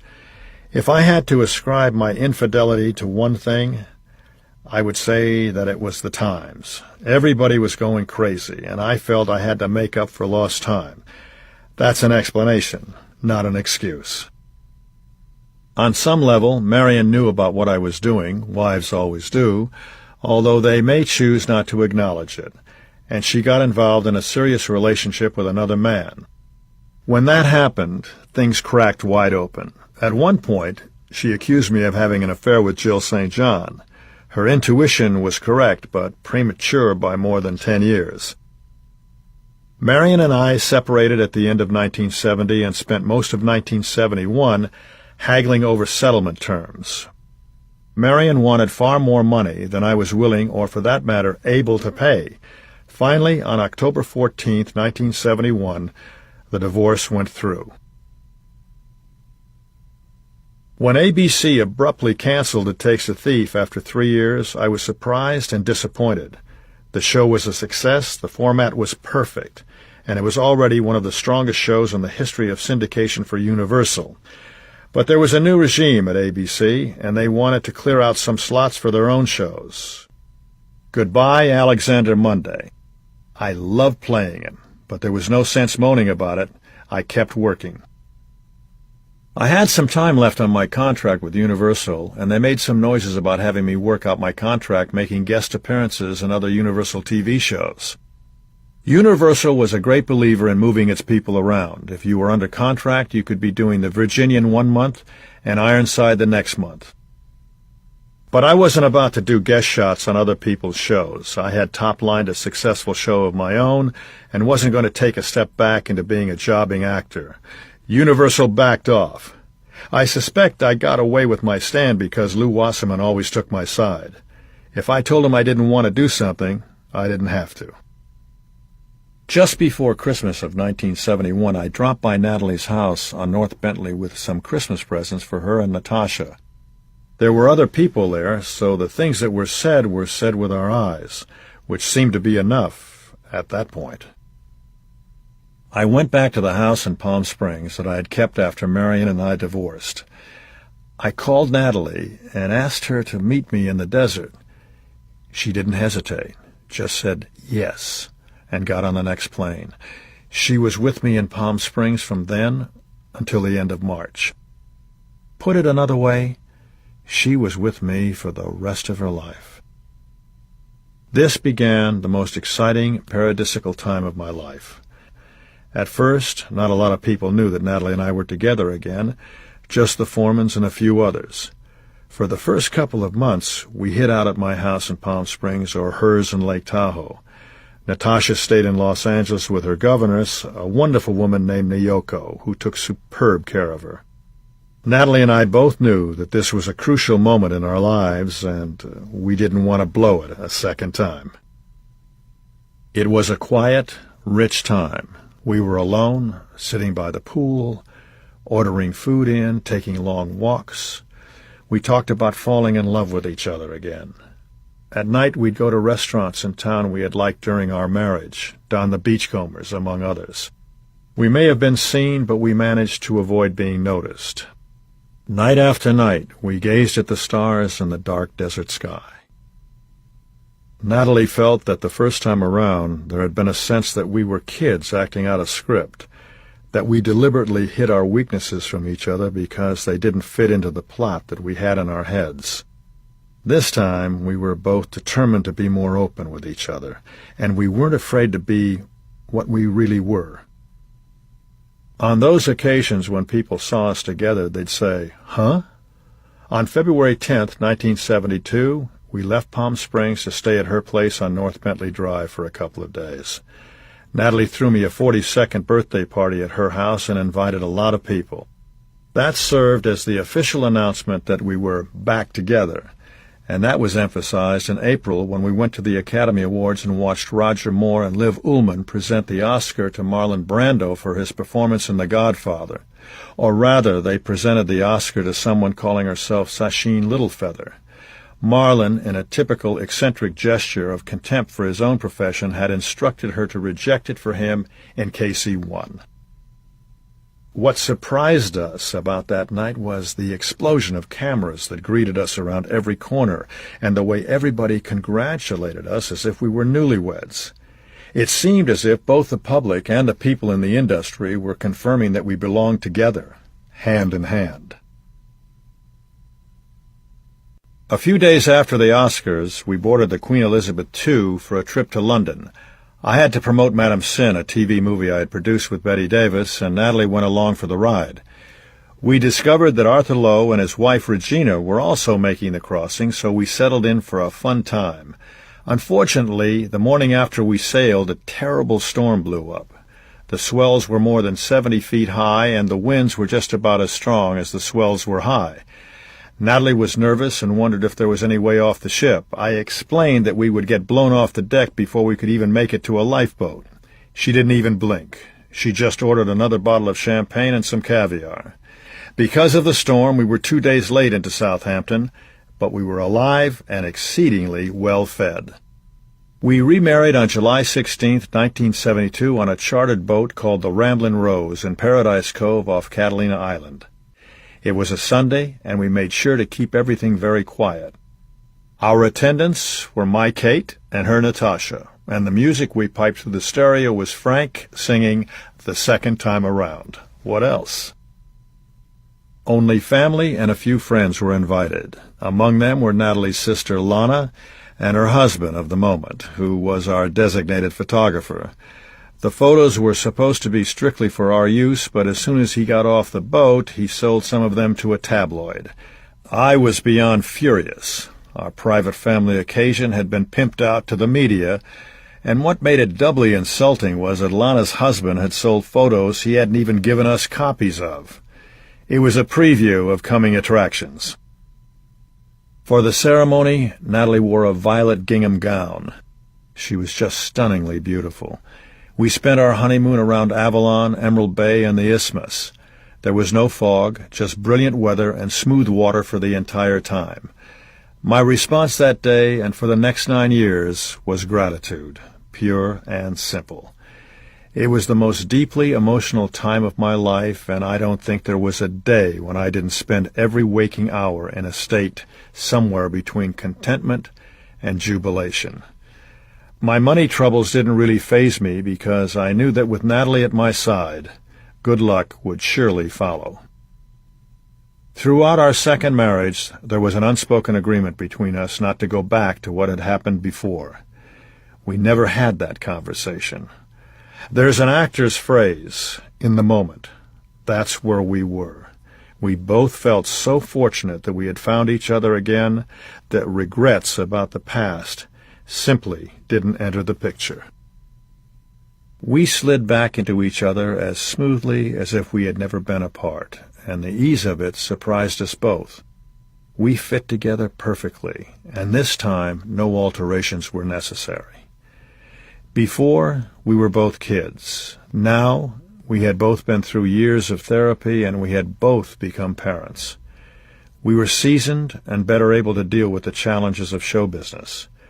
What was unusual and what surprised both of us was the emotional and sexual intensity on the highest level you can imagine.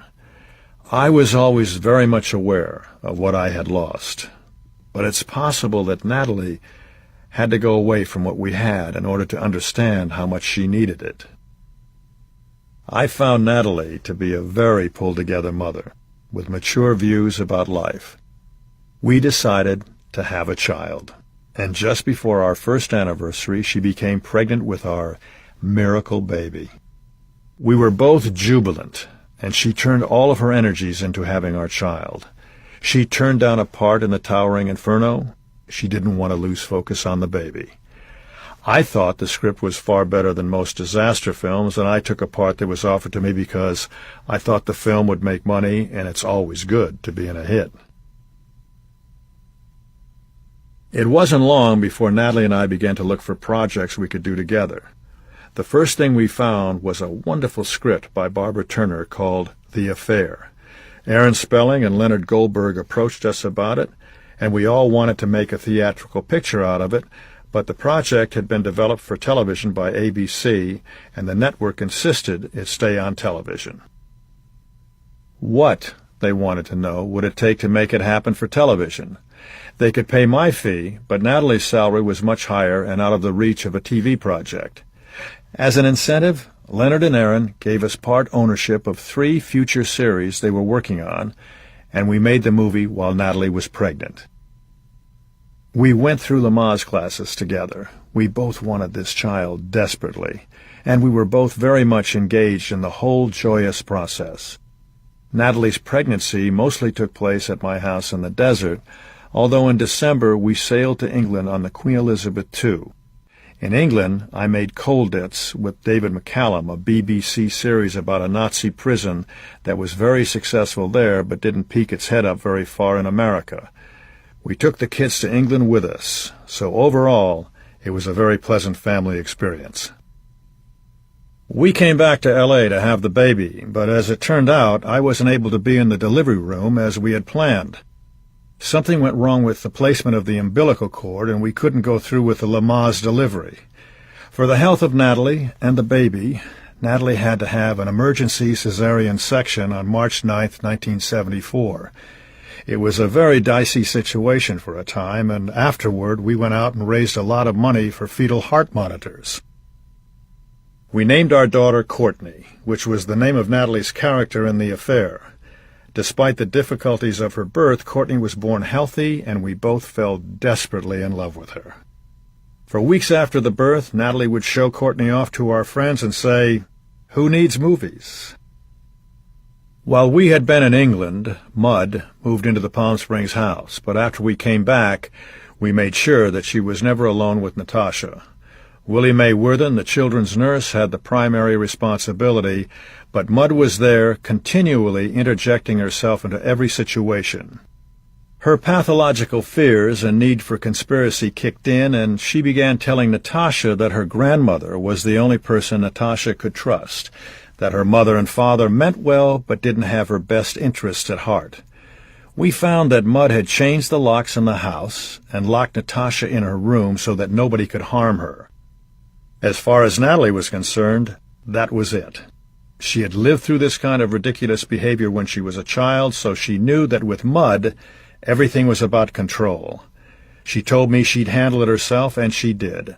Natalie didn't exactly ostracize Mud. She would still be invited to holiday dinners, but we never again allowed her complete access to the children.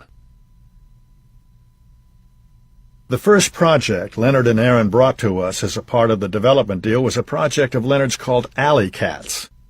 It was without exception the biggest piece of shit I have ever read. Even Aaron thought it was shabby. "You ought to be ashamed of yourself," he told Leonard. I told Leonard what I thought, and he told me, "The girls we have cast will be on the cover of Time magazine in a year." I didn't believe him. My carefully considered opinion was that the show would be canceled about 10 minutes after the first episode ran, but I got involved anyway. I brought in Ivan Goff and Ben Roberts, who had written White Heat for Jimmy Cagney, as well as a lot of other good movies, to run the show. And I brought in Jacqueline Smith to go along with Farrah Fawcett and Kate Jackson, who had already been cast. Aaron and Leonard changed the title and put the rest of the project together. Natalie and I owned 50% of the show they called Charlie's Angels. When it finally went on the air in the fall of 1976, it was a tremendous hit from day one, the equivalent of buying stock in Microsoft. And Jacqueline was the only one of the girls who stayed with the show for the entire length of the run.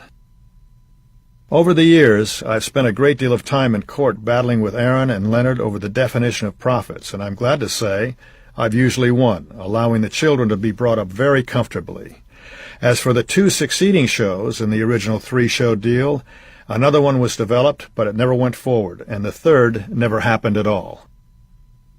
Despite Natalie's disinterest in working, it wasn't long before she had a good offer for a film called Peeper with Michael Caine.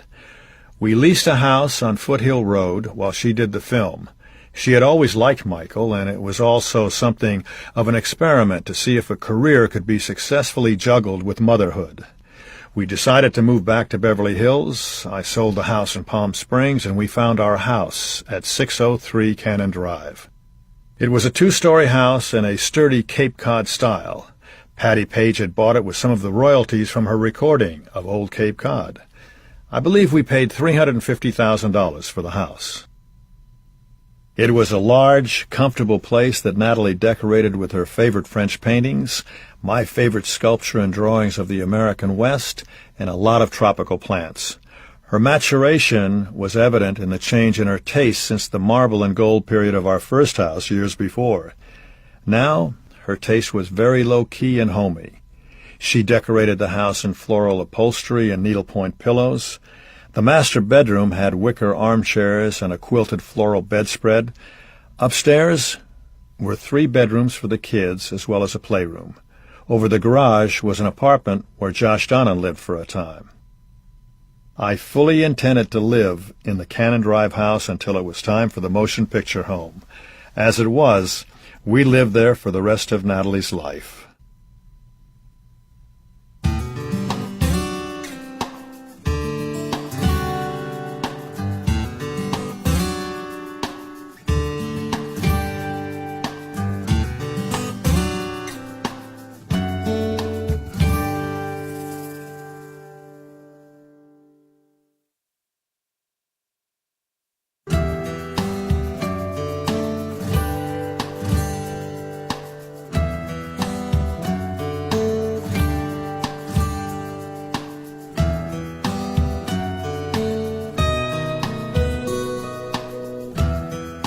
After Courtney was born, Natalie became totally involved with her. She was very much into being a mother, which meant she was less into being an actress.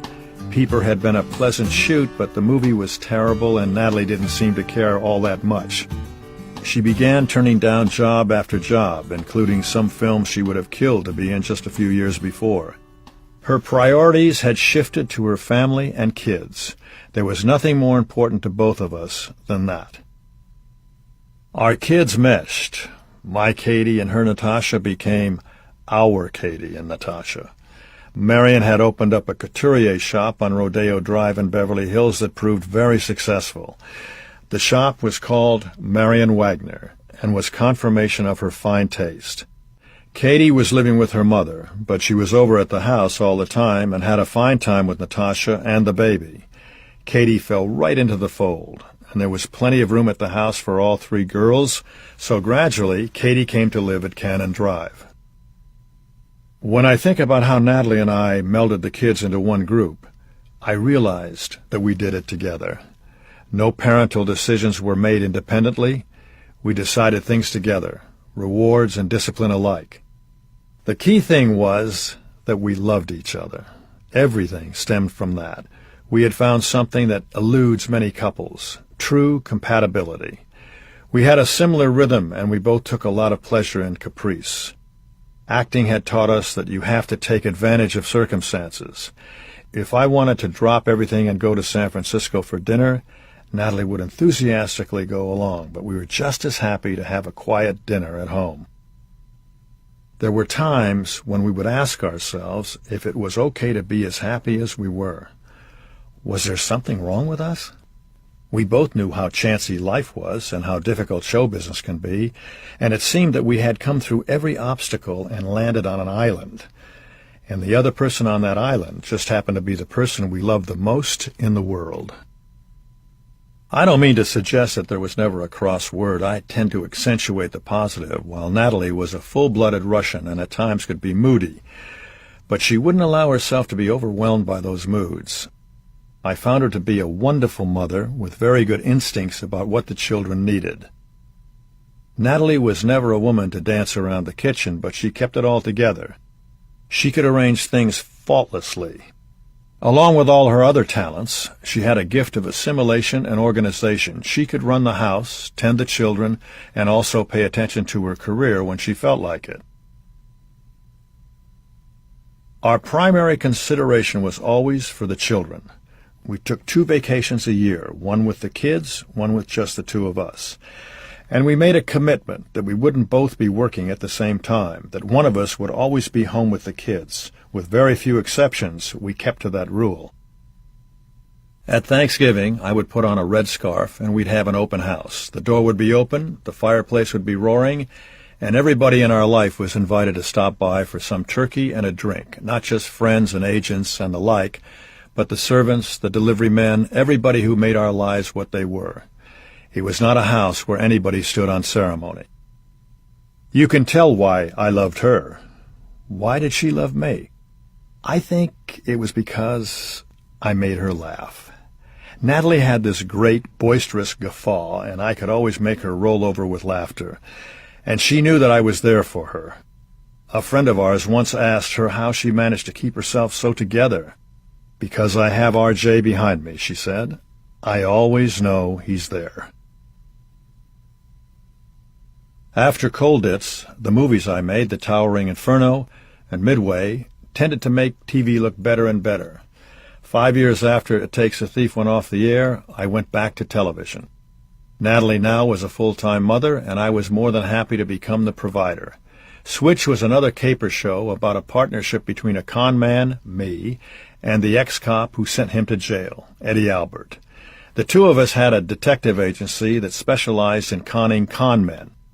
CBS was interested in the show because it bracketed 2 actors who had both been in previously successful shows, Green Acres for Eddie and It Takes a Thief for me. Initially, CBS offered me the cop part, but I never wanted to play any character that could conceivably yell, "Freeze! Police!" Every other show on television was a cop show, which makes a certain amount of sense because they're perfect for TV. There's a criminal, there's a good guy, there's a beginning, a middle, and an end. Anything that neatly schematic can be easily mass-produced.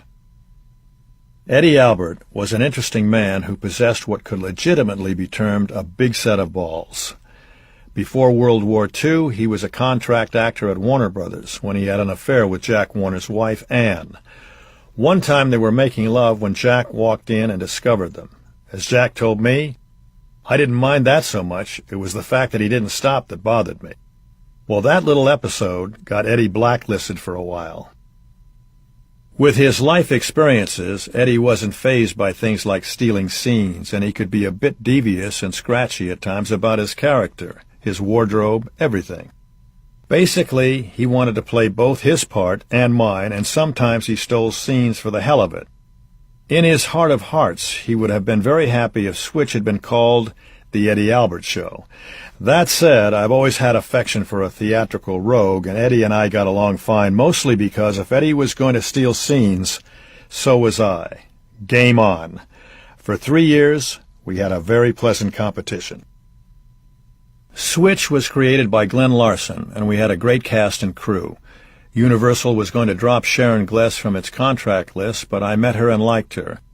She never even auditioned for the show. I just thought she was perfect and hired her. Plus, we had Charlie Callis around for comic relief, and he was sensational. The chemistry was good, and the only real problem we had was that we went on the air before we had enough scripts. So the entire first year it was run-and-gun production, and there was no time to get better writing. In television, the most important component besides concept and casting chemistry is preparation. Once the locomotive leaves the station, it never really stops until it reaches the end of the line, or the end of the season. That was the problem in the beginning for Switch. Because it was a show about con men, the writers were too focused on angles and gimmicks, and I was constantly pushing them for more characterization. While I was working, our family kept growing. Along with Courtney, there was Willie Mae Worthen, who started out as a housekeeper and quickly became part of our inner circle. Willie Mae was always there for the children, and she's still there for them whenever they need her today, because she still lives with us. One thing our remarriage gave us was a renewed appreciation of how much we loved the ocean. After Natalie and I divorced, I had spent very little time on the water, and neither had she. When she wanted to get out on the water, she'd charter a boat. We'd forgotten how important it was to our relationship, how the water nurtured and calmed us. Now that we had children, it was something we wanted as a continuing part of their lives as well. It was during the run of Switch that Natalie and I bought our long-dreamt-of boat. She was 60 feet long and slept 8, and Natalie did the interior in early American. We called her the Splendor, after Splendor in the Grass, but with the English spelling to differentiate between then and now.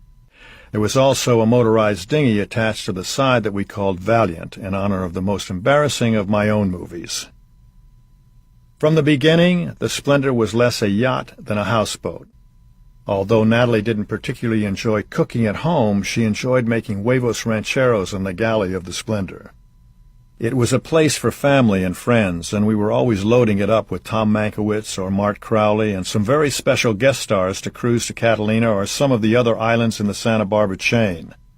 Some of the happiest days of our marriage took place on the Splendor, because Natalie always enjoyed being on the water, although she was very nervous about being in it. Elia Kazan came on the boat, and to my surprise I found that he loved to fish and was a terrific first mate. Perhaps I shouldn't have been surprised. On Gadge's farm in Connecticut he enjoyed nothing more than climbing on his tractor and working the land. Gadge was very much of the earth, and as I discovered, of the water as well. I think Gadge's great gifts as a director derived from his curiosity and openness. He would talk to anybody, ask them, what do you think, and mean it. He took time with people, and because he was Elia Kazan, his attention really meant something. Personally, Gadge was always nudging me to focus my career on comedy. He thought my instincts for comedy were excellent. But so many people hated Gadge because he named names during the Red Scare period in the early 50s. I was with him in New York when people would walk up and literally spit at his feet. Then they would cross the street, and Gadge would just go on as if what just happened hadn't happened. He must have had some bitterness about this. Some of the people who were the most hostile wouldn't have had careers without him, but he never expressed it. He held it in. Without question, doing Cat on a Hot Tin Roof with Laurence Olivier and Natalie was my professional high point. To work with Olivier, to see how he approached acting, and to observe his competitiveness, his refusal to be defeated by illness, age, or any other actor, was a pure privilege. I first met him through Spencer Tracy, who had been friends with Larry for years. When Olivier came to America to make William Wyler's Carrie, he worked with Spence on his accent to get the rhythm of Midwestern speech. When Spence introduced us, I immediately took to Olivier, who was crazy about Natalie as an actress and as a woman. My old friend Bill Stork created a series of specials called Laurence Olivier's Tribute to the American Theater, and in the spring of 1976 we traveled to London and rehearsed for 4 weeks on Cat on a Hot Tin Roof, with Tennessee Williams in attendance. When Paul Newman and Elizabeth Taylor did the movie version with Richard Brooks, they couldn't mention homosexuality or cancer, without which the story doesn't make an awful lot of sense, but we went back to the original script. It was a painstaking production. We had 2 weeks of costume tests before we started the month of rehearsals. Then we took 9 days to tape it, working in complete scenes in front of 4 cameras. We were so prepared that we could have played that production on any stage in the world. There were no private lessons with Olivier. He worked in hints. He told me to take my time, that I could sustain a moment. Maureen Stapleton was cast as Big Mama, but she would not fly. If it moved, she was nervous about getting on it. She was supposed to be in England with us to rehearse, but she had taken the Queen Mary, and the ship had gotten held up by bad weather. She didn't make it to rehearsals until 3 days after we had started. Now, I had memorized the entire play before we started rehearsing. I had borrowed an office at William Morris in Beverly Hills and hired an acting coach to work with me. I wanted to be set. I wanted to be confident. And I also wanted to be free to watch Olivier work and not have to worry about my lines. So I was off the book when we started to rehearse. Larry was using a script. He would say to himself, let's see, I move here, then I go over there. And I would be standing there without my script cueing him.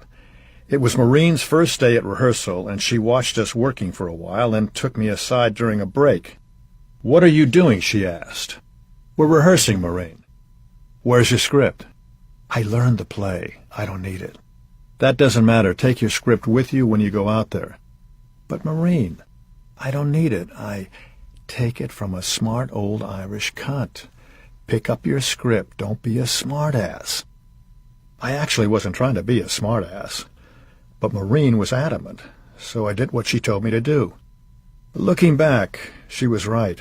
Her point was well taken. Tennessee Williams was working with Larry on the third act, always the problem with that particular play. Tennessee and Larry trimmed it down and did some polishing. I had met Tennessee years before when I was shooting some scenes for the Frogmen in Key West. He made it quite obvious that I was his type, and I had to gently disabuse him of that particular notion. Tennessee was always a very vulnerable man, but when we were working on Cat, he was an open wound, noticeably frightened of the critics and what they might say. He was not in good shape, and he was particularly upset with a ridiculous English quarantine regulation that had kept his beloved bulldog from accompanying him to England. As a partial compensation, his friend Maria Saint-Just was always nearby, hovering and holding his hand. Olivier was always a text-oriented actor, but he had a way of transcending that. What was truly interesting was how fresh he kept his performance. He didn't lock in a performance at all. It varied from take to take, and like most of the people I have valued in my life, he was a very warm, emotional person, although I have no doubt he could be a killer if he thought it necessary. The reviews for Cat on a Hot Tin Roof weren't that good. Tennessee Williams' career was at a low ebb, and I think the idea of a couple of mainstream Hollywood actors coming to London and working with Olivier set people's teeth on edge. Too bad. It's a fine play, and ours was a very good production. I remain proud of Natalie and myself for tackling it. Larry and Natalie and I had such a splendid time together that he eventually brought his entire family to be with us on the Splendor. It's impossible to know what goes on in anybody else's marriage, but Larry's domestic situation was far from ideal. In a biography that she authorized, Joan Plowright was very hard on Olivier for his ego and competitiveness. On the basis of the time they spent with us, I thought she was very hard on him. She was continually snappy and pettish. Larry was ailing. He was much older than she was. He had a debilitating skin disease, and he was still working hard to put money aside for his children. But she didn't seem to want to make any allowances for his situation. Larry wasn't too tired to fight back, but he seemed to have made a private emotional calculation that it wasn't worth the trouble. It was obvious that the main reason they were still together was the children, whom he simply adored. He was determined that his son Richard would go to UCLA, and he eventually did. Larry and Joan did not have a love match by any means, and I thought that he deserved much more sympathy and consideration than he was getting. Years later, after both Olivier and Natalie died, my dear friend Stephen Goldberg gave me a beautiful German Shepherd as a housewarming present for the house my wife Jill and I built in Aspen. The dog was 2 years old at the time, and we fell in love with each other immediately. For the next 11 years, he was the blood of my heart, embodying joy as well as nobility of spirit and form. I called him Larry. Shortly after Switch went off the air, I was given the script for a television pilot that had been sitting on the shelf in Leonard Goldberg's office. It was written by Sidney Sheldon. It was called Double Twist, and they wanted me to consider it for a series. I read it, and I thought it was a lot like the Matt Helm movies that Dean Martin had been making a few years before. It was modern, and I thought very tacky. The central character would push a button, a bed would come down out of the wall, a girl would fall on it, that sort of thing. I've never been interested in acting in shows I wouldn't want to watch, so I said I'd pass. What would it take to get you to reconsider, they asked me. I thought about it, and I said that I'd be interested in doing a show that would provide the audience with the same sort of feeling I always got watching the Thin Man movies with William Powell and Myrna Loy. What was special about those movies wasn't the plots, which nobody ever remembers, but the pure pleasure those two people got out of spending time with each other and the way they managed to communicate that pleasure to the audience. At my suggestion, Leonard and Aaron gave the rewrite to Tom Mankiewicz. When Tom came out to see me in Hawaii, where I was shooting a miniseries called Pearl, he asked, "If you like what I write, can I direct the pilot?" Tom's rewrite was entitled Heart to Heart, and both the network and I liked it a great deal. As it moved toward production, Aaron Spelling and Leonard wanted Natalie to play Jennifer Hart. Their thinking was the sales line, Wagner and Wood in Heart to Heart. Both Natalie and I thought it was a terrible idea, mainly because we had young children, and a 1-hour show means long days, not to mention nights. A lot of the time you get up at 6 in the morning and quit at 9 at night. We would both be working all the time, and the girls would be raised by third parties. Also, I had a hunch that it was best to keep our private life separate from our working lives. When Natalie turned it down, Aaron and Leonard asked me to consider Lindsay Wagner, who they and the network were very high on. This time they were thinking of the sales line, Wagner in Heart to Heart. But I had my own idea for a co-star. I had worked with Stephanie Powers on episodes of both It Takes a Thief and Switch, and I knew from our brief association on those shows that we had great chemistry together. Chemistry was the crucial element of the show, and chemistry can't be faked. The network was leery. They pointed out that Stephanie had been on The Girl from U.N.C.L.E., which had been a single-season flop years before, and that she had no track record with comedy. I got a lot of resistance, but Tom Mankiewicz agreed with me, and we just kept saying, Stephanie Powers, Stephanie Powers. Tom and I were both determined to have Stephanie in the show, and Aaron and Leonard finally agreed. For the part of Max, I thought of casting Sugar Ray Robinson, which would have been a very interesting dynamic, and would have opened up the possibility of Max's physicality saving Jonathan and Jennifer's bacon. But one day, when Tom Mankiewicz was in the Fox commissary and ran into Lionel Stander, he called me up and said, "I've got Max right here." I had worked with Lionel on an episode of It Takes a Thief and thought he was a terrific actor, so I wasn't hard to convince. After we did the pilot of Heart to Heart, which featured Jill St. John and Roddy McDowall, Natalie and I went to Paris for a couple of weeks of pure vacation. While we were there, we ran into Mart Crowley, who wasn't doing much of anything. Heart to Heart had been quickly sold to ABC, and we were going to be shooting in a couple of months. The first scripts had arrived and weren't anything to brag about, so Natalie told Mart we needed him to come back to L.A. and rewrite the scripts. Natalie had always been Mart's good luck charm. She had paid for the first 6 months of therapy that led to Mart's writing The Boys in the Band. Thankfully, Mart agreed to come back to America and go to work for me. With Mart and Tom Mankiewicz both working on the show, we had both a creative and a family nucleus. Heart to Heart went on the air in August 1979, and Natalie made an unbilled guest appearance in the pilot. It was a scene in a movie studio, and in a delightful little in-joke she was costumed to look like Vivien Leigh in Gone with the Wind. She even threw a line at Lionel Stander. Actually, she wasn't unbilled. She was listed in the credits as Natasha Gerdine, her real name. From the beginning, the show gelled. After a couple of months on Saturday nights, ABC moved us to Tuesday nights, where we stayed for the rest of our 5-year run. Stephanie proved to be a tremendous contributor to the show and a total pro. We meshed immediately. Heart to Heart didn't succeed because of the plots. Television is all about characters you either have affection for or are fascinated by, and our show succeeded because of the relationship between Stephanie and myself and because it was a stealth Lifestyles of the Rich and Famous show. Jonathan and Jennifer Hart were rich and successful, never stopped adoring each other, and got to roam the world solving mysteries that baffled less enlightened souls like, for instance, the police.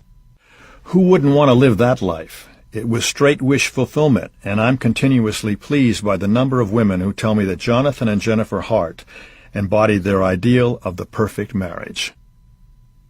Just about the time I started to work on Heart to Heart, Natalie did a pretty good comedy with George Segal called The Last Married Couple in America. After Natalie finished her movie, we took off for Russia. NBC was televising the 1980 Moscow Olympics, and Bill Stork was producing a documentary about the Hermitage Museum in St. Petersburg to be shown in conjunction with the network's coverage of the sporting events. Bill asked Natalie and Peter Ustinov to host the show. Natalie had always wanted to visit the land of her ancestors, and Bill would be there to shepherd us through, so she leapt at the chance. I thought it was a great idea as well, so we made the trip as a couple. This was pre-Glasnost, so the country and its greatest museum were far less accessible than they are now. There was a real sense of discovery in getting a close-up view of an unparalleled collection of art. Unfortunately, Russia itself proved to be a disappointment. We properly assumed our hotel room was bugged, so we either didn't speak or talked in a code we worked out.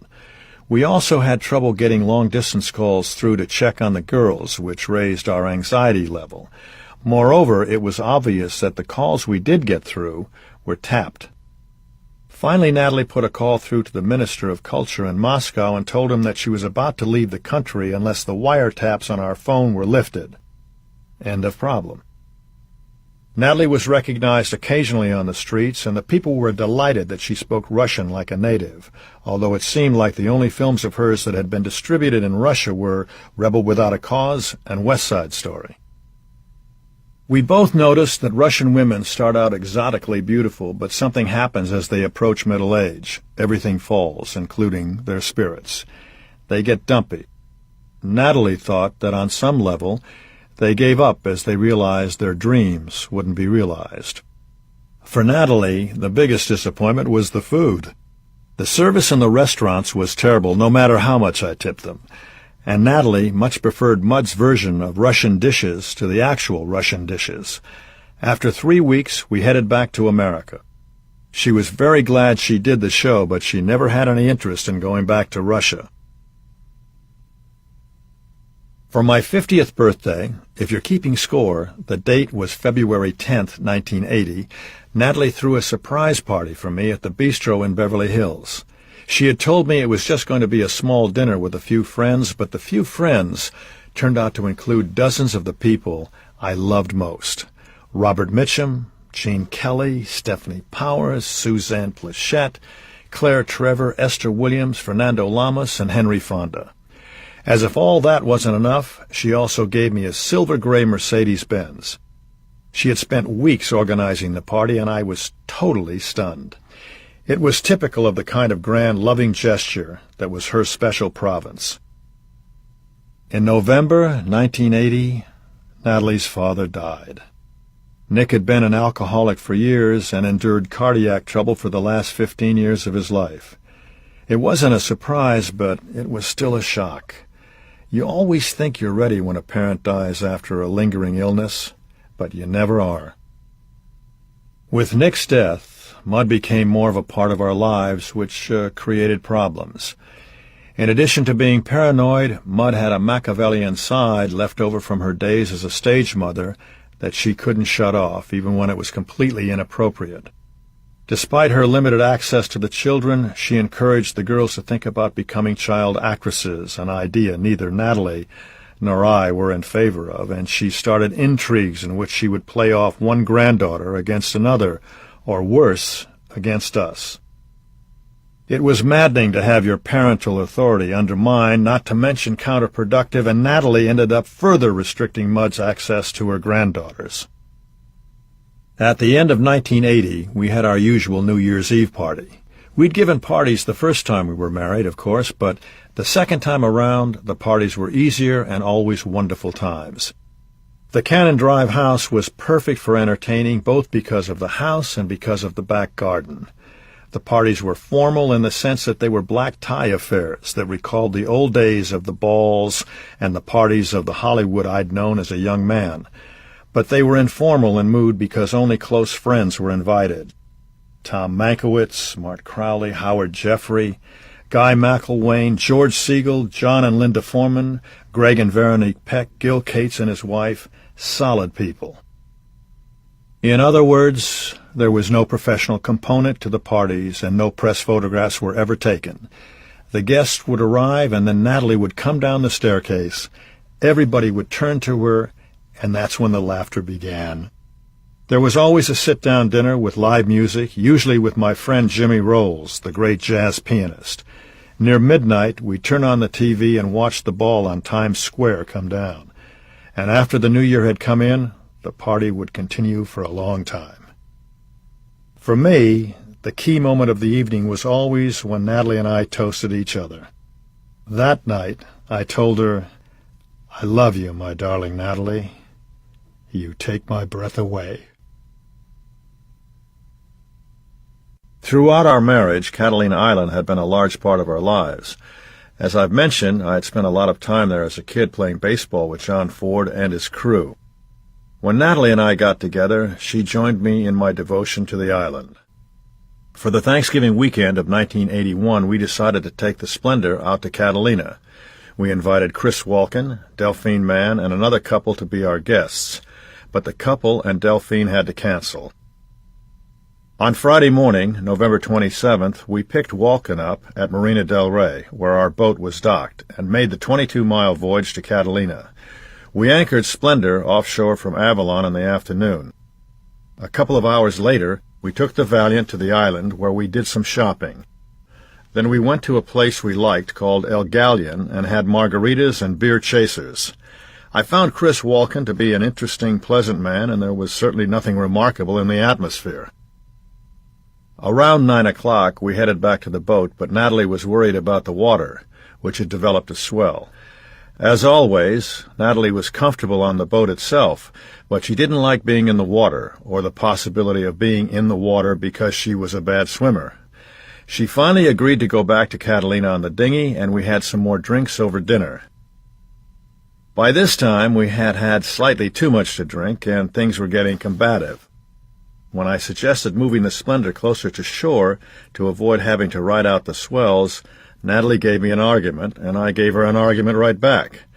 She got angry and told Dennis DeVerne, who took care of the Splendor for us, to take her to Avalon in the dinghy. She spent the night at the Pavilion Lodge. Chris just shrugged and went below to his cabin. I secured the boat and went to sleep myself.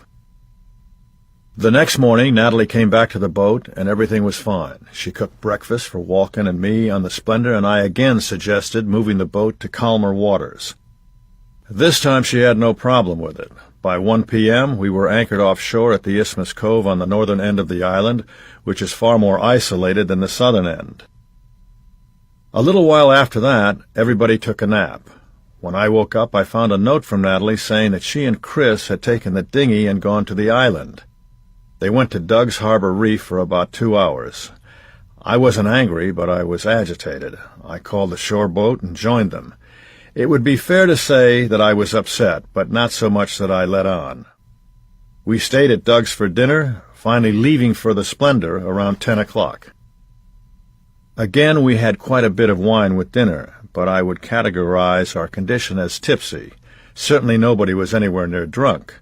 We got back to the salon of the Splendor and had some more drinks, and it was at this point that I got pissed off.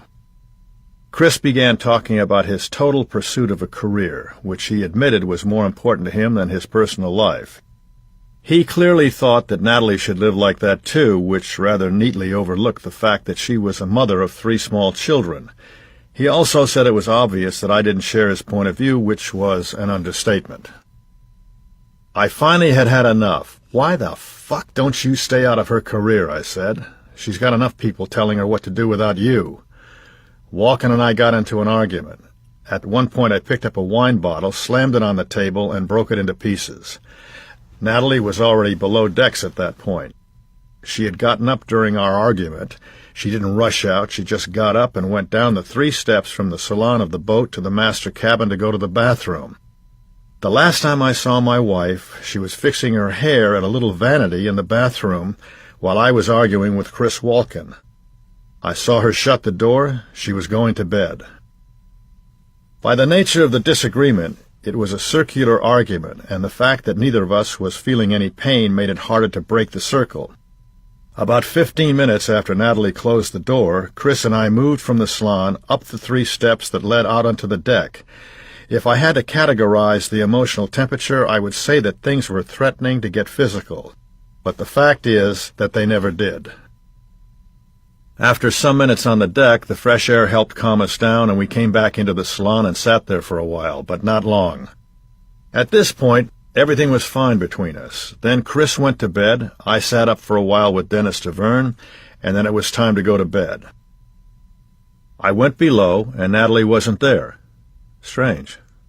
I went back up on the deck and looked around for her and noticed the dinghy was gone.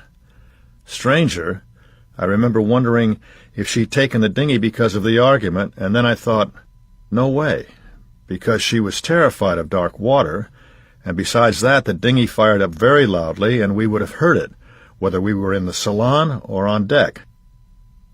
On the other hand, if she wasn't on the Splendor, where else could she be except on the dinghy? I found Dennis DeVerne, and I said, "I think Natalie took off on the dinghy." At that point, I thought she had gone back to Doug's Harbor Reef, the restaurant where we had had dinner. I radioed for the shore boat and went back to the restaurant.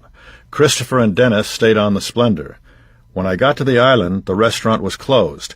Natalie wasn't anywhere around the dock area, nor was the dinghy. By this time, it was about 1:30 a.m. on the morning of November 29th, and I was scared and confused. Dennis radioed for help on the Harbor Channel, which is monitored by the Baywatch, a sort of private coast patrol. Then I called the Coast Guard. The Coast Guard came out to the boat, and they went through the Splendor from top to bottom, from the bilge on up. They checked everything. Then they started search and rescue, which is very difficult at night, crisscrossing the ocean surface with searchlights from Coast Guard helicopters. Hour after hour. Nothing. So we sat there through the night in the salon, waiting to hear what happened. Chris Walken was there, Dennis DeVerne was there. Once in a while one of us would go to the bathroom, but there wasn't much conversation because the only possible subject was Natalie, and nobody knew anything. I kept running the possibilities through my mind, and there weren't many. She could have taken the dinghy to a cove someplace, and the engine could have gone dead. But why hadn't any of us heard the engine start? As for the other possibility, I knew what it was, but I didn't allow myself to contemplate it. Aft, there was 1 step down to the dinghy, the only way on and off the boat when you were at sea. The step, which we called the swim step, was near the waterline and could be very slippery. In the morning, about 5:30 a.m., they found the Valiant in an isolated cove beyond Blue Cavern Point. The key was in the off position, the gear was in neutral, and the oars were fastened to the side. They radioed and told us that they had the dinghy, but Natalie wasn't on it. We had just run out of options. But I didn't allow myself to actually contemplate what that meant. It was too unthinkable. 2 hours later, they found my wife. Natalie was wearing a down-filled red Parker windbreaker, and that helped them spot her. The harbor master, Doug Bombard, was the one who got her out of the water, and he was the one who came onto the Splendor and looked at me. I remember that the morning was sunny. I remember that I was standing on the aft deck when Doug pulled up and got out of his boat. "Where is she?" I asked him. Doug looked at me, She's dead, RJ. My knees went out. Everything went away from me. Soon afterward, a helicopter came and took us to the mainland. So many of the best times of my life had been spent in and around Catalina Island. It was always one of my favorite places on earth. From the day Natalie died to this, I have never gone back. I never saw Natalie dead. Not at the morgue, not at the funeral home. I wanted to remember her alive. The Splendor was impounded, pending an investigation. The autopsy revealed that Natalie had an alcohol level of .14, slightly above the .10 level of intoxication for California. The coroner estimated it as the equivalent of 7 or 8 glasses of wine, which sounds about right. She also had taken a seasickness drug and some Darvon, but no sleeping pills. There was a heavy bruise on her right arm, a small one on her left wrist, small ones on her legs, her left knee and right ankle, and an abrasion on her left cheek. I've had several decades to think about what happened. My conclusion, as well as that of the people who were there and of Frank Westmore, who wasn't there but who knew the boat, and Natalie, is this. While Walken and I were on the deck hashing out our argument, Natalie was in the master cabin and heard the dinghy banging against the side. She got up to retie it. She slipped on the swim step on the stern, hit the step on the way down, and was either stunned or knocked unconscious and rolled into the water. The loose dinghy floated away. Some people said she was trying to get in the dinghy and drive away from the argument Chris and I were having, but she had gotten in and out of that dinghy 1,000 times. She knew that getting in and out of the Valiant was very tricky in rough water because the swim step was slippery when it was wet. Even if the water was calm, one person usually held the line to keep the dinghy close to the Splendor while the other person hopped in. To do it in rough water in the dark was more than tricky. It was dangerous. Besides that, the state of the controls when they found the dinghy proved that she had never actually gotten into the boat. Likewise, if she had hold of the dinghy's tether line, or if she was conscious while she was in the water, she would certainly have screamed or yelled, and we would have heard her. My theory fits the few facts we have. But it's all conjecture. Nobody knows. There are only 2 possibilities. Either she was trying to get away from the argument, or she was trying to tie up the dinghy. But the bottom line is that nobody knows exactly what happened. Natalie's body was taken straight to the morgue. I called Mart Crowley and told him that Natalie was dead and asked him to pick me up at the Santa Monica airport. When I got off the helicopter from Catalina, I went directly to psychiatrist Arthur Malin, who told me how to break the news to the children. Don't ever minimize it, he said. Don't try to make it accessible. This is a terrible thing that has happened. It has happened to all of you, and you will have to deal with it together. I went to the house where our core group of friends had already gathered. Roddy McDowell, my son Josh, Linda Foreman, Guy McElwain, Tom Mankiewicz, Paula Prentice, Judy Scott Fox, Liz Applegate, Delphine Mann, and Bill Broder.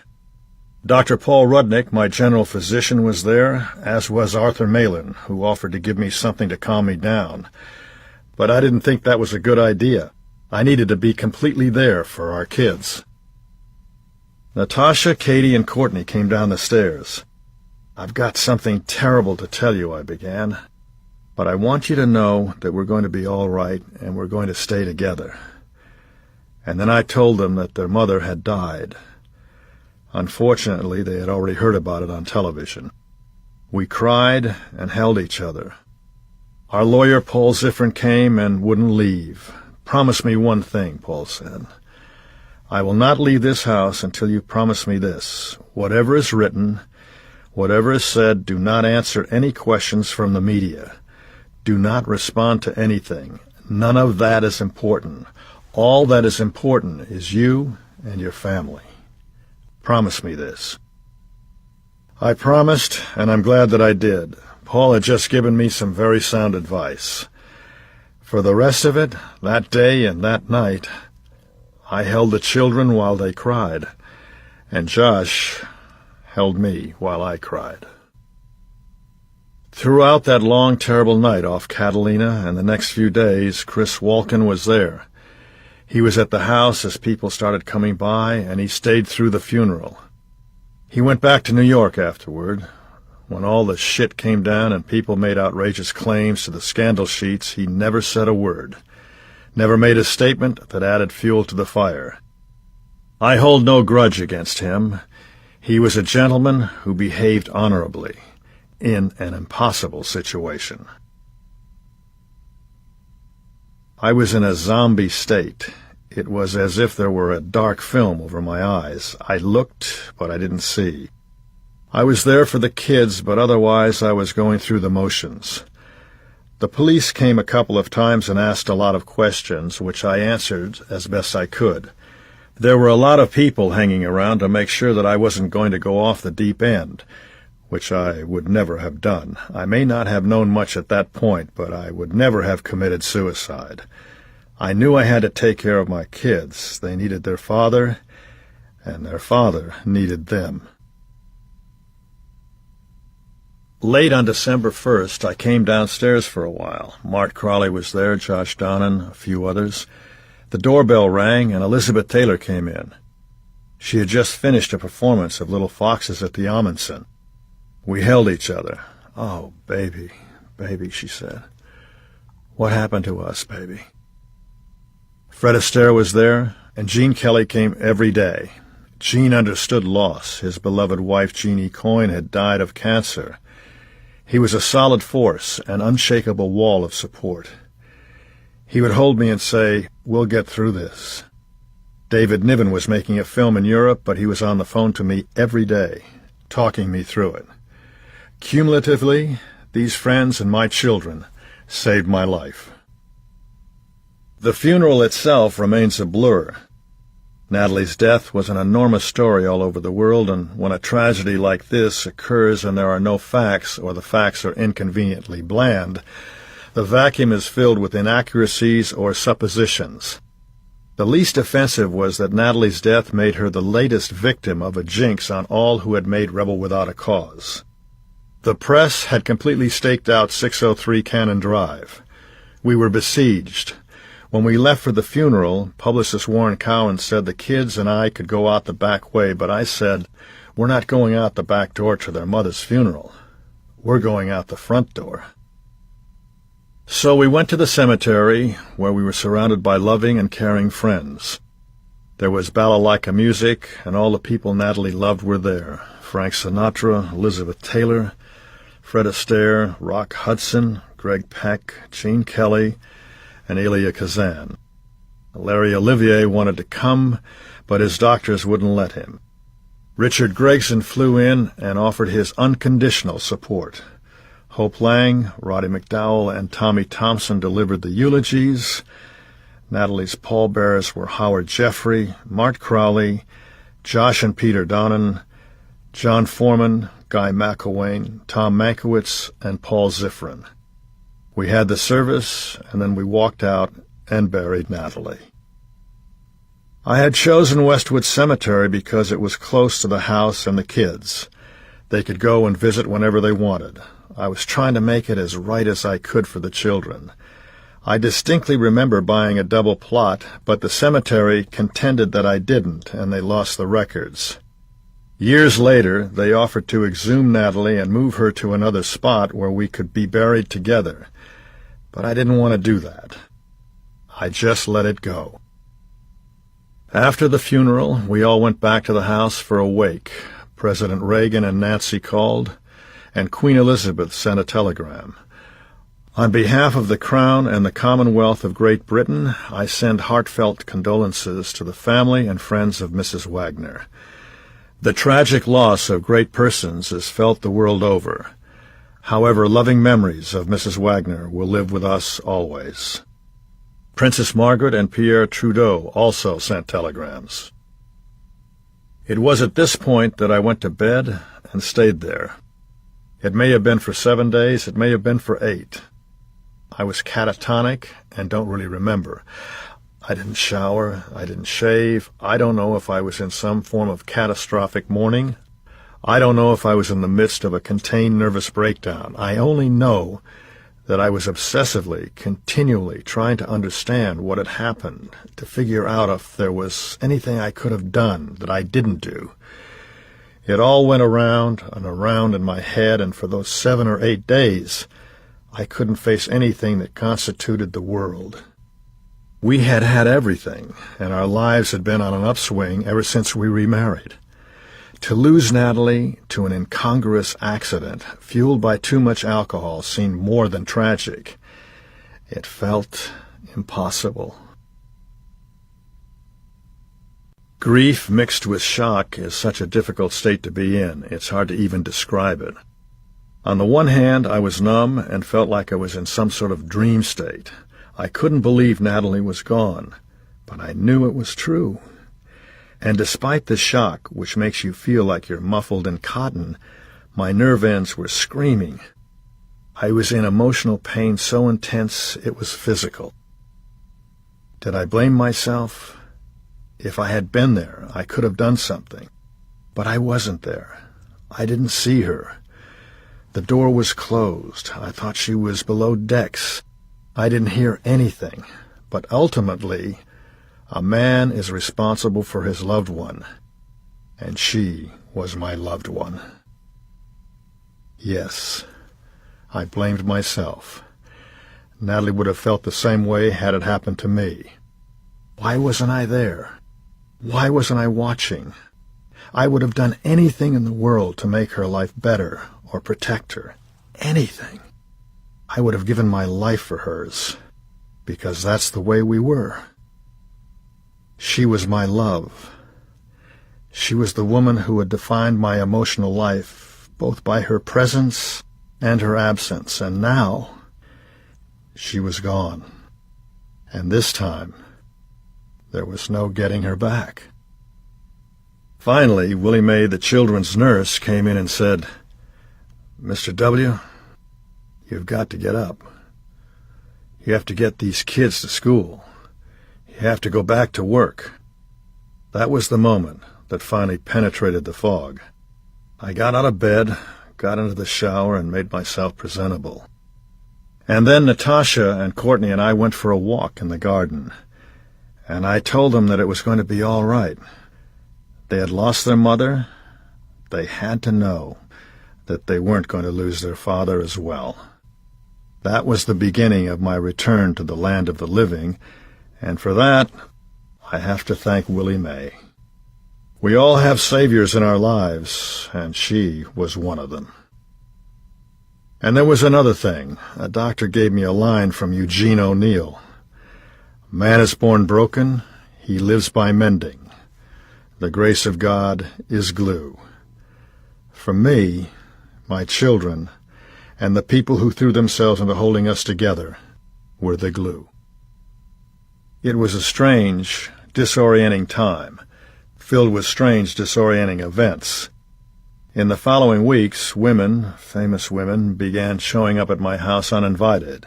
It was soon after Natalie died, and women I had known for years were suddenly bringing food by the house and affecting concern which I didn't believe for a minute. They weren't exactly dressing like they were in mourning. It was such a disconcerting display, and it added a level of discomfort I didn't really need in my life at that point.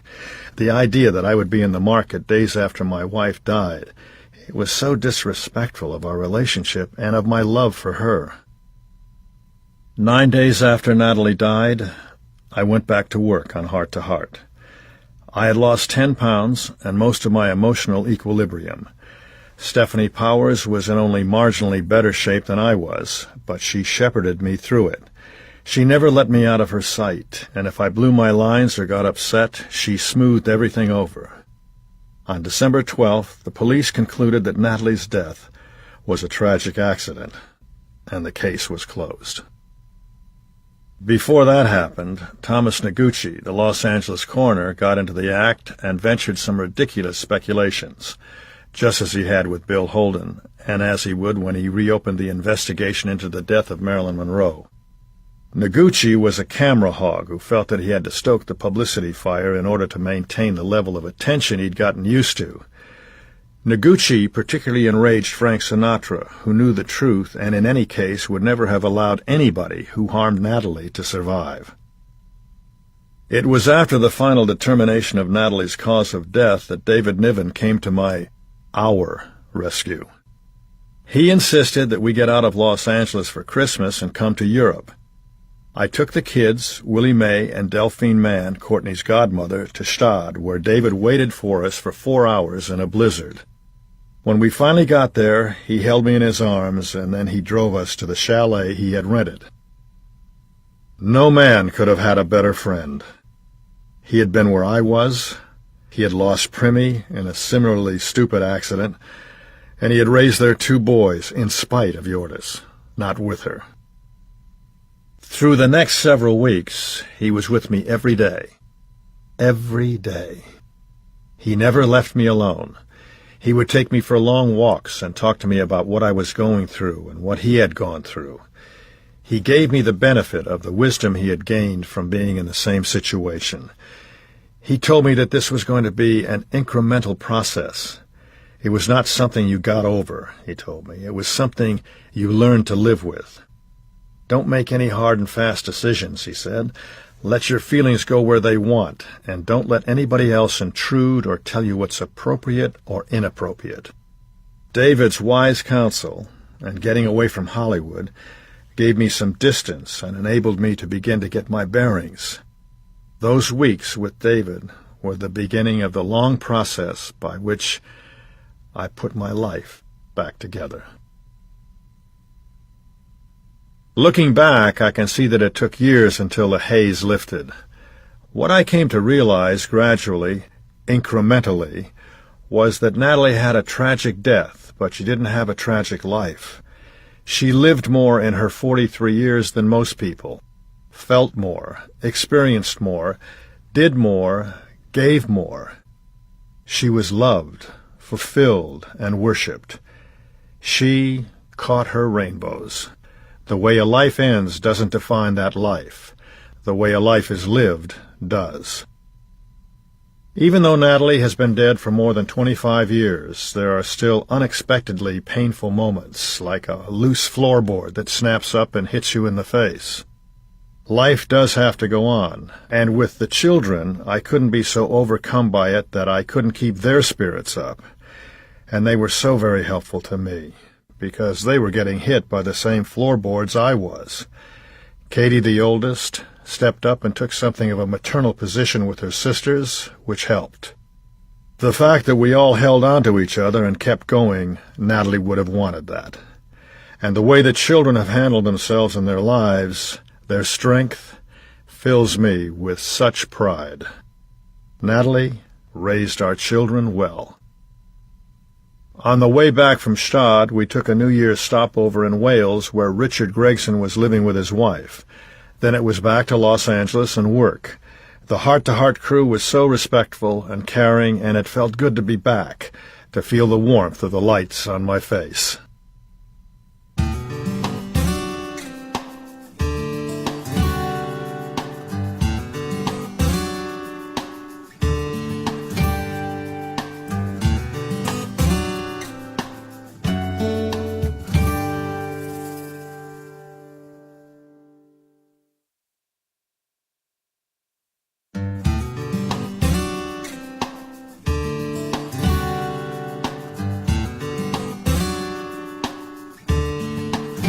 Once some order was restored to our lives, my first priority was to keep my girls together. Courtney was very young and completely shattered, as only a young girl who has lost her mother can be. One of the problems that Courtney has carried with her through the years is that she didn't know her mother that well. When something tragic happens, people go out of their way not to bring it up to the people involved because they know how painful it is. So Courtney didn't talk with me or with anybody else very much about her mother. She buried a lot of those feelings, as did Natasha. Natalie had custody of Natasha after her divorce from Richard Gregson, and the girls had become totally devoted to each other. Although Richard would certainly have been within his rights to ask for Natasha, I asked him if I could keep her with me so I could raise her and Courtney together. The last thing those girls need, I told him, is to be separated from each other. Thankfully, Richard agreed, absolutely. So we raised the girls together and very amicably. He could have Natasha for visits any time he wanted, but her main residence was with me. Because of Richard's decency, there were no more losses piled on top of what had already happened. I've always believed that there's a lot to be said for going back to the land, so soon after Natalie died, I bought 80 acres from Richard Widmark in Hidden Valley. Dick held on to a large property next door, so we were gentlemen ranchers together. With the help of a great old cowboy named Tom Ulmer, we raised cutting horses and grew hay. It was a working ranch, and I was out there on the weekends riding and running the tractor. We had 5 mares that produced 5 foals a year, and 50 head of cattle that produced another 50 head. Not enough to make any money, but enough to compel hard work and force me to work amid the natural cycle of life. I had had enough of death, so I made up my mind that none of my animals would go out the door to the slaughterhouse. We sold them strictly as breeding stock. I had every intention of holding on to the ranch, but one day a guy showed up unannounced and offered to buy it at any price I cared to name. I named a price. He nodded, and the deal was done. I took some of the money and turned around and bought another ranch, this one encompassing 184 acres. In retrospect, I believe the Hidden Valley Ranch was a crucial component of my healing. Thank God for Heart to Heart. The show kept going, although it always gets harder the longer a show runs. The writers get bored and want to move on to something else because the characters are set. Besides that, relationships are the toughest things to write for television, or, for that matter, for any media. The nature of our show meant that we couldn't spice things up by inventing domestic squabbles or kitchen sink drama. But it was a wonderful company. Tom Mankiewicz and Mart Crowley ran the show and did a wonderful job. And the entire cast and crew were a pleasure to work with. The fact that we were a success meant that we were always able to get good actors, which keeps the regulars on their toes. After our 5th season, our ratings were still good, and we had 8 scripts ready for the 6th season. We were going to take the Hearts to France, then shoot a couple of more episodes in other European spots, and then a new regime at ABC canceled us because they wanted to make room for their own programming. We were all totally shocked. Aaron and Leonard came out to the house while we tried to figure out a way to keep things going. The problem was that the network canceled us very late, and the other networks had already set their schedules. Today, a show that was as successful as ours would be easily moved over to cable or one of the other networks, but in 1984, those alternative venues didn't exist. Once again, I was an actor at liberty. Like me, Jill St. John is a Hollywood kid. Her dad ran a very successful bar and restaurant in Westwood, and Betty Lou Oppenheim, her mother, created the Screen Smart Set, a program through which people donated clothes and furniture to the motion picture home in return for a tax deduction. The home raised more than $8 million because of Betty Lou's idea. We had worked together in How I Spent My Summer Vacation and Banning, not to mention the pilot for Heart to Heart, and the association had been pleasant but purely professional, despite the imaginings of my wife, Marion. Jill and I first went out for dinner with Tom Mankiewicz and my daughter Katie about 6 months after Natalie died.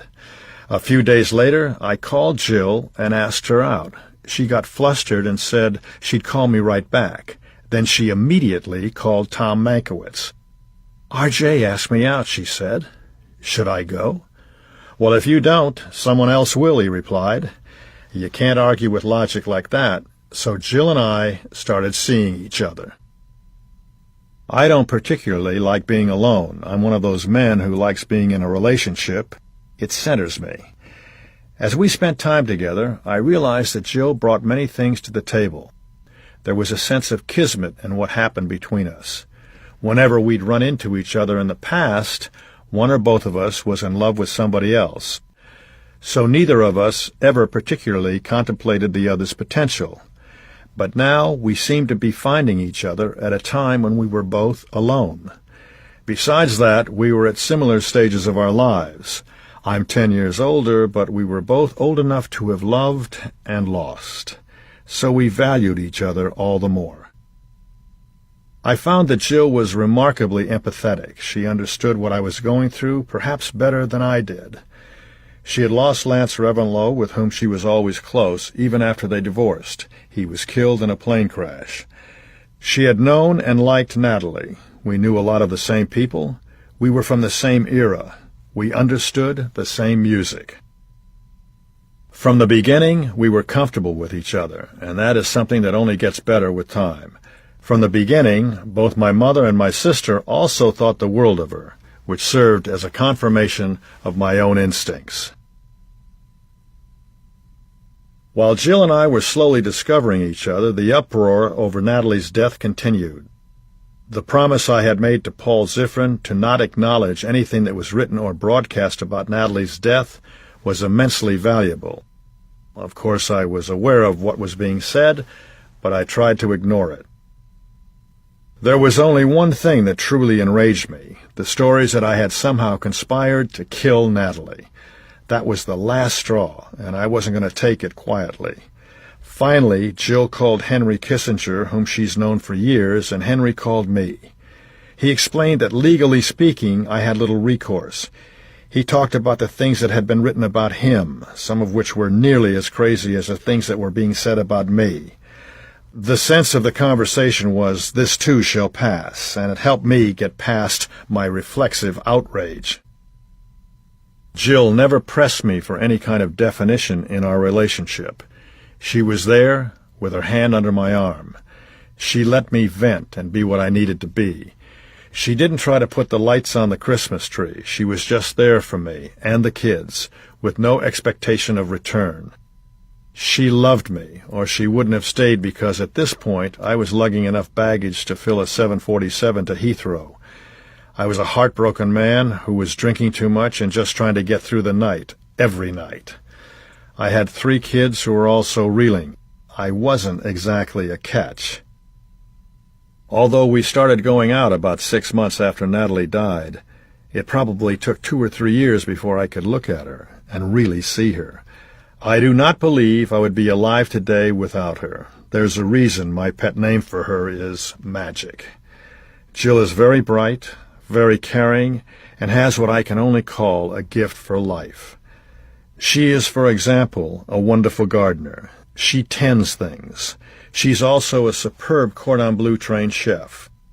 Soon, things started happening for us together. It was Jill who helped me find the house the kids and I moved into. The belief had been growing in me for some time that the Cannon Drive house was too permeated with Natalie for the girls and me to ever be able to make a fresh start. I started looking for an alternative. Cliff May was a developer and architect who had basically invented the California ranch house with the sliding glass door leading out to the backyard. Because of my father's interest in California real estate, which he passed on to me, I was aware of the community of houses Cliff had built near Will Rogers State Park.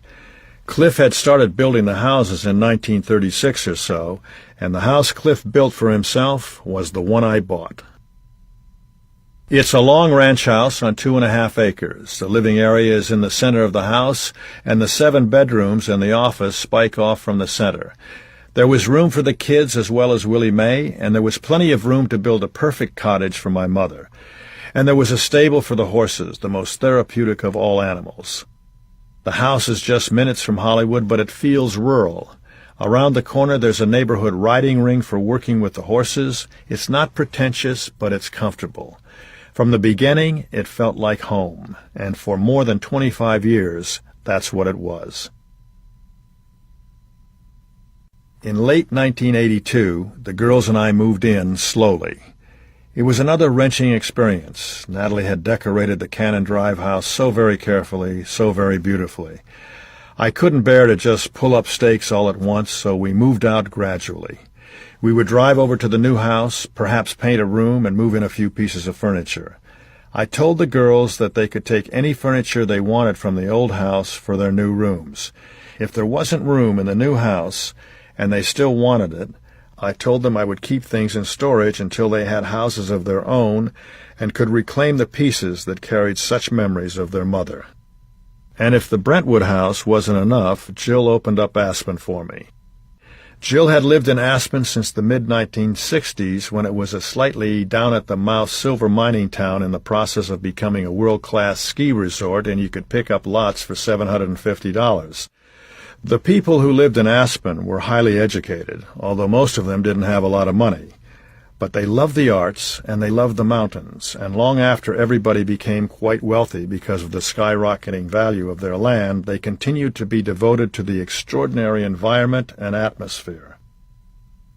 I fell in love with the town at the same time I was falling in love with Jill. Finally, in 1995, we bought property there, and 3 years after that we completed the house we'd planned and built together. The house that had been on 7.5 acres was small, almost Bauhaus in style, and it had nothing to do with its surroundings. We built a different structure, higher, more open, with a lot of windows that brought the house into the world of the mountains that lie beyond our veranda. The house has bare timbers and is surrounded by trembling aspen trees and spruce. You can't see any other houses from ours, so there's a feeling of splendid isolation in the view, and the atmosphere is serenely western. Surrounded by the trees, Jill's collection of Russell Chatham paintings, and the 12-foot Tiffany window, I am at home. I think that Jill and I found each other at the right time. There have been none of the tensions that arose in my other marriages, and I think that's because when you find someone at our stage of life, you're much less likely to do anything to derail trust. Jill is a man's woman, and I'm lucky she chose me to be her man. And whenever we have to go somewhere, she's packed and ready before I am, and with fewer bags, unfortunately. Our favorite times together have been on fishing trips or the various times we've gone to Europe. There have been driving trips through France and 4 or 5 trips to Paris where we love walking around the Ile Saint-Louis or the gardens of the Rodin Museum, my favorite place in France. These times together contain nothing fancy, nothing pretentious. The hotels are out of the Michelin Guide, the food is bread, cheese, and wine, and it all fills my soul. When my father died, my mother sold the house, packed up all the china and cookware, and gave it to my sister. She never did another domestic chore for the rest of her life. She was out from under. She was free. She didn't want to live in a house. She didn't want any responsibility for taking care of anything. She wanted to live in a nice hotel, so we got her into the Bel Air Hotel, where she and my dad had always been connected. Joe Drown, the owner, knew her, knew me, and knew my lawyer, and I arranged a deal whereby her rent rose with the cost of living index. She lived at the Bel Air Hotel for more than 23 years. When she would walk into the hotel bar, Bud, the piano player, would swing into "Hello, Dolly," and she would have a glass of champagne and talk to the waiters, who always made sure to make a fuss over her. She was just a fabulous character. She kept her great sense of humor even after her eyesight began to fade, and when she and Jill's mother, Betty, got together, it was hilarious, 2 women obsessively devoted to their adult children.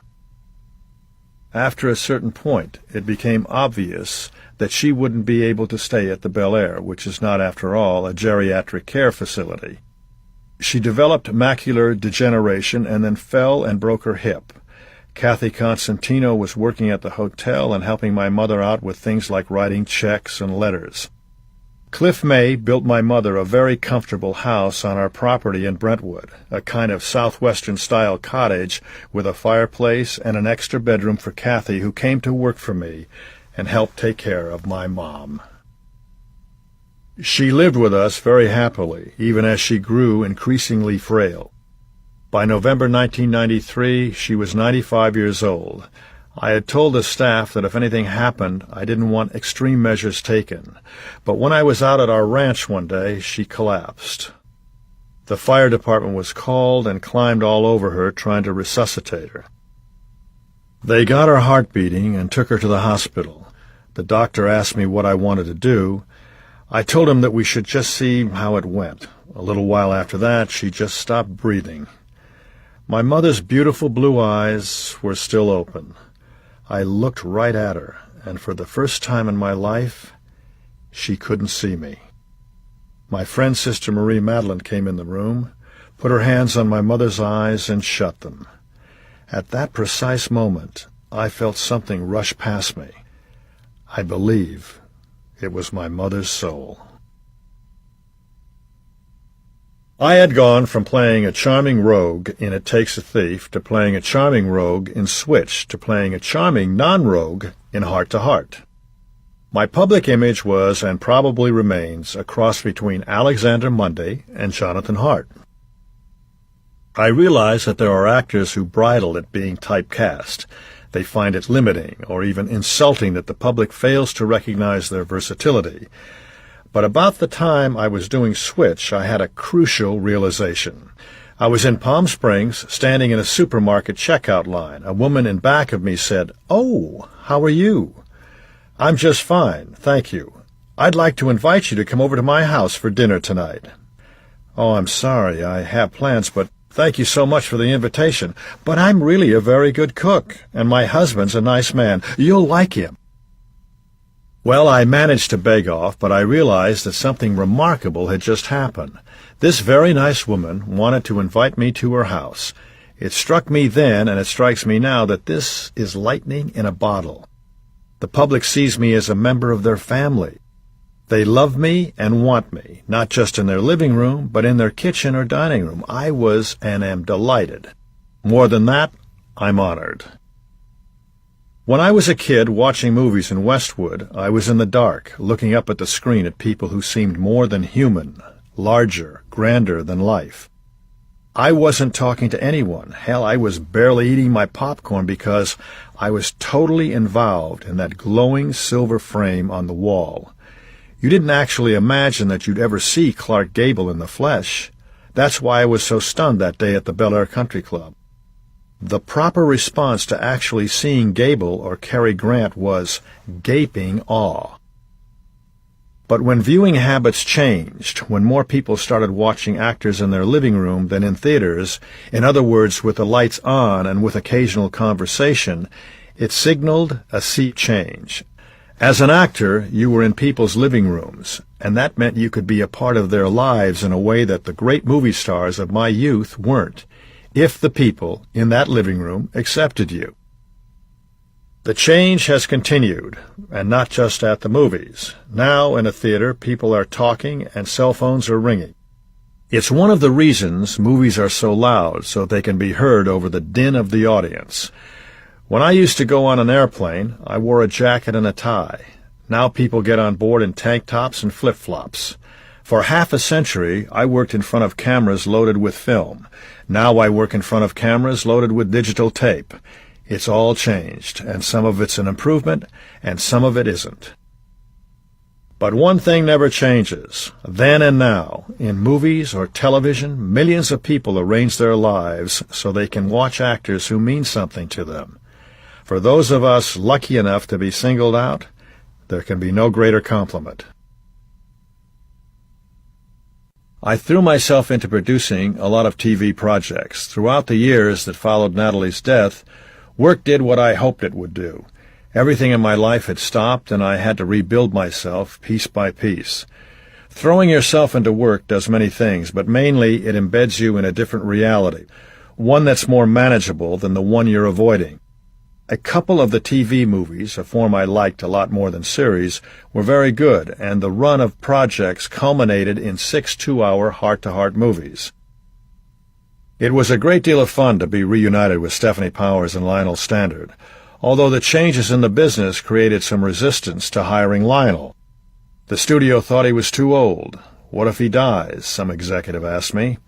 If he dies, we'll write it into the shows, I said. I pointed out that Lionel was a large part of the show's chemistry, and that aside from being disloyal, and I don't believe disloyalty should ever be tolerated, it wouldn't have been heart-to-heart without him.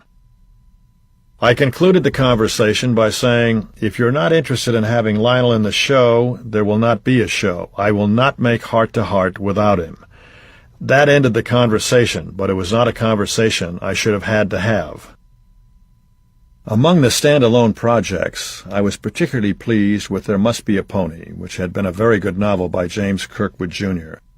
It was a roman à clef about his mother, silent film star Lila Lee, and her affair with the director James Cruise, one of those negatively symbiotic relationships in which each party increased the speed at which they were headed for the bottom.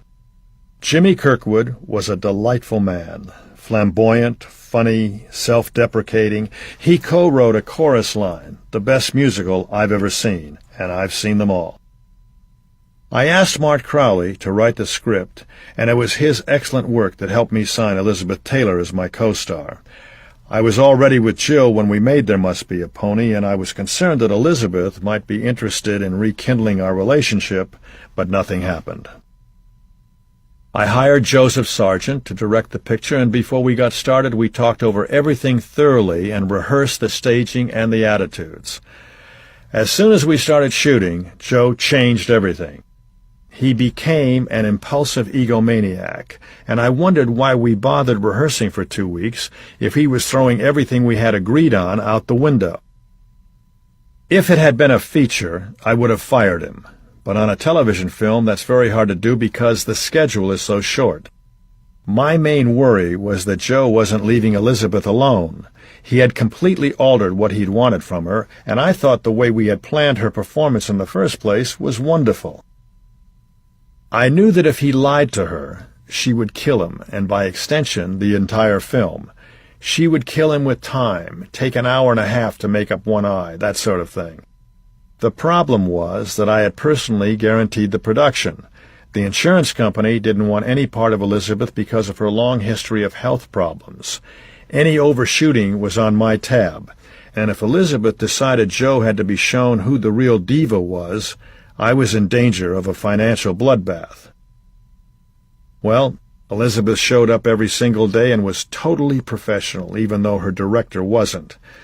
She was perfect in her lines, perfect in her attitude, perfect in her performance. We went over schedule by 1 day because of a problem at Hollywood Park that was unavoidable, but it was a smooth production and a fine film in spite of Joe Sargent, not because of him. The experience of working with her confirmed my feeling that Elizabeth Taylor is one of the best screen actresses ever, a fact that has been overlooked because of her beauty and because her private life has clouded the public's perceptions of her ability as an actress. My next project was a TV film with Audrey Hepburn, her only movie for television. I had met Audrey shortly after she came to Hollywood and was always mad about her. The project we worked on, Love Among Thieves, was a light-hearted charmer about an elegant lady, Audrey, and a raffish, cigar-chomping guy, me. The network had offered the man's part to Tom Selleck, but he couldn't do it, and when Audrey told them she wanted me, I jumped at it. Audrey was sensational to work with, professional, relaxed, engaging, endearing, the most helpful, loving person you could imagine. She had finally jettisoned her second husband, a psychiatrist who wasn't any better for her than Mel Ferrer, her first husband, had been, and somewhere in there she had a major affair with Ben Gazzara, and I understand that when she left, it brought him to his knees, which I could certainly understand. When we made Love Among Thieves, she was with Rob Walters, with whom she stayed for the rest of her life. Rob gave Audrey something she had always needed and had never gotten: security. He wasn't with her for the glory and perks that came to the consort of Audrey Hepburn.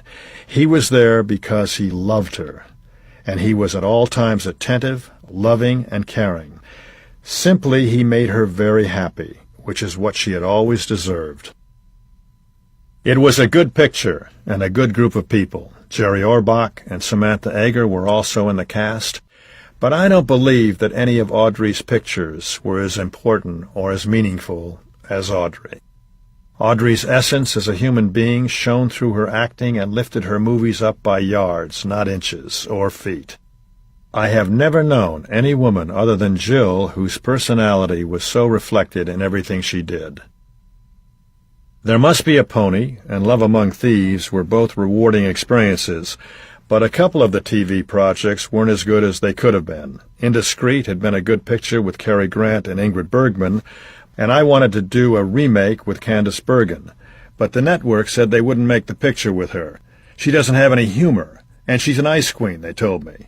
So a year later, Murphy Brown went on the air and proved that she was never an ice queen and had a spectacular sense of humor. Unfortunately, I had to do Indiscreet with Leslie Ann Down, who I found opinionated and irritating. The capstone to this phase of my life came when Jill and I were married under the 200-year-old sycamore trees in the back garden of the Brentwood house on May 26, 1990. Roddy McDowell brought his video camera and shot what seemed to be endless hours of the ceremony and the toasts of the guests, intercutting them with shots of the house and the ranch. To the best of my knowledge, the only people who sat through the tapes in their entirety were my mother, Jill's mother, and Willie Mae. They watched the tapes incessantly, saying over and over, "Oh, look at that! Isn't he? Oh, she's adorable." My son Peter Donnan, as well as my daughters Katie and Natasha, would also be married under those trees. The years since have been the most serene of my life. By 1990, I was open to other things besides television, so Stephanie Powers and I began touring with A.R. Gurney's play Love Letters. I hadn't been on the stage since Mr. Roberts a quarter of a century earlier, but the more I thought about Love Letters, the more I had to do it. For one thing, it was a part I identified with. I was raised in camps and boarding schools. I knew Andrew Makepeace Ladd III, and I knew his WASP background. And I could also relate to his constant pursuit of one woman and his ultimate loss of her. It's such a well-written play, and it's so very sad. Stephanie and I did the play in a rolling series of one-nighters for about 5 years, 5 or 6 consecutive shows in a week, then 3 weeks off. In 1990, we took the play to London and did it for 6 weeks at the Wyndham Theatre in the West End. The reviews were terrible, but I knew they would be because I know how critics think. 2 American TV stars who sit down on a bare stage and read letters in the land of Shakespeare? Not bloody likely. But I honestly didn't care. I was playing the West End in front of sold-out houses, something that I never thought I would do. After 5 years, Stephanie became a little worried about becoming a permanent double act. She invoked Laurel and Hardy, and I still can't quite figure that out, perhaps because I've always loved Laurel and Hardy. So Stephanie stepped out, and I asked Jill to step in. She initially refused because she didn't want to be compared to Stephanie and because she hadn't been on the stage since she was a child. "How many actresses have done this part?" I asked her. "Dozens. The part's never been identified with any single actress." She thought about it, then said yes. Jill and I did the play together for 9 years, from 1995 to 2004. On balance, I think Jill's performance was more real than Stephanie's. Stephanie is more theatrical. When Stephanie is in England, she becomes English, complete with accent. She has an incredible ear and picks things up automatically, and because of that, her emotions can be in a constant state of flux. Whether I was doing it with Stephanie or Jill, it was very hard work. Not the play, that was a constant joy, but the traveling. Because it was mostly one-nighters, I realized after a time that I wasn't being paid to act, I was being paid to travel. If at all possible, we'd use a hub system that Jill developed. If we were playing towns in Illinois, we'd stay at the Four Seasons in Chicago. Jill picks hotels by how good their room service Eggs Benedict are. Every afternoon, we'd drive to the airport and head for someplace like Springfield or Joliet, and we'd come back that same night. That way, we could spend 5 or 6 nights in the same hotel, although there were a lot of times when that wasn't possible, and we'd be at an airport twice a day. Other than the travel, it was a totally positive experience. One of the high points was the month we played in Chicago to great reviews. We were the hot ticket. I told Jill, "This doesn't happen often. Enjoy it." I loved that play, to be able to sit down and say words without the crutches of music or scenery, just words, and have those words move thousands of people every night so that they were stunned and in tears and standing up and applauding. There can be no greater reward for an actor. I remember when we opened at the Wilbur Theater in Boston, the director gave us a note. Don't play it. Just read the letters and let it happen. And that's exactly what we did, bringing our own emotional coloring as actors, and through that discovering the layers of the characters and the layers of ourselves. I never looked at Jill on stage, and she only looked at me once at the very end. We had some extraordinary nights. We found new values in that play every night. Every night. We took the images of different people out on stage with us. In Jill's case, it was the young Barbara Hutton. Barbara had been Jill's mother-in-law when she was married to Lance Reventlow. Barbara was one of those people who didn't like to be alone, a woman whose life just didn't work out. Jill never particularly liked her, but she admired her wit and intelligence and felt sorry for her. Occasionally, Barbara told Jill stories about her terrible childhood, and in Jill's mental image of her character, she was similar to the poor little rich girl that Barbara Hutton had been. We covered America 2 or 3 times over, played Europe, played Atlantic City twice, Vegas 3 times. We played casinos, we played basketball stadiums, we even played synagogues. We played everything but a men's room. When we played in Texas, words like fuck and snatch lifted some people in the audience right out of their chairs, out of the theater, and into their cars. Alabama had the same response. When we played the synagogues, Jill took those words out of the script. "I'm not saying snatch in a synagogue," she told me. Other than that, we never changed a word of Gurney's script. Paul Newman and Joanne Woodward and I had some discussions about doing love letters with a revolving cast. One night it would be Paul and Jill, another night it would be me and Joanne, and just to keep things really interesting, every third night Paul and I would do it. Just kidding. The revolving cast never happened, but I still think it was a good idea. After Stephanie Powers and I had done 6 heart-to-heart TV movies, I was offered $10 million to produce 3 more.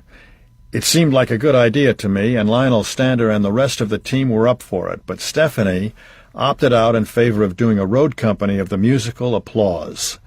I was furious at the decision, regarding it as a betrayal, not just of me, but of all the cast and crew who had worked with us for years and certainly could have used the work.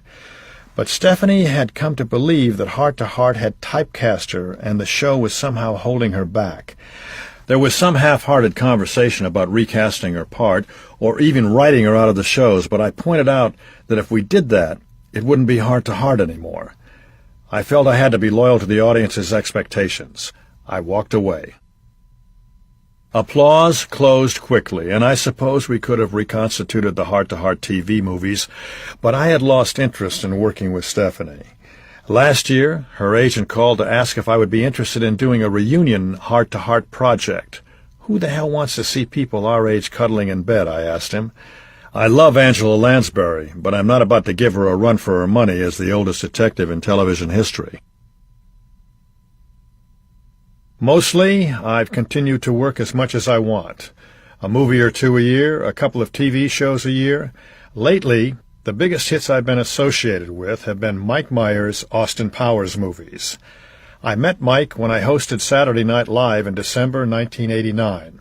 At that point, Mike and his wife, Robin, were living in a tiny apartment in New York, and she cooked for them on a hot plate. I had a great time on the show, and I did a couple of skits that Mike wrote. In particular, a hilarious bit playing a gay nurse, Nurse Stivers.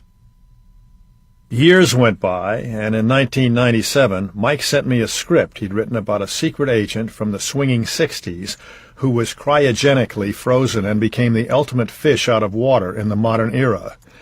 I was to be the jealous second-in-command to Dr. Evil, Mike's take on James Bond's nemesis, Blofeld. Austin Powers looked good on paper, and it looked better on film. Everything you saw in the film was in the script, my eye patch, everything. Mike is extremely shy, but fantastic to work with. He knows exactly what he wants. Those pictures are definitely Mike Myers Productions. Jay Roach is the credited director, but Mike calls the shots and does the editing. The success of the film, and the notice people took of me, confirmed Gaj Kazan's suggestion that my instincts for comedy were excellent, and I should do more in that line. The odd thing about the Austin Powers pictures is that they sometimes look like we're improvising, but we're not. Everything's written. I did feel that on Austin Powers and Goldmember, the last of the trilogy, the script was better than the film. There were some terrific scenes that ended up getting cut, including one of all of us in drag singing What's It All About, Alfie. And there was another sequence with me and a herd of llamas that was quite funny. Mike's brand of comedy certainly pays dividends for a modern audience, although my favorite kind of comedy comes out of reality. The people I grew up laughing at, like Buster Keaton and Laurel and Hardy, usually started with a very realistic premise. That tradition was carried on by Blake Edwards, who I think was the best comedy director of his generation. With all the quantum changes in show business, the transition to multinational conglomerate owners, and the growth in foreign audiences, which affects the way a lot of movies are made, one thing hasn't really changed since I drove onto the Fox lot in 1949. It's a brutal business. Just like sports, show business is for front runners. They either boo you or applaud you, and it changes day to day. It's particularly hard for actors. Logistically, a writer needs nothing more than a legal pad in order to write, but an actor needs a stage or a camera. Basically, someone has to hire him, and that changes the dynamic because it becomes money-intensive. It's less of a talent issue and more of a sales issue. Add to that the fact that very few films are made because people have a passion to make that film. Mostly, films exist because corporations think that they will be profitable, which results in a very different kind of movie. In any case, I've been an actor for nearly 60 years, and nobody with that kind of career has any cause to complain. I've been very fortunate, and I think it's largely because I was determined to be a working actor, emphasis on working. I just kept going to the plate and swinging. It didn't matter whether the reviews were great or terrible, whether the films and shows were successful or unsuccessful, I kept showing up. Some actors go into a depressive shell when something doesn't work, as if a critical or commercial failure is somehow a reflection on them and their ability. I never believed that. Beyond anything else, I loved the business, and I loved working. And I don't think people understand how important behavioral choices, not being an asshole, showing up on time, knowing your lines, are to sustaining a career. It's easy to go from job to job when you're hot, but it's when things cool down that you can spot the jerks because nobody will hire them. I'm amazed that I've sustained a career for this length of time because my contemporaries are either dead or haven't worked in 20 years. The young actors with me at Fox were Cameron Mitchell and Jeffrey Hunter. Chuck Heston was at Paramount, Farley Granger was at Goldwyn, and John Erickson, who got the part in Teresa and got hammered for his trouble, was at MGM.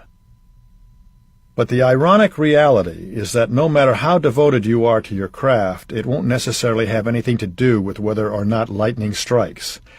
That's actually a matter of the right part. Bill Holden, for instance, was not fully respectful of acting, but he got 2 films with Billy Wilder, and they changed his career and his life. Bill was a bit like Errol Flynn. He was ambivalent about his career choice, but followed the path of least resistance and had a lot of doubts about himself as a result. All my life, when I think about acting, I think about Spencer Tracy. Spence knew his work. He would say, "You've got to know the lines. If you know the lines, you can do anything you want to." Actors are really the least rehearsed of performers. The performers who really rehearse are musicians. They have those notes down, and that's why they can go anywhere they want. After nearly 60 years, at this point it's supposed to be Miller time. Hit the marks, say the words, go home. But I'm still nervous, and I still want to be as good as I can possibly be. I think my ability to sustain a long career has been at least partially a result of my ability to sustain long relationships, sometimes through succeeding generations. I've mentioned how much I valued Paul Zifrin, my lawyer. He was so innovative, so brilliant. It was Paul who set up the deal for Charlie's Angels, and Paul who set up my profit participation in Heart to Heart. When Paul died, I simply moved my representation over to his younger brother Leo, who has fought my battles with all of the consideration, purposefulness, and accomplishment that his brother brought to my career. When Jill and I got married, it was Leo who gave her away. And Paul's son John, who began his career in show business as a production assistant on Heart to Heart, is now a successful producer. 15 years ago, after I'd fallen out with my agent, my daughter Natasha suggested I consider a man named Chuck Binder. 15 years later, on nothing more than a handshake, I'm still with Chuck, who has always had an overall view of my career and what I can do. I think Chuck is a large part of the reason I'm still working when most actors my age are sitting around twiddling their thumbs. And then there are the friendships that have lasted longer than most people have been alive. Friendships are particularly difficult to sustain in a competitive migratory business like show business.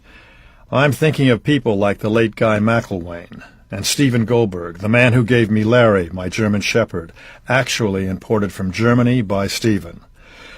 My friendship with Stephen began as a straight business deal when he hired me to represent his company, but we began playing golf together, and more than 15 years later, we're still doing it. We're bound together by our love of dogs and golf and by similar senses of humor, the trifecta. I'm lucky to have him in my life. More than that, I'm grateful to have him in my life. Any long life is pummeled as you lose the people you love, and because I've always been comfortable with an older generation, I've lost more than most. The last time I saw Noel Coward was in London at a party Swifty Lazar gave for him. Noel was very shaky, and Roger Moore and I helped him move around. At one point, Roger and I were sitting at Noel's feet, and he leaned down and told me, "I think this is my last party, dear boy. Don't think there will be any more." A little while after that, he went back to Jamaica to die. I was living in the desert in the mid-1970s when Darryl Zanuck came back from Europe. His health was breaking down, and mentally he wasn't what he had been. Virginia, his wife, had been waiting for this moment for 20 years since Darryl left for Europe. She had always been Mrs. Darryl Zanuck, and she would always be Mrs. Darryl Zanuck. She took him back, and no man could have been more tenderly cared for in his last years. When I would go to see him, he knew who I was, but not a lot more. In some senses, it was a sad and disconcerting end. But God, look at the bigger picture. Darryl created a great movie studio out of his own blood, sweat, and tears, and he made dozens of great movies that audiences are still analyzing, still being moved by. Darryl's life mattered. In addition, Darryl's son Richard became one of the finest producers of his generation, which nobody could have foreseen when he was just the kid I used to play with at Darryl's house in Malibu.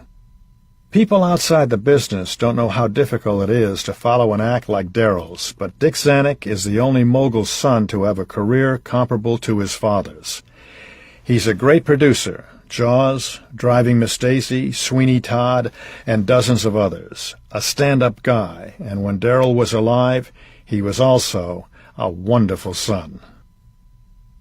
Gene Kelly and I were never lucky enough to work together, but we played a great deal of tennis over the years, and we enjoyed many skiing vacations with our kids in Sun Valley.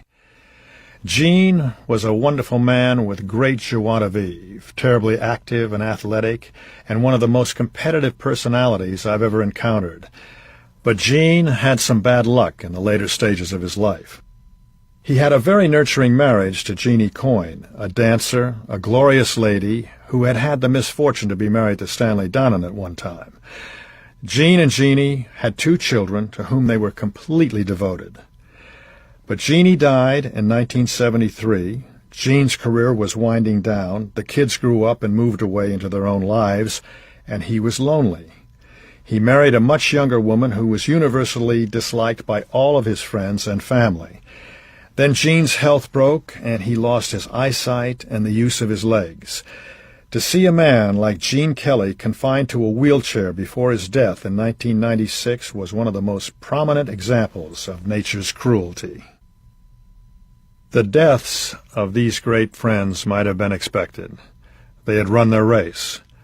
But the death of my son Peter Donnan in 2003 was stunning. Peter was still a young man, only 50 years old. He'd become overweight and hadn't had a checkup for a couple of years, and his loner personality worked against him. Peter had become one of the finest creators of special effects who ever lived. You can see his work in movies like The Bourne Identity. Peter's work was so seamless that the critics commented on how nice it was to see a movie without computer images, even though Bourne Identity was full of Peter's computer images. Peter was almost a genius, and his great gift was that his special effects shots couldn't be identified as special effects. I loved Peter, as I do his brother Josh. Peter wanted me to adopt him, but I told him it was impossible because his father would never allow it. In retrospect, I should have done it anyway. My ex-wife Marion and I remain good friends, bound by our mutual love for our daughter. There aren't that many people left from the period when I broke into the business. Tony Curtis and I were friends for a long time, but we had a serious breach over the way he treated Janet Leigh. Janet was a considerable person, and Tony treated her badly and said all sorts of nasty things about her. At that point, I got angry and told a Los Angeles Times columnist named Joyce Haber that none of that was true and that Tony was an asshole and she could quote me, which, with a few emendations, she did. Tony blew up and challenged me to a fight, and I said, "Any time you want to go outside, I will kick your fucking ass." I was very hot under the collar, and I was also in good condition. But that was a long time ago, and we've patched things up. We even worked together on an episode of Hope and Faith. Tony is perennially buoyant, always full of piss and vinegar, and I love that about him. I call Tony up and ask, "Is this Alibaba?" And he'll automatically respond, "Prince Valiant?" Once upon a time, we were young together. Whenever we get together, we still are. People ask me why I haven't retired, and sometimes it feels like I have. The truth is, I don't want to drop dead on a soundstage. I want to drop dead in a river with a fishing rod in my hand, or in my house in Aspen. There was a period of about 10 years when I worked practically every day. My career is important to me, but I've learned from therapists like Arthur Malin, Gerald Aronson, and Cheryl O'Neill, as well as my friend and personal physician Paul Rudnick, that you can only take out of yourself what you put in. It's ever so important to have life experiences. That said, I like to work. To appear on a cracking good show like Boston Legal or 2.5 Men and not have to pull the train is a treat. But the day when I carry a show is over. That said, I'd love to be in an ensemble cast. My professional goal is the same as it was when I was 25. Do good work and keep doing it. In other words, I don't believe in retirement. I never wanted to sock my money away for a rainy day and spend my 80th birthday reading the paper. I don't think building a life around cruises and golf is a healthy mindset, although I know that a lot of people love it. I think retirement is a hype that has nothing to do with life as it needs to be lived. It's a collusion between industries that barely existed 50 years ago, life insurance companies and cruise companies, that need to manufacture endeavors in order to sustain themselves. I never bought into it. Jill has continued to be very influential as a sounding board for my career, guiding and suggesting, never commanding. She's only put her foot down once. I was asked to do Dancing with the Stars, and I was leaning toward doing it. And she stepped up and said, "I've never said anything to you about whether or not to do something, but you shouldn't do this." She didn't think it was the right thing, and I think she was absolutely right. Beyond that, at those times when I've been really down and on the bottom, Jill has always been there. You can't ask for more from any human being. Plus, there is the fact that she's loving and caring, a wonderful wife, 100% from me. As I said, our experience with love letters was entirely positive, but I sweated over it. Most nights I would stay up and think about the next performance because I was doing it for a different person in my mind every night. I knew where the high points were, and I didn't want it to become rote, which is the great danger in the theater. Because of the success we had with love letters, I've had lots of offers to do theater, but I don't want to work that hard. When my agents call me with a part, the questions I ask are basic. What is it? Where is it? How much? For how long? I have finally learned that when you work, and when you play, you play. Jill and I have designed our lives so that we can be away together on vacations. It's a continuation of the rule Natalie and I made when we remarried. The first thing is the family. I don't really understand those people who say they wouldn't change anything about their lives. Hell, I would change a lot of things. Among other things, I lost a woman I loved with all my heart, not once, but twice, and that is a truth I will never completely come to terms with. But I have learned through grueling experience that there is no such thing as what if. There is only what is. For the rest of it, I would have taken more time in certain ways. I'm not proud of everything I've done. There's no way to get through life without hurting people, whether because of ignorance or because you think it's necessary for your own survival or because you're just too full of yourself. Those are the moments I regret. As for Warren Beatty, we run into each other occasionally around town, and when we do, he always puts his arm around me, and I do the same with him. In a sense, we were brought together by the loss of Natalie. Her death was so much bigger than any animus I might have had. The world of movies and TV has changed, but I'm not going to pontificate about how things were better in my day. Well, maybe just a little. Some things were indeed better then, but some things are better now. Certainly there's more independence for young actors now. Nobody is trying to marry people off because of inconvenient pregnancies.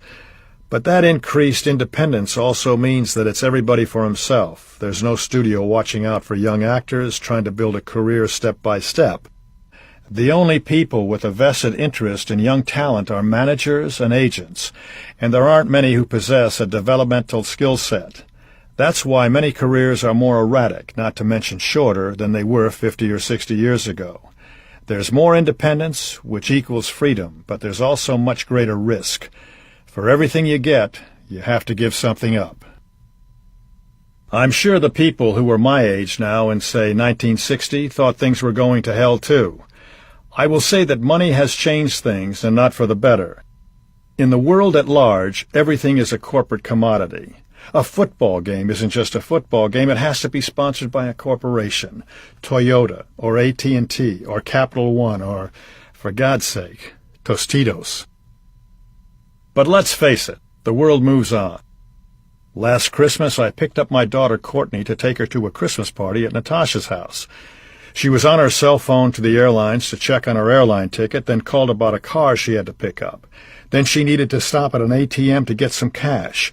I sat there in the car thinking about my daughter getting money out of a wall and how right around the corner from the ATM I had built hot rods as a teenager. It was one of those moments when you realize how much change one life can encompass. There's a general perception that show business is far more pervasive than it used to be. Actually, American show business has ruled the world for most of the last 100 years. Japanese people in the 1930s went to see Charlie Chaplin movies in droves.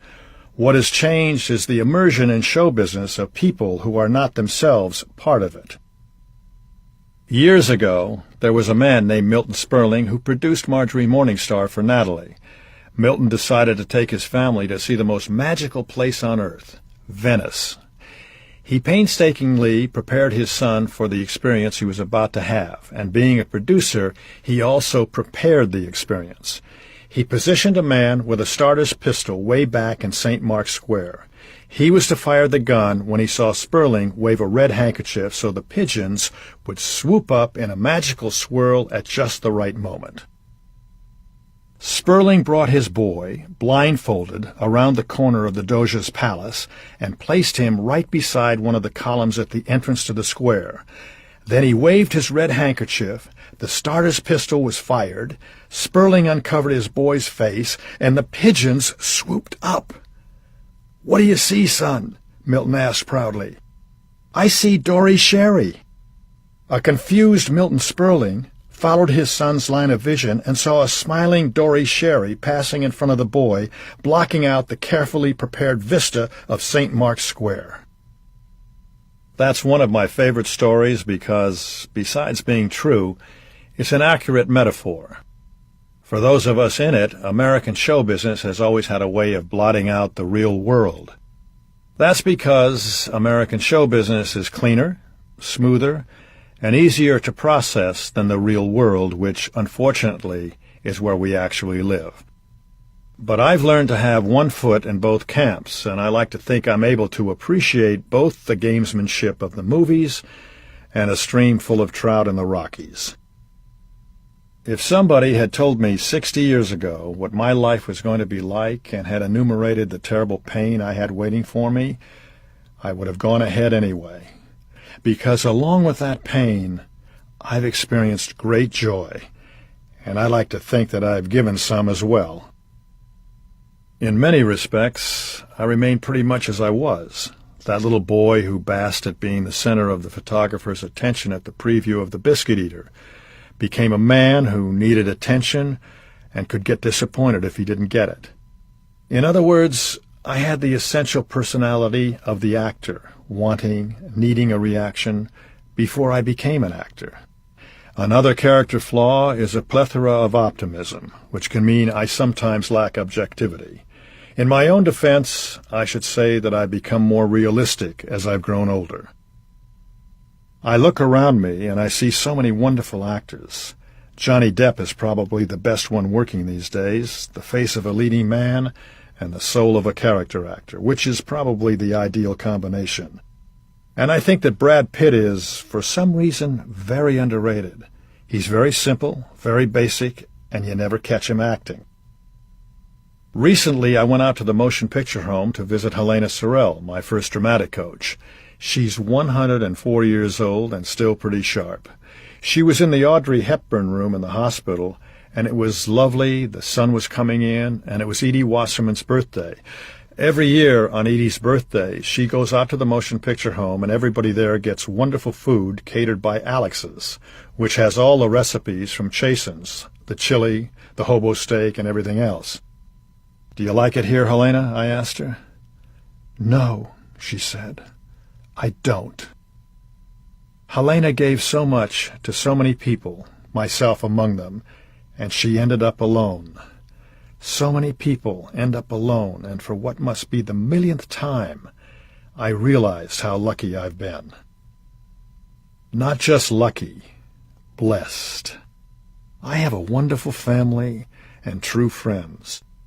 I never walked away from my own life, like so many people in show business do, and I've worked hard, but as I sit looking out over the valley in Aspen, I feel gratitude for my life and think, am I the luckiest man on earth?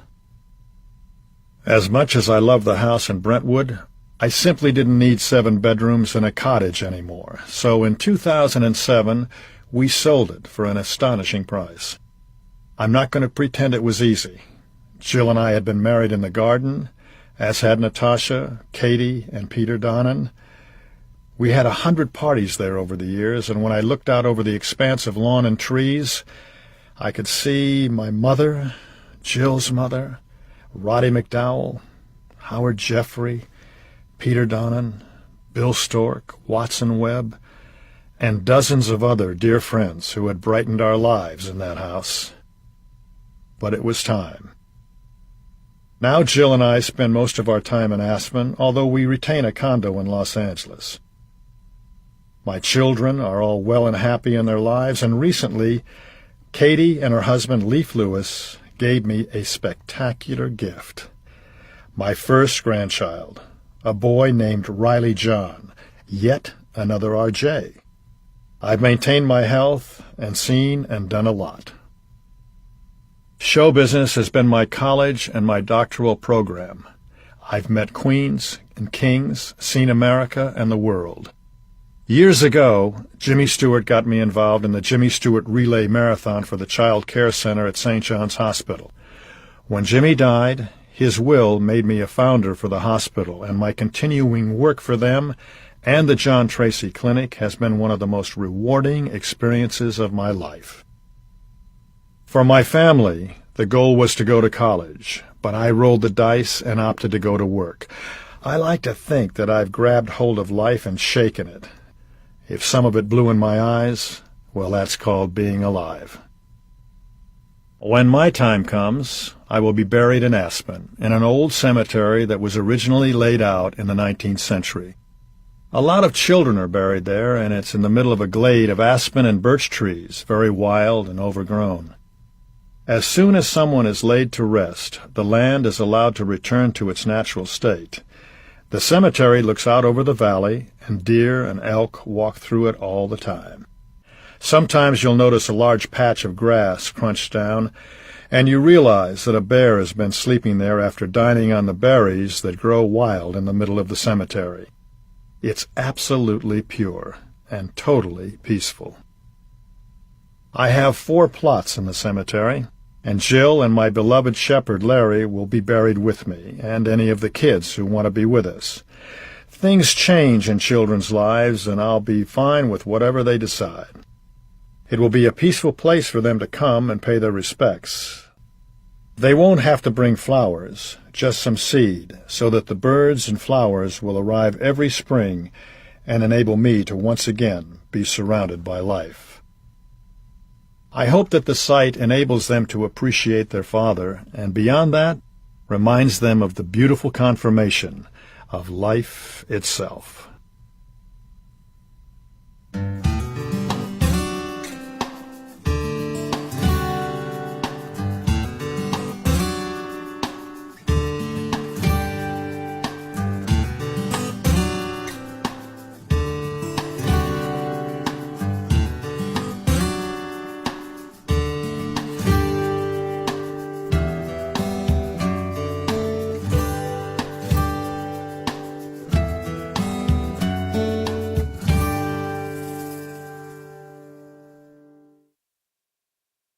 This recording was produced and directed by Michael Conroy.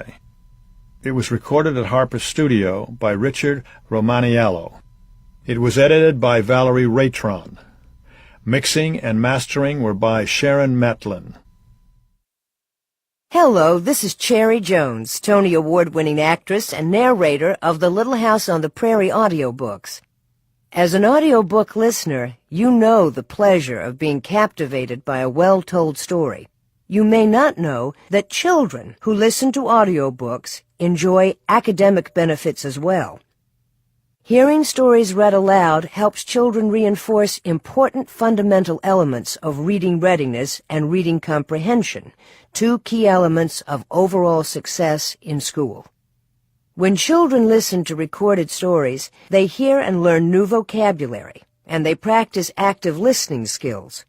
Children can also listen up. Advanced readers can find challenging and complex stories. Delayed readers can listen and enjoy the story as a whole before breaking it down into smaller pieces. For all children, hearing a good book encourages a lifelong love of literature and reading. So, when you consider what to listen to next, why not also think about the pint-sized listeners in your life and select from one of the many available children's audiobooks?